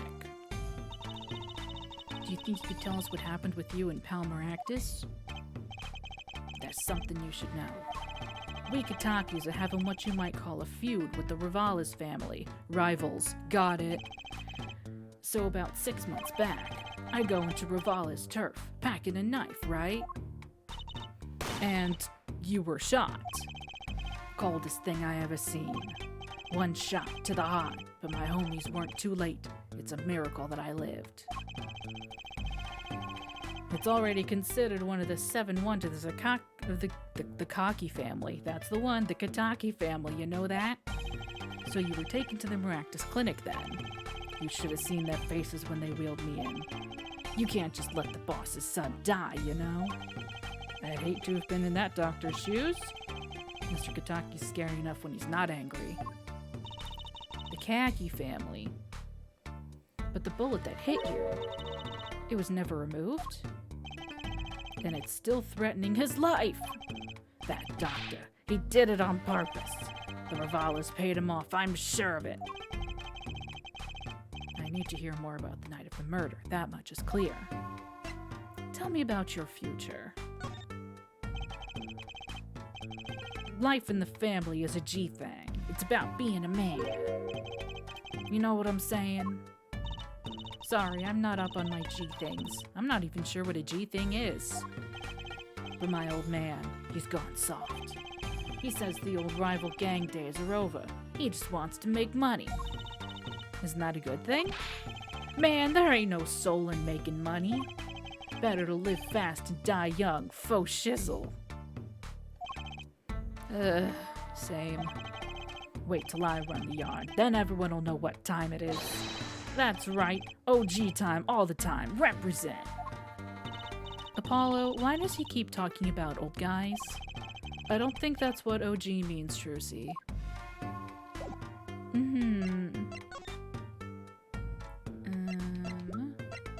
Hey, how about this?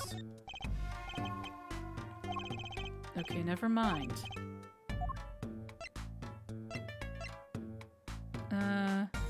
You wanna look at your mom's underwear? Oh, fine. What about this gun? About these weapons, the pistol and the knife. They belong to the family. I snuck them out that night. So the killer Mr. Stickler says he saw that night was... I guess it was me. I was there after all. What? What? Yeah, we're finished. Yo, Walkie. Do you think you could tell us exactly what happened that night? Huh? You don't beat around the bush, do you? I like your style, shorty. Shoddy? Should I go with shoddy? Shoddy. Shoddy. I'm sorry. I'm sorry. I'm so white. I'm too white for this. I'm sorry. Night of the crime. Actually, there's a question I've been wanting to ask you for a while now. That is, did you do it? Did you shoot him? No. What an answer. Huh? The day of that checkup, when I found out about the bullet by my heart, I borrowed a gun from the family stash. Figured I'd give that doctor a taste of his own bad medicine. Uh-oh. I don't like where this is going. But you were carrying a knife, weren't you? Oh, that? Yeah, well, never can be too careful, I say. So I'm on my way to the clinic, right? When I run into him in the park, and he's dragging this noodle stand behind him. Wait, you didn't put him up to that? Like, you know, in the movies? If you value your life, you'll bring the stand. Shorty, you're more whacked than I am, and that's saying something. But I was serious.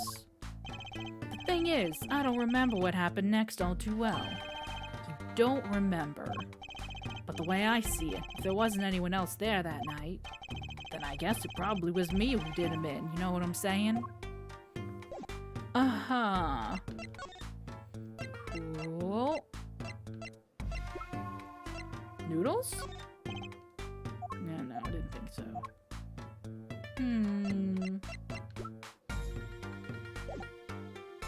Thank you for your time.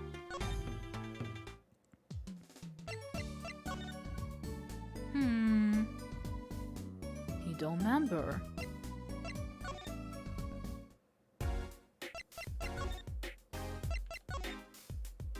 Can I go in the clinic? No? Okay.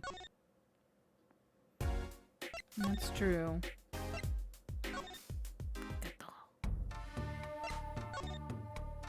People in the park.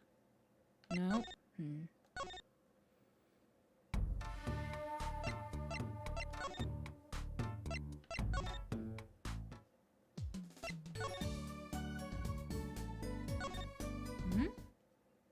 No, I didn't think so.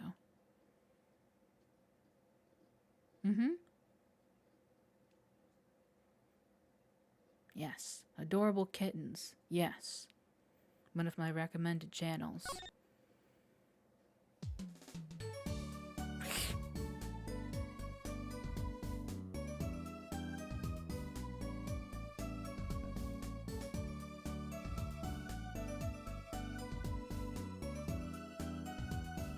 Were you hoping for fish? Shouldn't have said pup time.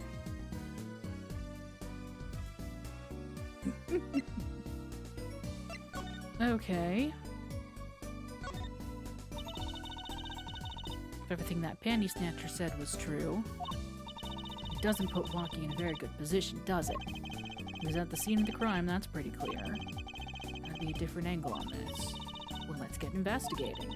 No time like the present. Hey, look, the get up and stretch chime. And he leads. Shazam! Alakazam!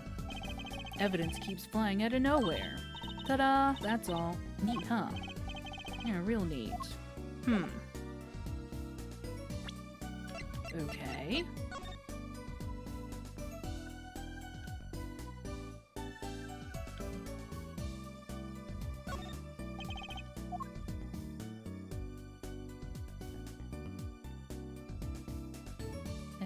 It showed like a slide out keyboard thing, but I can't find anything to push that would make it slide out. Tiny button? No. Okay.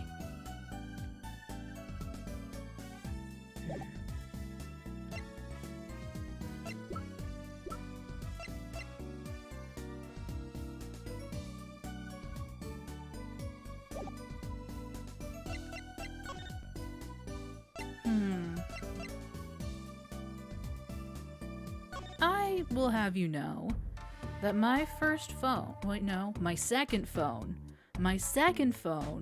was the kind that had a slide out numpad on the bottom, and then you turned it horizontal and it had a slide out full keyboard.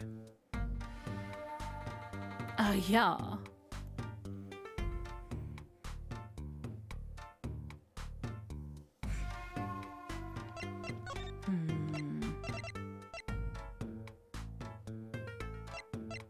I presented everything to him. I think I presented everything to everybody.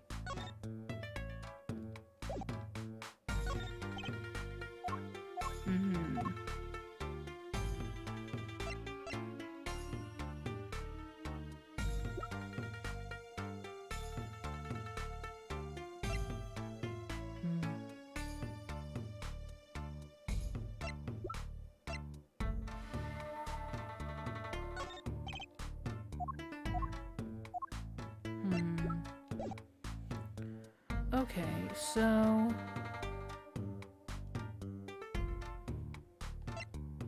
he wants to talk to Alita. We don't know where she is, or if that's even a thing that we can do. We need to talk to Emma. But she is also nowhere to be found.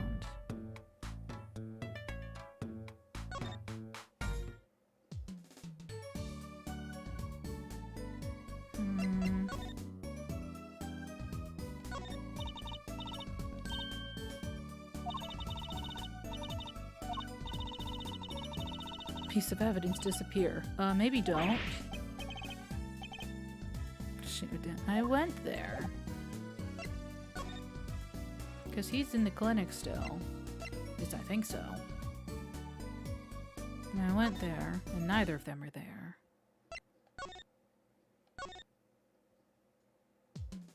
Neo-Tokyo, wait.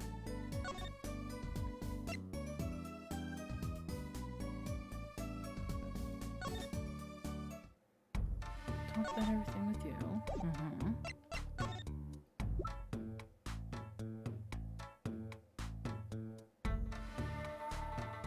You recognize these? I didn't think so.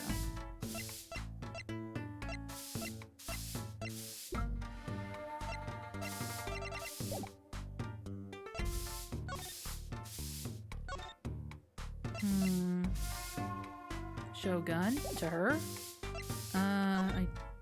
did. Oops.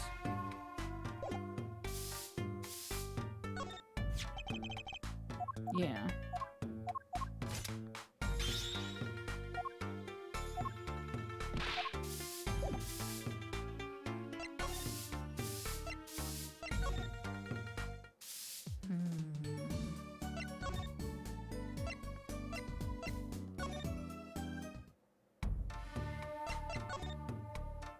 I don't think I presented the knife to him because yeah, it mentions the pistol and the knife.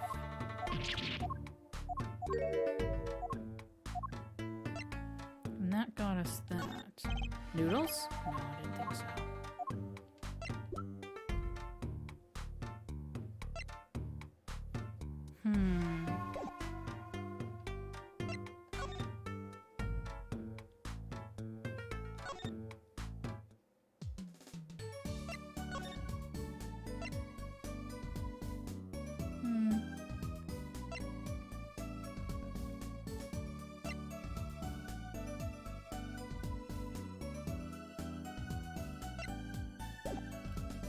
And we have.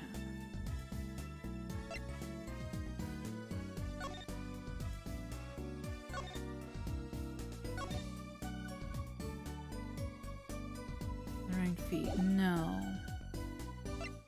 We didn't because we looked and we identified that it was a big toe print. But we're like, oh, we don't know, we don't have a database for toe prints. Let's go ask Emma. But I don't know where she is.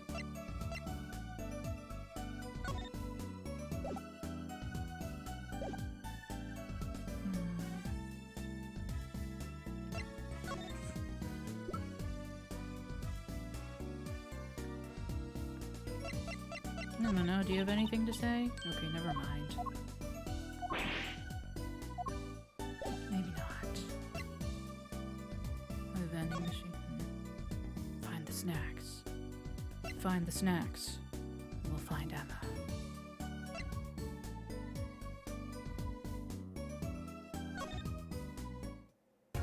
Pretty sure I presented everything to you. We talked about all that. We got the information that you're a doctor. I don't know, do you recognize these? I didn't think so.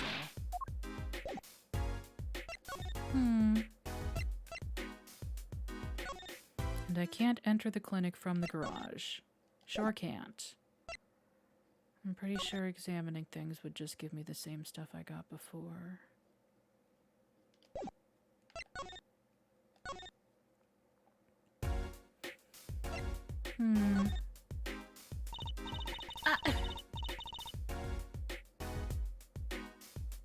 I'm upset. Well, we've got to check out this clinic, that's for sure. Yeah, but what about the guard?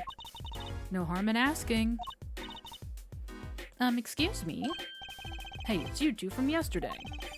That's the same officer that was standing out by the park yesterday. Your business still from the park, isn't it? Clinic's off limits. It's not involved. But what part of off limits do you not understand? Show me proof that the clinic is connected to the incident in the park or beat it. No harm in asking, no gain either. No point in sticking around here, I guess. I have proof. Present. Slippers. Take that.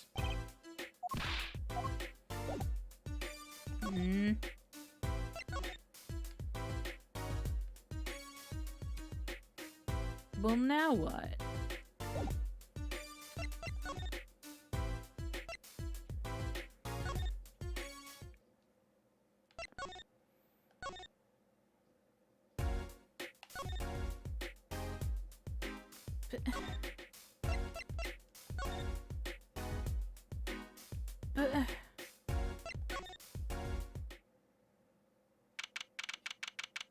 I continue to be upset.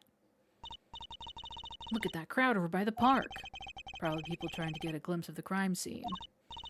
But why are those girls screaming? Oh. I think I just heard one say, "Oh my god, it's him!" Wait, that motorcycle. Ah, if it isn't Hair Forehead.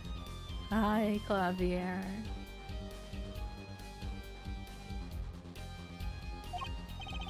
Prosecutor Gavin.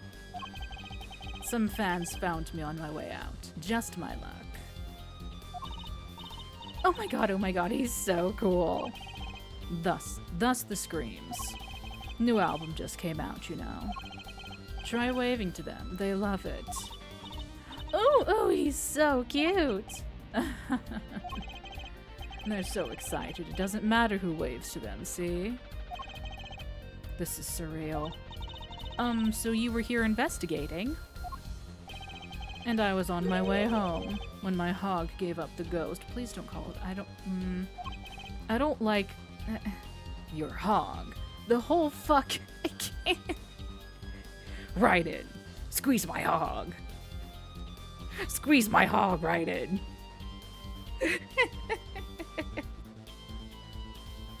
I can't.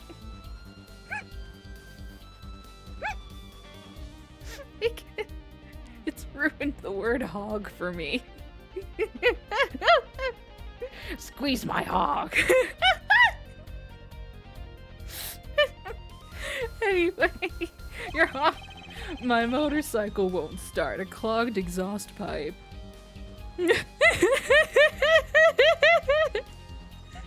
Why, yes, I am Martin.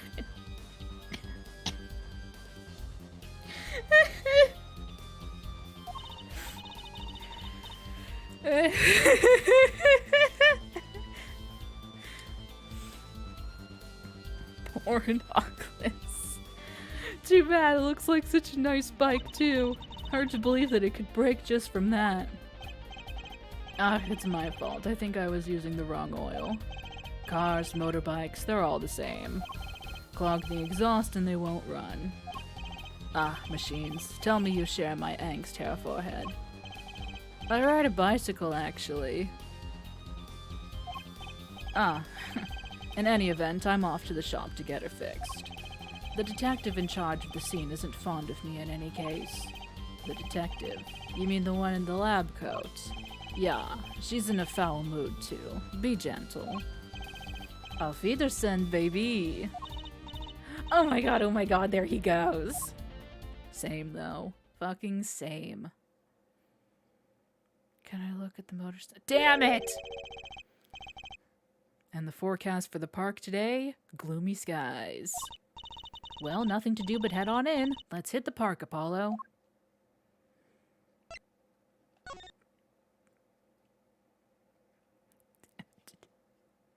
Stop it. June 16th, People Park. Huh? Something about this scene look different to you? Why, yes, it does. The blue tarps are gone. Maybe that's it? Yeah, I think you're right. Look over there. The white frock detective from yesterday. She seems to be apologizing reverently to the trash can?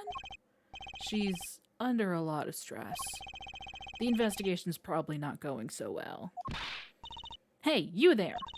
If you're gonna talk about someone behind their back, do it more quietly, please.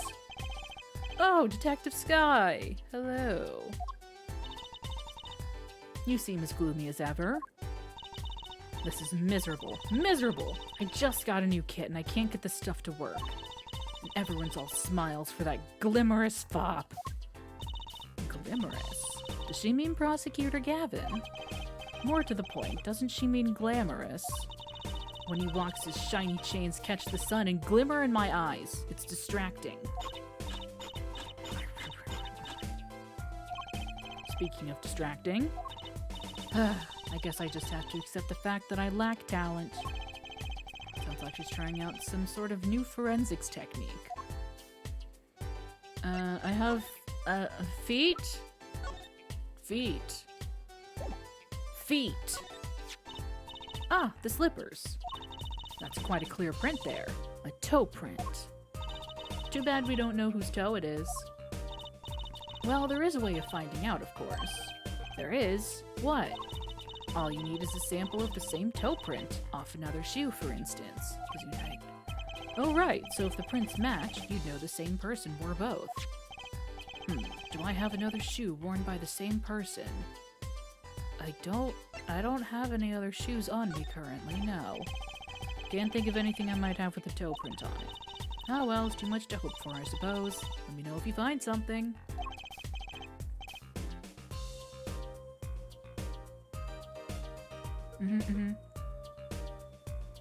I remember that,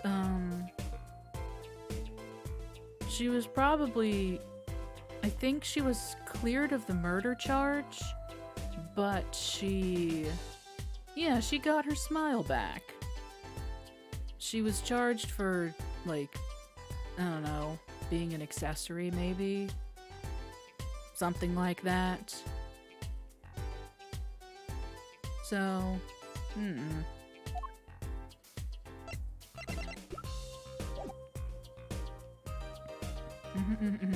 Yeah. You know, just a little something. It's not a big deal, really. The tarps that were here yesterday are gone. Wonder why Detective Sky put them out. Yeah, the only thing they were covering is the ground. Oh, you know, I think I see something there. A print! A print? A footprint! Shit. Damn it. Thank you. Poor Mr. Aldoon. Stan's been standing here since this whole thing started. Okay, not what I wanted. It almost looks at home here in the park now. I think it should be made into a playhouse for children. I think its owner would disagree.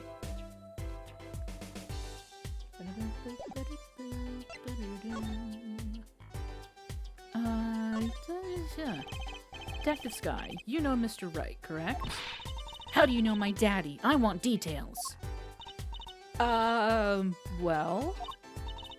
He helped me out a long time ago. You might say he saved me. Wasn't she saying something about getting involved in an incident? I can't stand it when things are vague, especially in a case. You know... You wouldn't know that by the way you're talking. I went to study to become a forensic scientist in Europe. But you're a detective now. Well, I failed the test. Yeah, that's fair.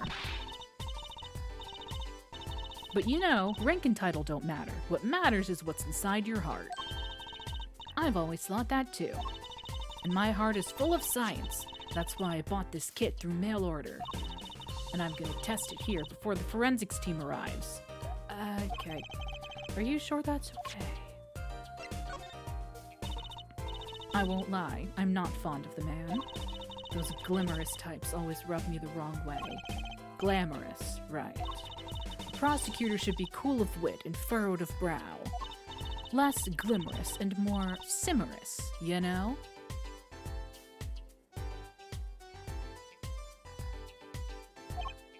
No, actually, I don't.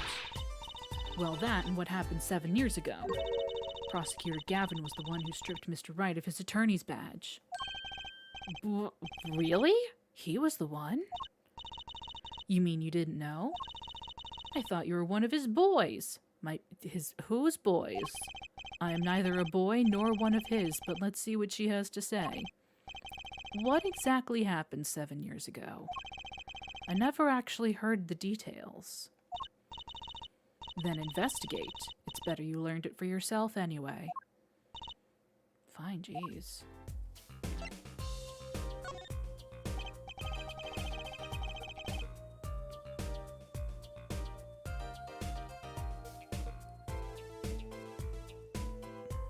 Do you mind me asking exactly what it is you've been doing?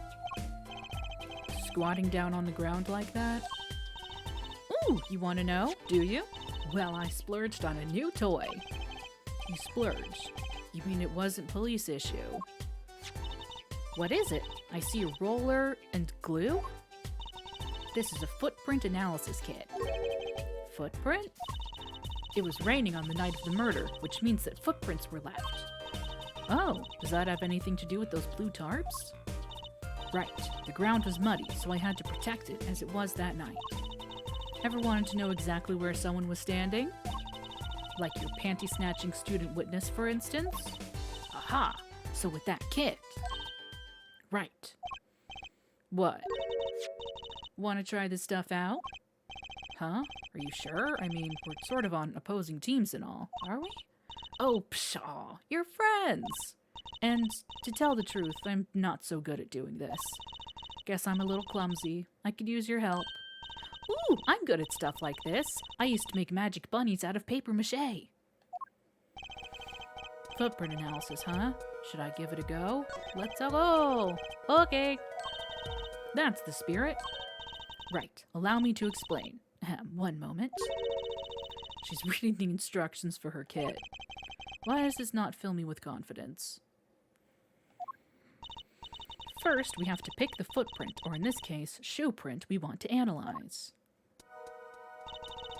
I've taken the liberty of marking all the shoe prints in the park. Well, which shoe print should we start with? If we're going to verify the defendant's account, here's the place to start. Boop. Shoe prints, prepare to be examined. Ooh, this is so exciting. Right, here goes. First, pour the plaster into the print until it's full. You try it. How am I supposed to do that? Just press A where you want to pour the plaster. Like this. That doesn't look too hard. If you run out of plaster in your beaker before you're done, you have to start over. Oh dear.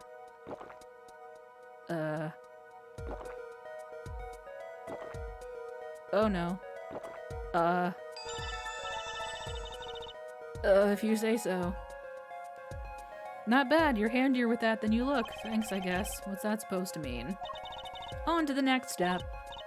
Dry the plaster until it turns white. Right. Just press A to blast it with that dryer.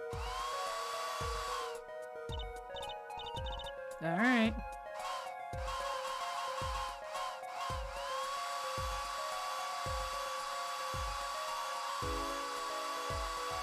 Hang on, I'm gonna switch to the mouse for this.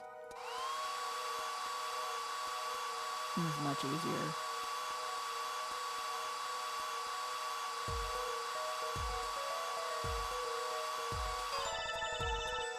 Yeah, alright. It's hard and nicely. Let's take a look. Ta-da! That's a good one. Next, the ink. Ready for the next step? Use the roller to ink just the shoe print part. Hold that roller tight with the button and roll it up and down. Keep going till you get enough ink on there for a good print.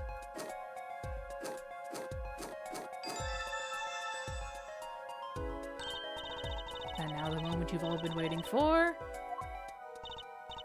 Here goes. Plonk.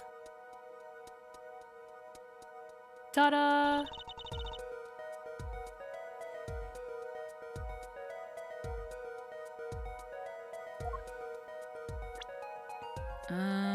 Defendant, huh?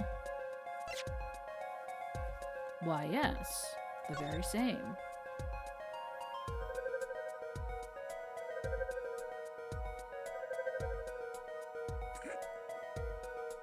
So the shoe prints belonged to Wonky Kataki after all. He was in the park on the night of the crime. Wow! I can almost see the science at work. Almost. Don't you love it? Ah, nothing feels better. She's definitely way more into this than I am. Just let me know if you want to do some more. I'll be here, solving the case with science. Certainly brightened her mood. Footprint analysis. We go again.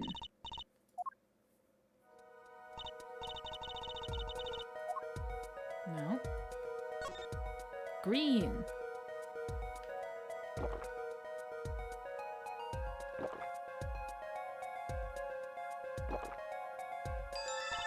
Nice.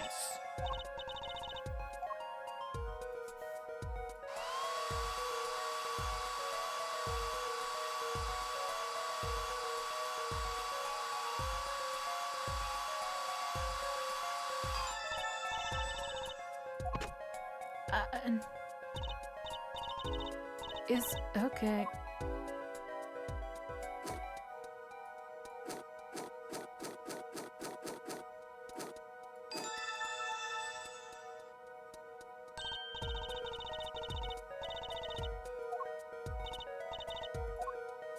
And ka-chunk.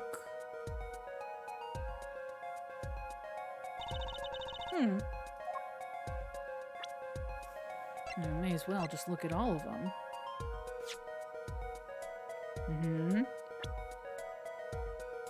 God, it's even on the bottom of his shoes. The little swirly that. Uh-huh. Hang on. I'm looking. Winfred, right. Big wins. Oh, I get it, because the swirl is the noodles. I get it. I understand.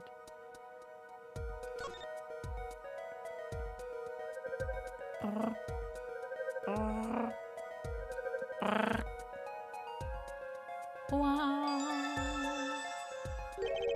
So these shoe prints belong to Wesley Stickler. This confirms his testimony, the final version of it at least.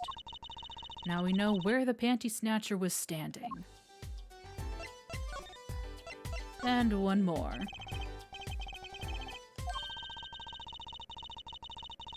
To appreciate the wonder that is forensic science.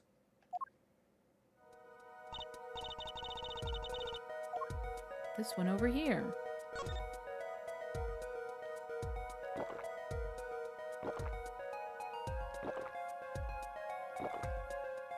Oh no. Okay, it went a little. It's fine. Dry the plaster.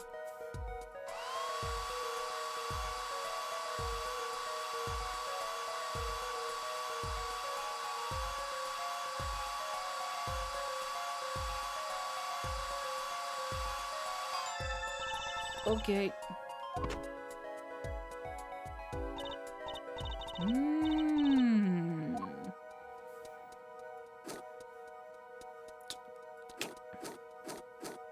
Hang on, maybe. Okay, yeah, sure, that works. And ka-chunk.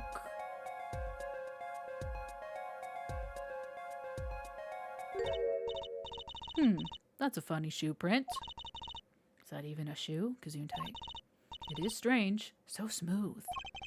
Except for the part with the leaf. This print doesn't match any print on our list. A mystery print. I mean...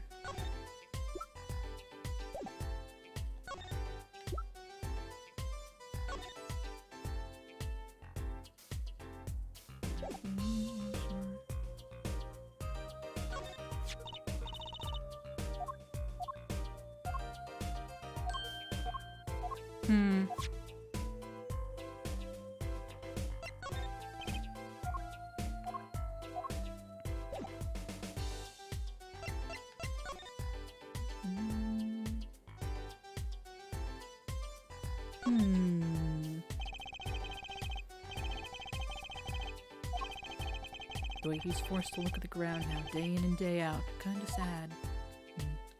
Knife.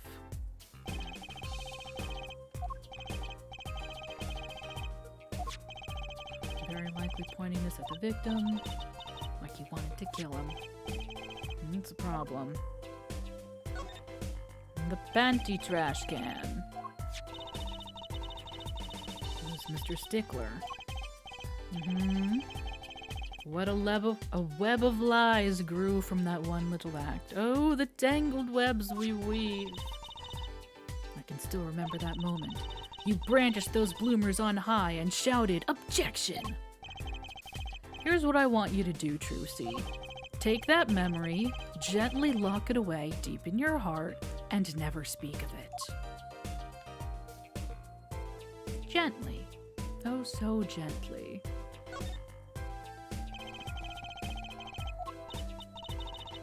Urban oasis. Oh yeah.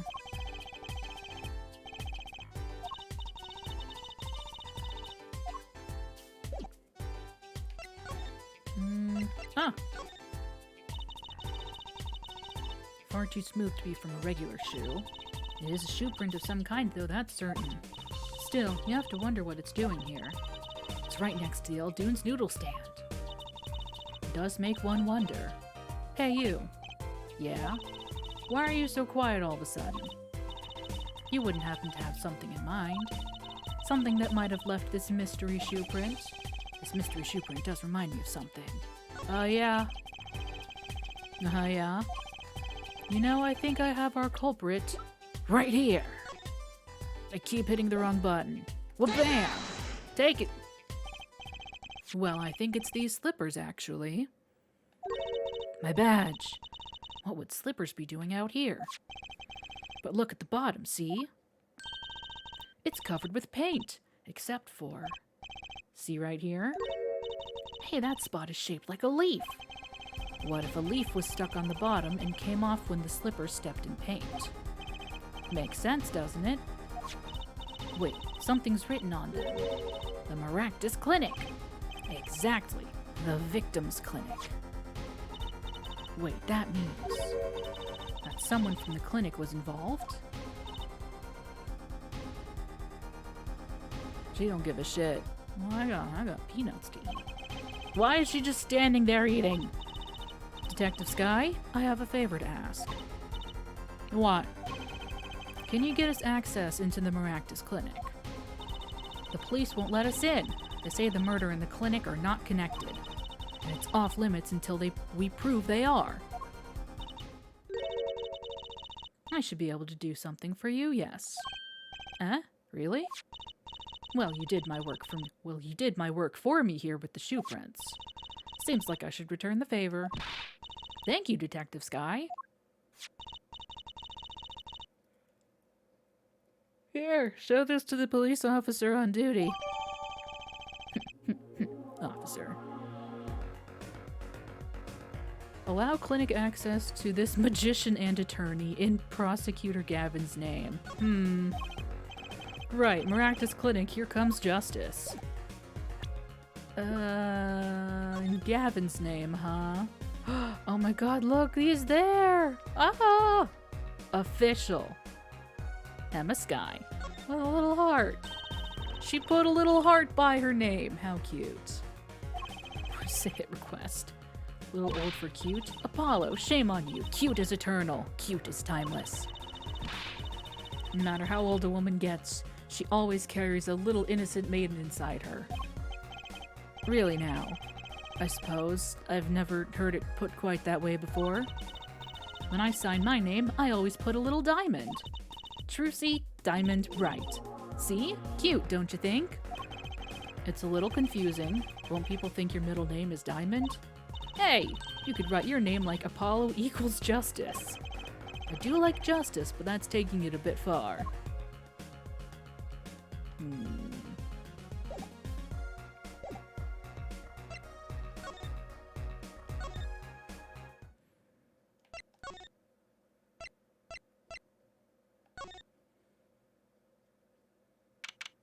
June 16th, Eldoon's house. Ah, you two again. When, oh when will you learn? Look at me however you want, you're not getting it today. I wouldn't be so sure if I were you. Look what we have. What's this? Detective Sky! Yesterday was Prosecutor Gavin, today it's Detective Sky. Who are you two, really? Now he's sus again. Well, you got the orders. I gotta let you in. Have fun. Thanks, Mr. Officer. Let's hit it, Apollo. Gavin, Clavier is a bad influence on her. Now she's telling people to hit it. June 16th, Maractus Clinic reception. Kind of an at-home sort of place, isn't it? Place has a connection to the murder in the park. I'm sure of it. The police guy out front wasn't so sure. Beyond it being where the victim lived. He lived here? Looks like the police team's gone home for the day. There might be some clues lying around.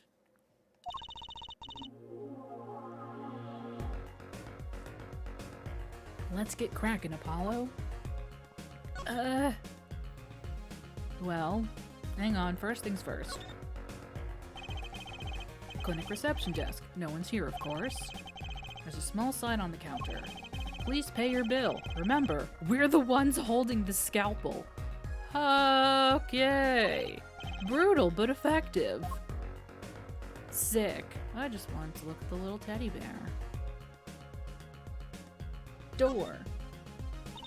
Look, this door says doctor's office. A second. The victim's private office? It's not locked. Too bad. Why too bad? I like opening locks. It's kind of a hobby of mine. Like those little bike locks? Don't even bother putting them on when I'm around. That's a crime. Probably not a hobby you want to tell too many people about. Apollo! That sound! It came from behind this door. Someone's in there. Let's check it out, Trucy. A break-in! They left through that window! Wait, Apollo! You're too late to catch them now. That must be her experience as a panty snatcher chaser talking. Well, we should tell the police. Let's check the room out first, Apollo. If we call the police now, we'll lose our chance. You're right. She's better at this than I am. Better at being a criminal. Well, one thing's for certain. This clinic and our murder case are looking pretty related now. Hang on, I want to go back out here real quick.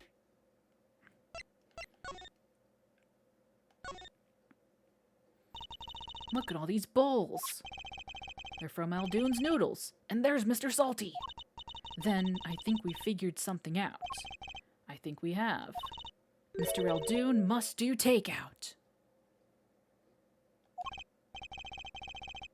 Not exactly what I was thinking. All the bowls have been washed clean. I think we found our first clue, Trucy. Hey, look, shoes. There's a single pair of sandals here. Wait, but why would there be sandals here? Unless they belong to one of the patients. Or maybe it's a visitor that's come to see Dr. Maractus. You'd think they'd use his house entrance instead of the clinic entrance in that case. And if this patient or visitor isn't still here, why'd they leave without their shoes? Better take a closer look at these, just in case. Sandals added to the court record. Cute women's sandals.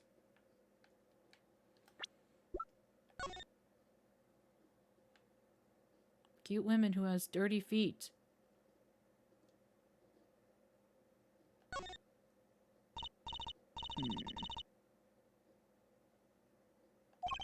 Huh? What? Oh, yes, this could be a toe print. Maybe we can get a fresh print. We'll try it out.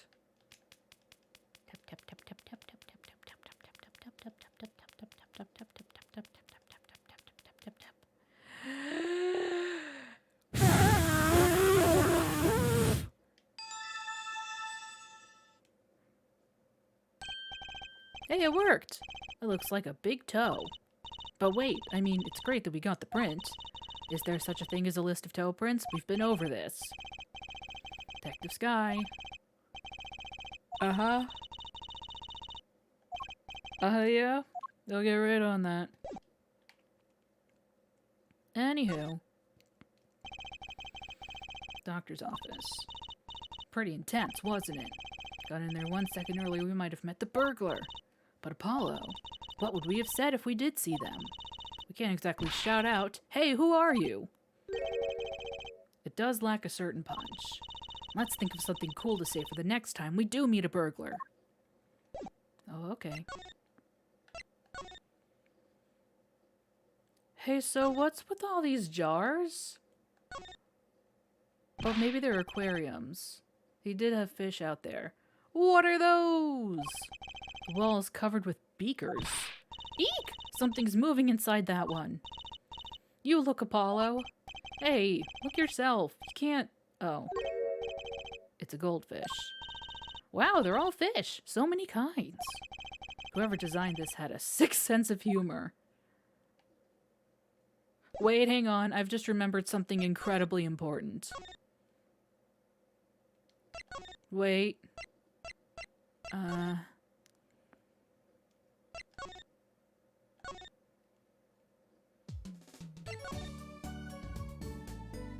Charlie. It's Charlie the houseplant. They've had it for years, apparently. That's Mr. Charlie to you. He's been here longer, after all. Right. Sorry. I'm sorry, Mr. Charlie. He was raised by a tribe of heathens. She's saying something to the plant as she waters it. Mr. Charlie forgives you. This time. Is there anything else I might do to please his high leafiness? Good. Plastic spaghetti like some restaurants put on display. Where did you get this anyway? It was a birthday present from Daddy. I was so happy, you don't know how long I wanted one of these. I fell asleep with it cradled in my arms, and the spaghetti bent. Mental note, what she really wants for her next birthday, a bowl of plastic food. There are more things to look at. I know it to be true, but I would like to move on. Okay, anyway, I had to come check on Charlie. It's really important.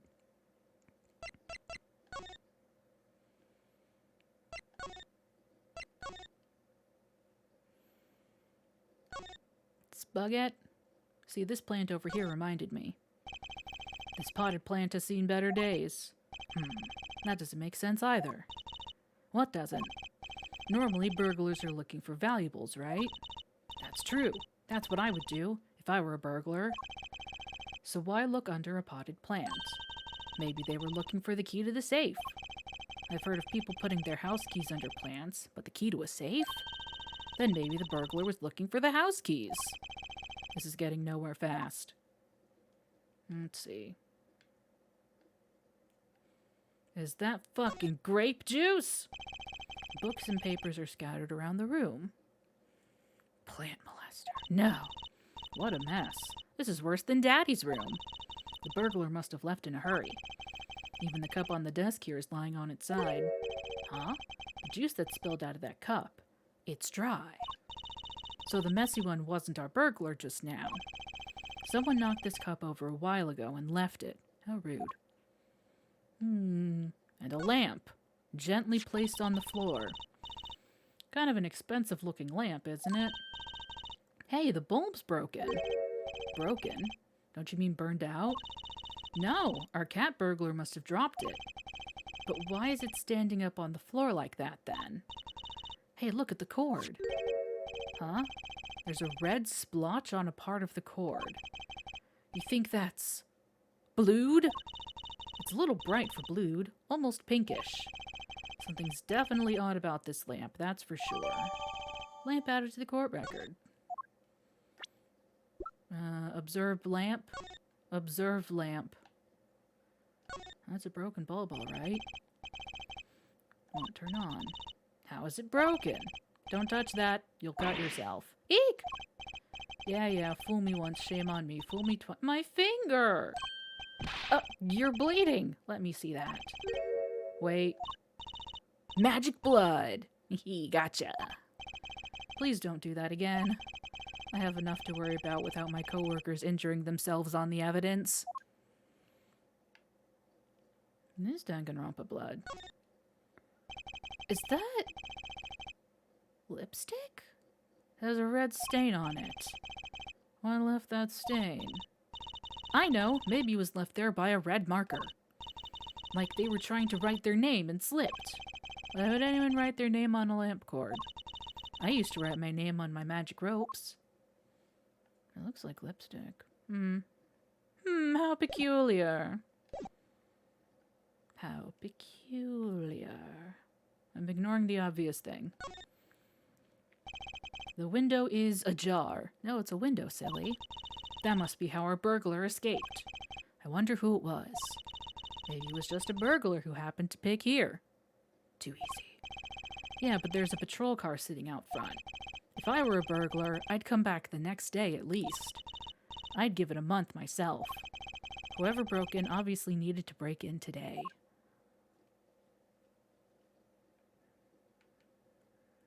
No, they're not. They're fish tanks, silly. What a cute little safe. Looks like a 4-digit lock. Someone's already entered in 2 numbers. 7, 9. Do you think? That burglar just now was trying to open it. I wonder what's inside the safe. Is there any way we can figure out the last 2 numbers? Well, we know the first 2 are 7 and 9. Do we? Maybe there's something in the court record. Something that can help us figure out the last 2 numbers. I wonder. I mean, I can look. Let's see. I mean... Okay, no. Just making sure. Whew, we're good. Powerful first edition Charizard. My God.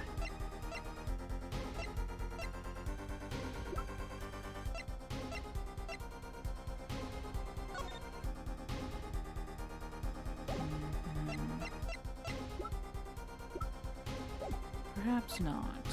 Perhaps not yet. Something that could finger which...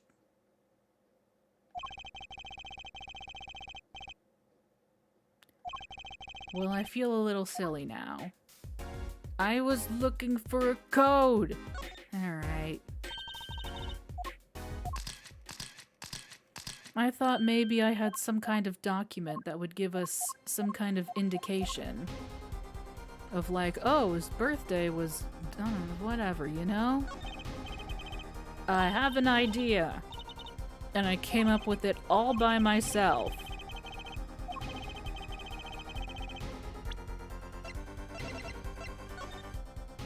God damn it. Take that. And you press the buttons, yeah? With your finger. It would leave a print. You don't press any other buttons but the right ones. If we can find the buttons with fingerprints, we'll have the safe code.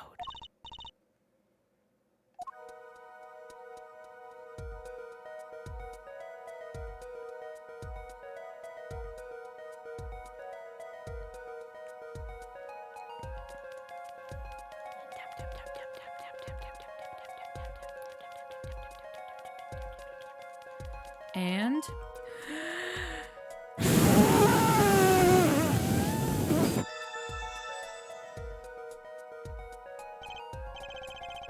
you can see the oily fingers ready to use... I had a stroke. Look, it's 7 and 9.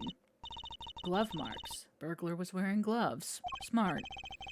May not be able to identify the burglar, but we can open the safe.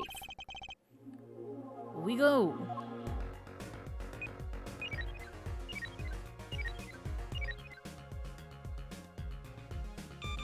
Fine.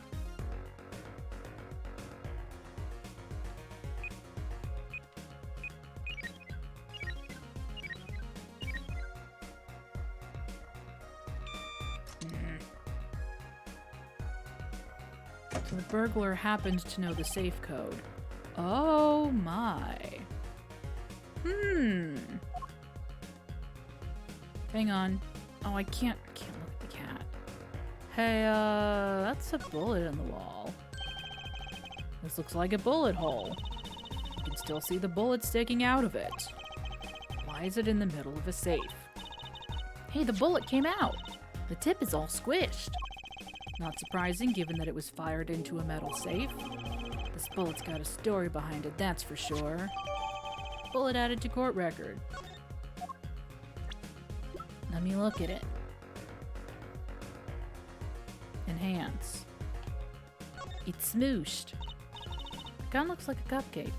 Wow, it's all mushed. That was one tough safe. You know, it looks kinda yummy. See? Huh? Like ice cream. Caramel. You certainly have an active imagination, Trucy.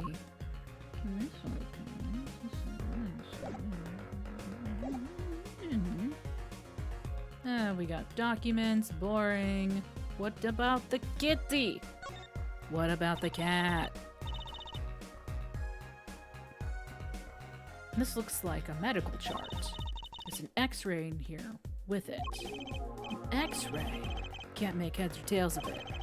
And I can't read the chart either. It's all in medical speak. But the names are easy enough to read. Look, by patient it says walkie-talkie. So this is Walkie, our client's chart, huh? Why would this one chart be here in this safe? Let's see. The physician's signature says Pal Maractus.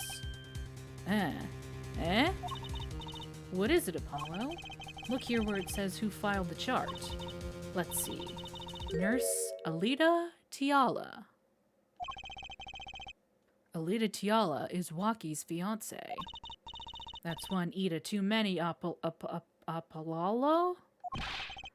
Never mind that. What's her name doing here? How should I know?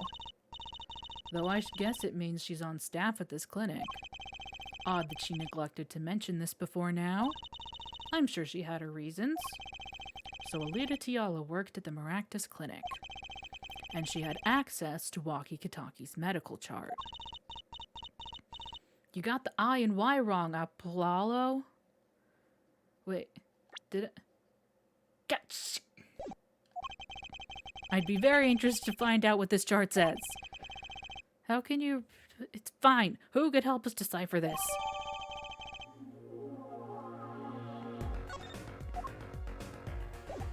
Okie dokie, so we got two people to talk to. One of them is closer than the other.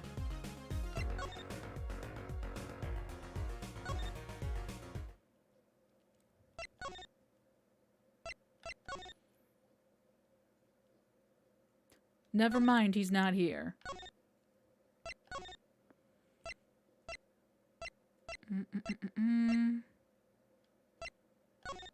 Here. Dang on. Just do that. Let's move on screens, apparently. I know that face. That's the face of someone who's made a discovery. Hey, how'd you know? You can't fool someone trained in the ways of science. Next, she'll have us analyzing face prints. Let's ask Detective Sky to help us, Apollo. Foot!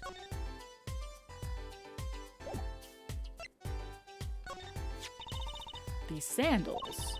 That's quite a clear print there. A toe print. Mm-hmm.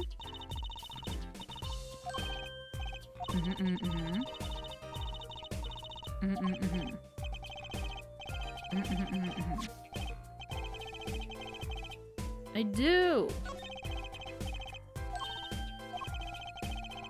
Beginning to suspect something here.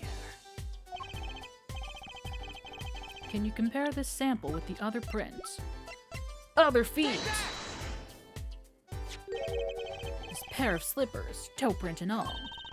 Ooh, the print on these is nice and clear too. That makes our job easy.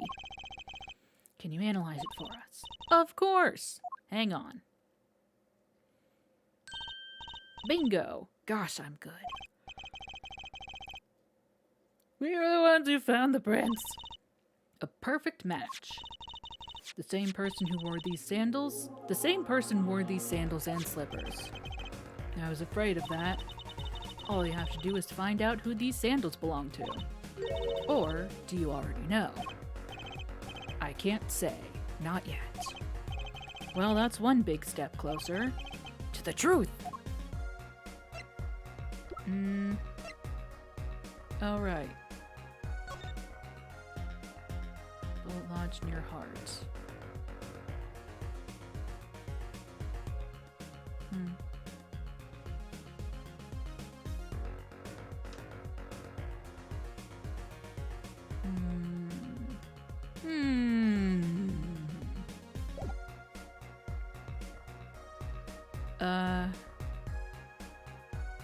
I mean, you're not the person I'm looking for with this, but Detective Sky was wondering about this. Trucy, wait! What? That's vital evidence there. You can't show her that. That's our secret weapon in tomorrow's trial for sure. Ooh, clever, Apollo. What did I tell you before? If you're gonna talk behind someone's back, do it quietly. You know what? That's fair. Alrighty then.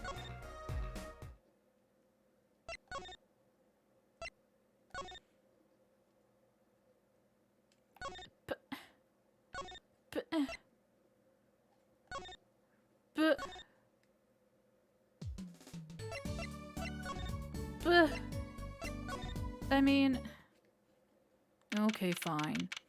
June 16th, Hickfield Clinic. Ah, the prodigal attorney returns. Welcome, Apollo. I heard you did well in the trial today. Here to discuss something? I could use a little diversion. What did Detective Sky say? If you want to know something, you have to investigate it yourself. Mr. Wright, tell me what happened 7 years ago, please. I want to know. I need to know. You certainly didn't waste any time getting to the point.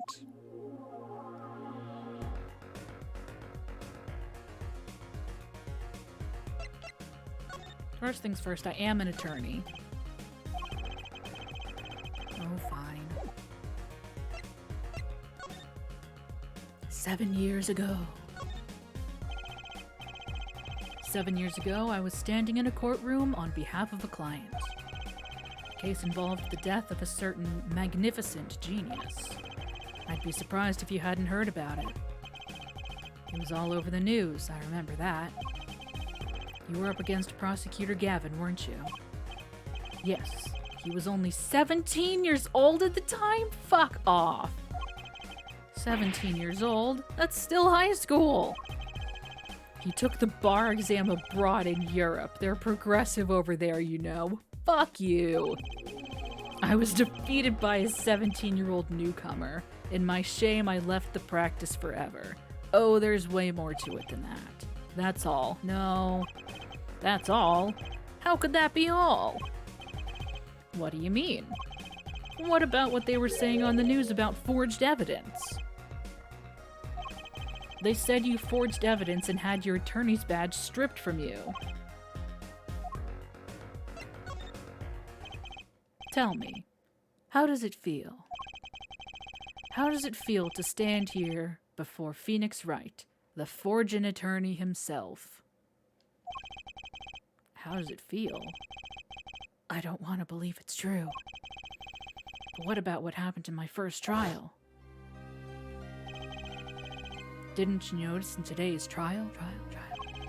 There was a single piece of forged evidence. I'm talking about evidence that shouldn't have existed. A naughty magician's trick.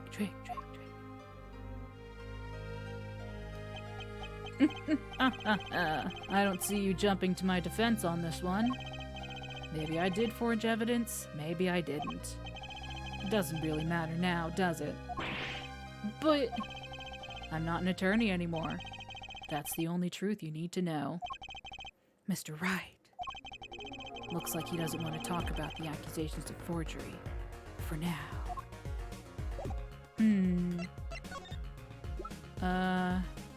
Eh? Yeah, I didn't think so. Just checking.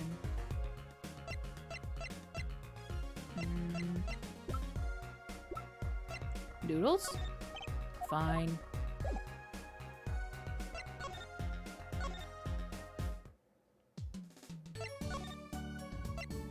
Now? God.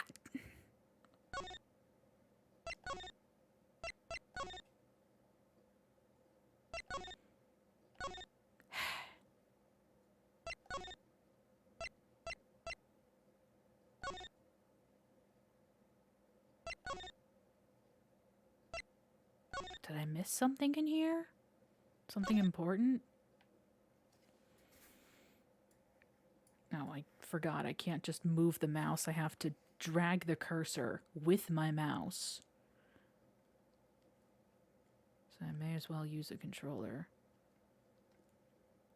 Doesn't seem like it.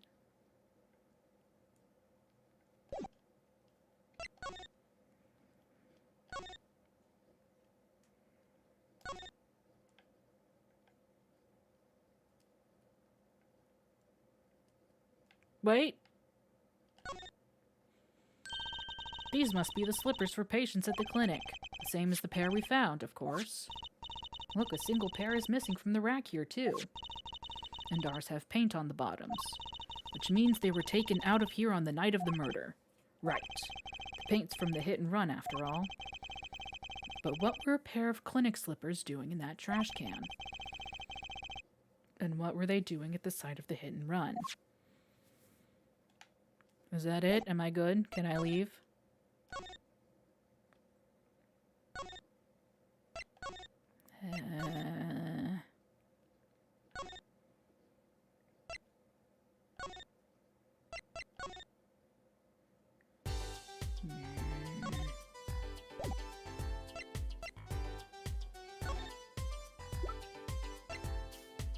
Hmm?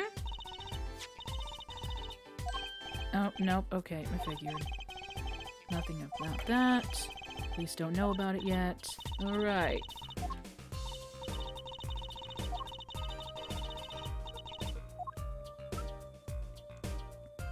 Lamp? Oh, could you take a look at this lamp? Bulb's broken. Right. Strange, isn't it? Really? I break bulbs all the time.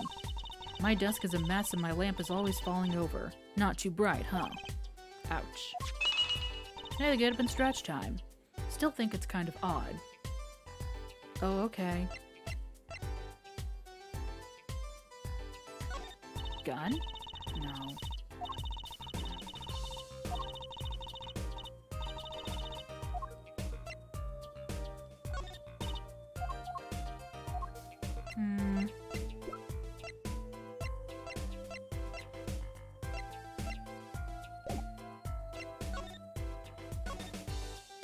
Hmm.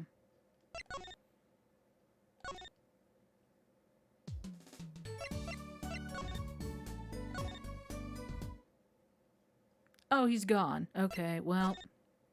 I guess we got all we needed from him. Cool, cool, cool. You're probably gone. Yep. Wait, maybe. 10% of visitors room, huh? Oh. Don't cry, Angel. Daddy's back and Daddy's... Oh. You again. Do you always have to announce your entrances like that? Man, my old man, Man! Now I'm all in a funk and it's all his fault. One can only assume that his father tried to teach him a lesson and failed, clearly. You two got your work cut out for you, straight up. Of course, I don't care if they lock me up. I'm ready to go. Some days I wonder why I do what I do. Hey, so like, wait, hang on, let me... Sure. Hey man, you won't see me bugging about 1 or 2 guilty charges. But what if you're found guilty of murder? Hey, it's all experience, you feel me, shorty? Like a badge of honor. They don't give the death penalty, do they? You didn't really do it, did you? Maybe I did, maybe I didn't. If I've learned one thing today, it's that silence speaks louder than words. Man, my old man is whack. Disappointing, that's what he is. I heard he wants to leave the mob. Over my dead body. I spend my life trying to keep it real, being an OG and never stepping down. Now my old man wants to go soft. Fine, let him. Just leave me out of it. The day I get out of the clink, that's the day Alita and I start the next generation of the Kataki family. Please don't talk as though it's assumed you're going to jail, for my sake.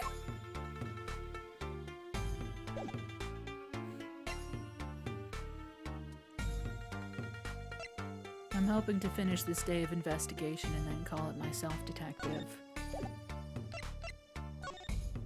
But have a good eep.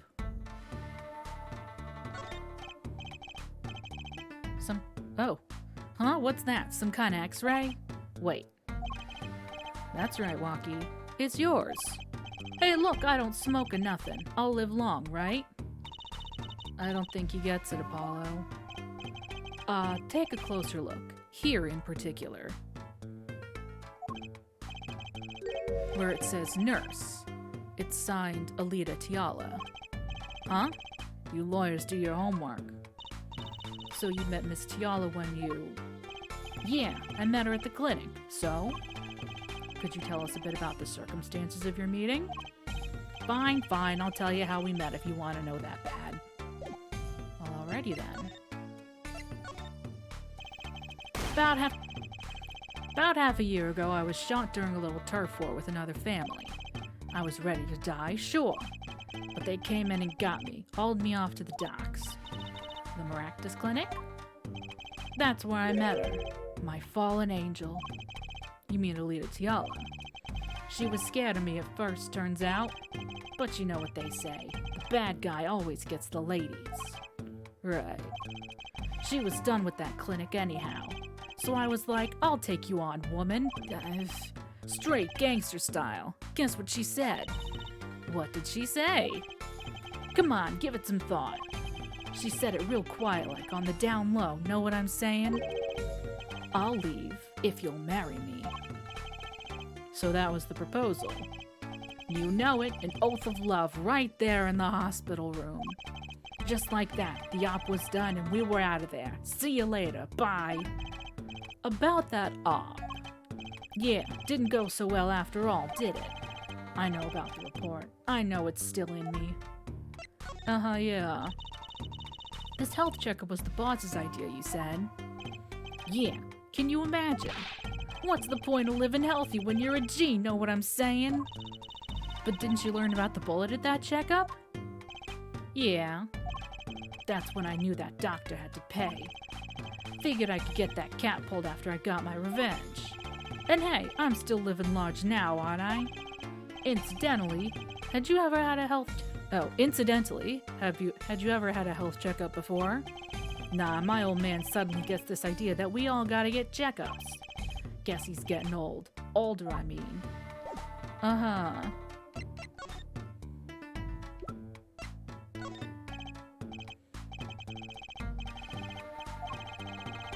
Yeah. I didn't think so.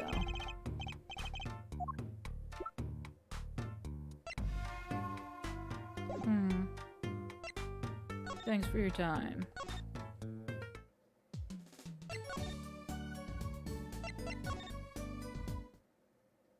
Damn it. Fine. Well, now what?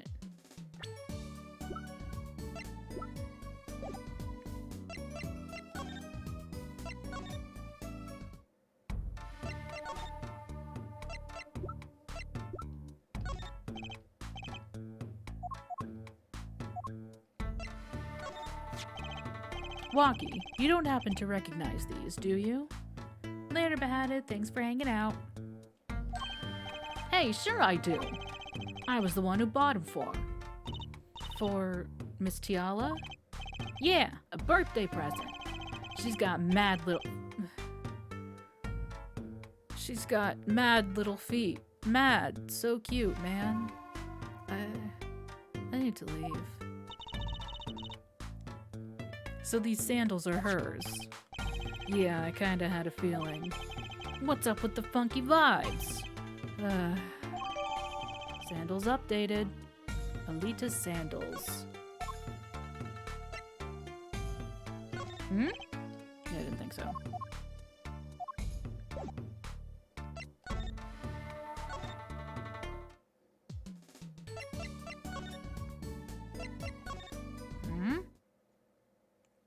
Thank you. June 16th, Eldoon's house. Mr. Eldoon, we've been looking all over for you. What's the matter, Trucy doll? Apollo, show him what we found. Nothing like expert advice. I suppose he is a doctor still. Mr. Eldoon, is everything okay? I'm just so happy. I just thought my doctor days were gone for good. Mr. Eldoon. Dr. Eldoon.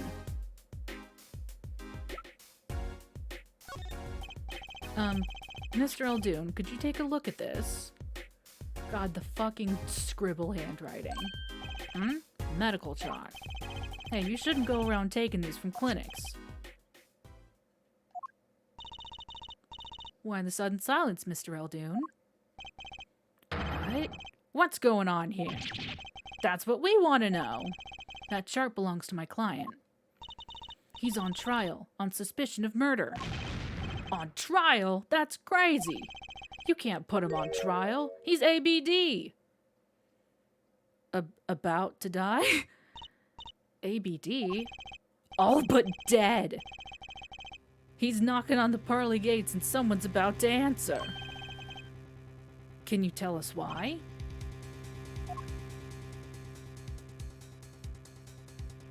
Oh, fuck. It is a wig. Well, permit me to speak as a surgeon.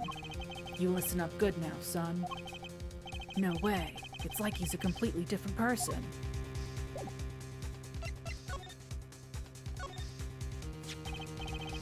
Well, according to this chart, this walkie-kadaki feller's not doing so well. He's got a bullet right upside his heart. That's right. Yeah, but this chart talks about the post-op. In other words, the operation is already finished. But you can still see that bullet stuck in there, can you? Why would it still be in there after the operation to remove it? Well, about the only reason I can think of is it was too tricky to operate on. What? That bullet's snug as a bug there next to the aorta, which is connected to the heart. Heck, that scrap of metal's just surrounded by blood vessels. Kind of a miracle. 2 millimeters to either side and there'd be some serious bleeding going on in there. Not something your average doc would be eager to fiddle with. You mean... It took a miracle to get that bullet stuck where it is. It'd take more than a miracle to take it out. It'd take a magician. Trucy! Get your scrubs! We're going in! I'm only up to making rabbits disappear. I haven't learned bullets yet. Of course, with the heart pumping and lungs working, that bullet's on the move. I'd give him another half a year, tops. But Walkie's operation was already a half year ago. That's why I'm saying you're out of time.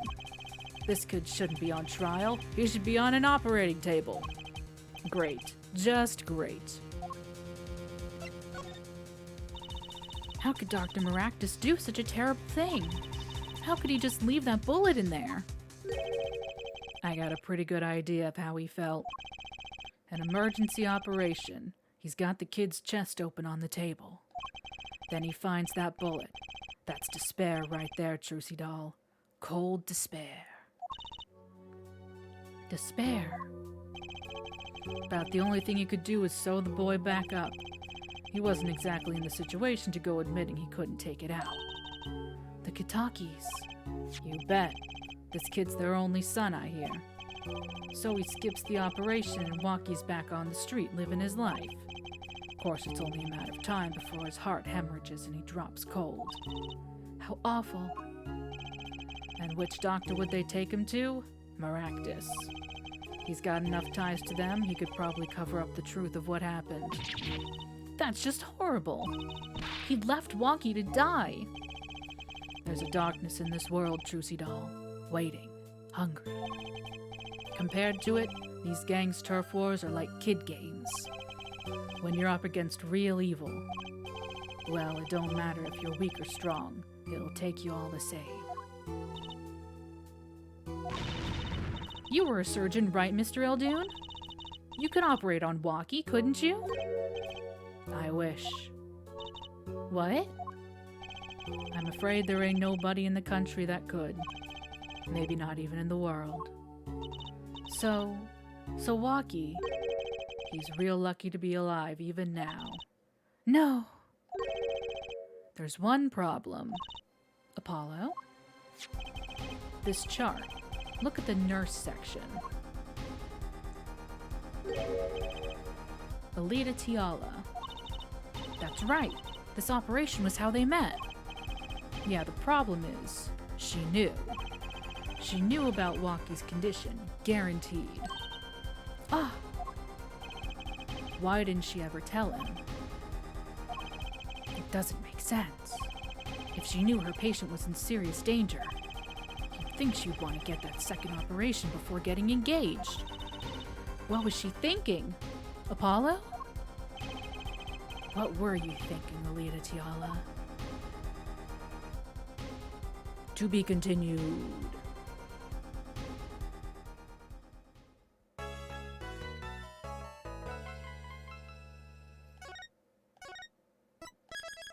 And that'll do it for today.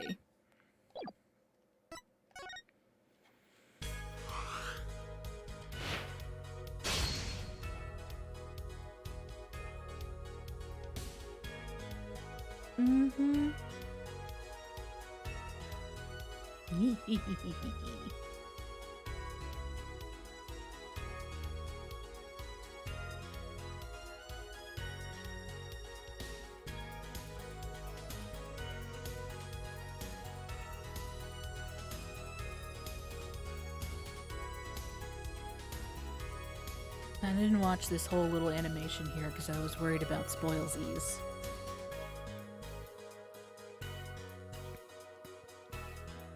Alright, you can...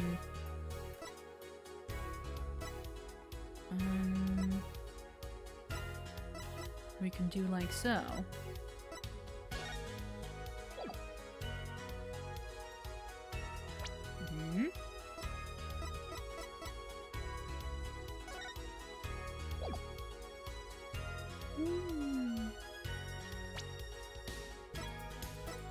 Those seem to be for individual cases. We also have this. E.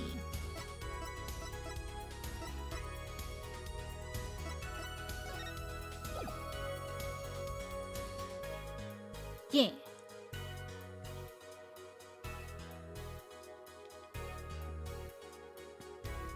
Anywho.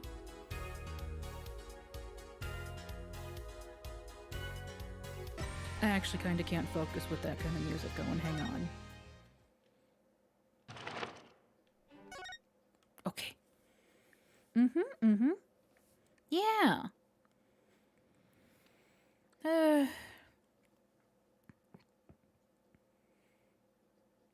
Well, I can't say my voice is spectacular, but...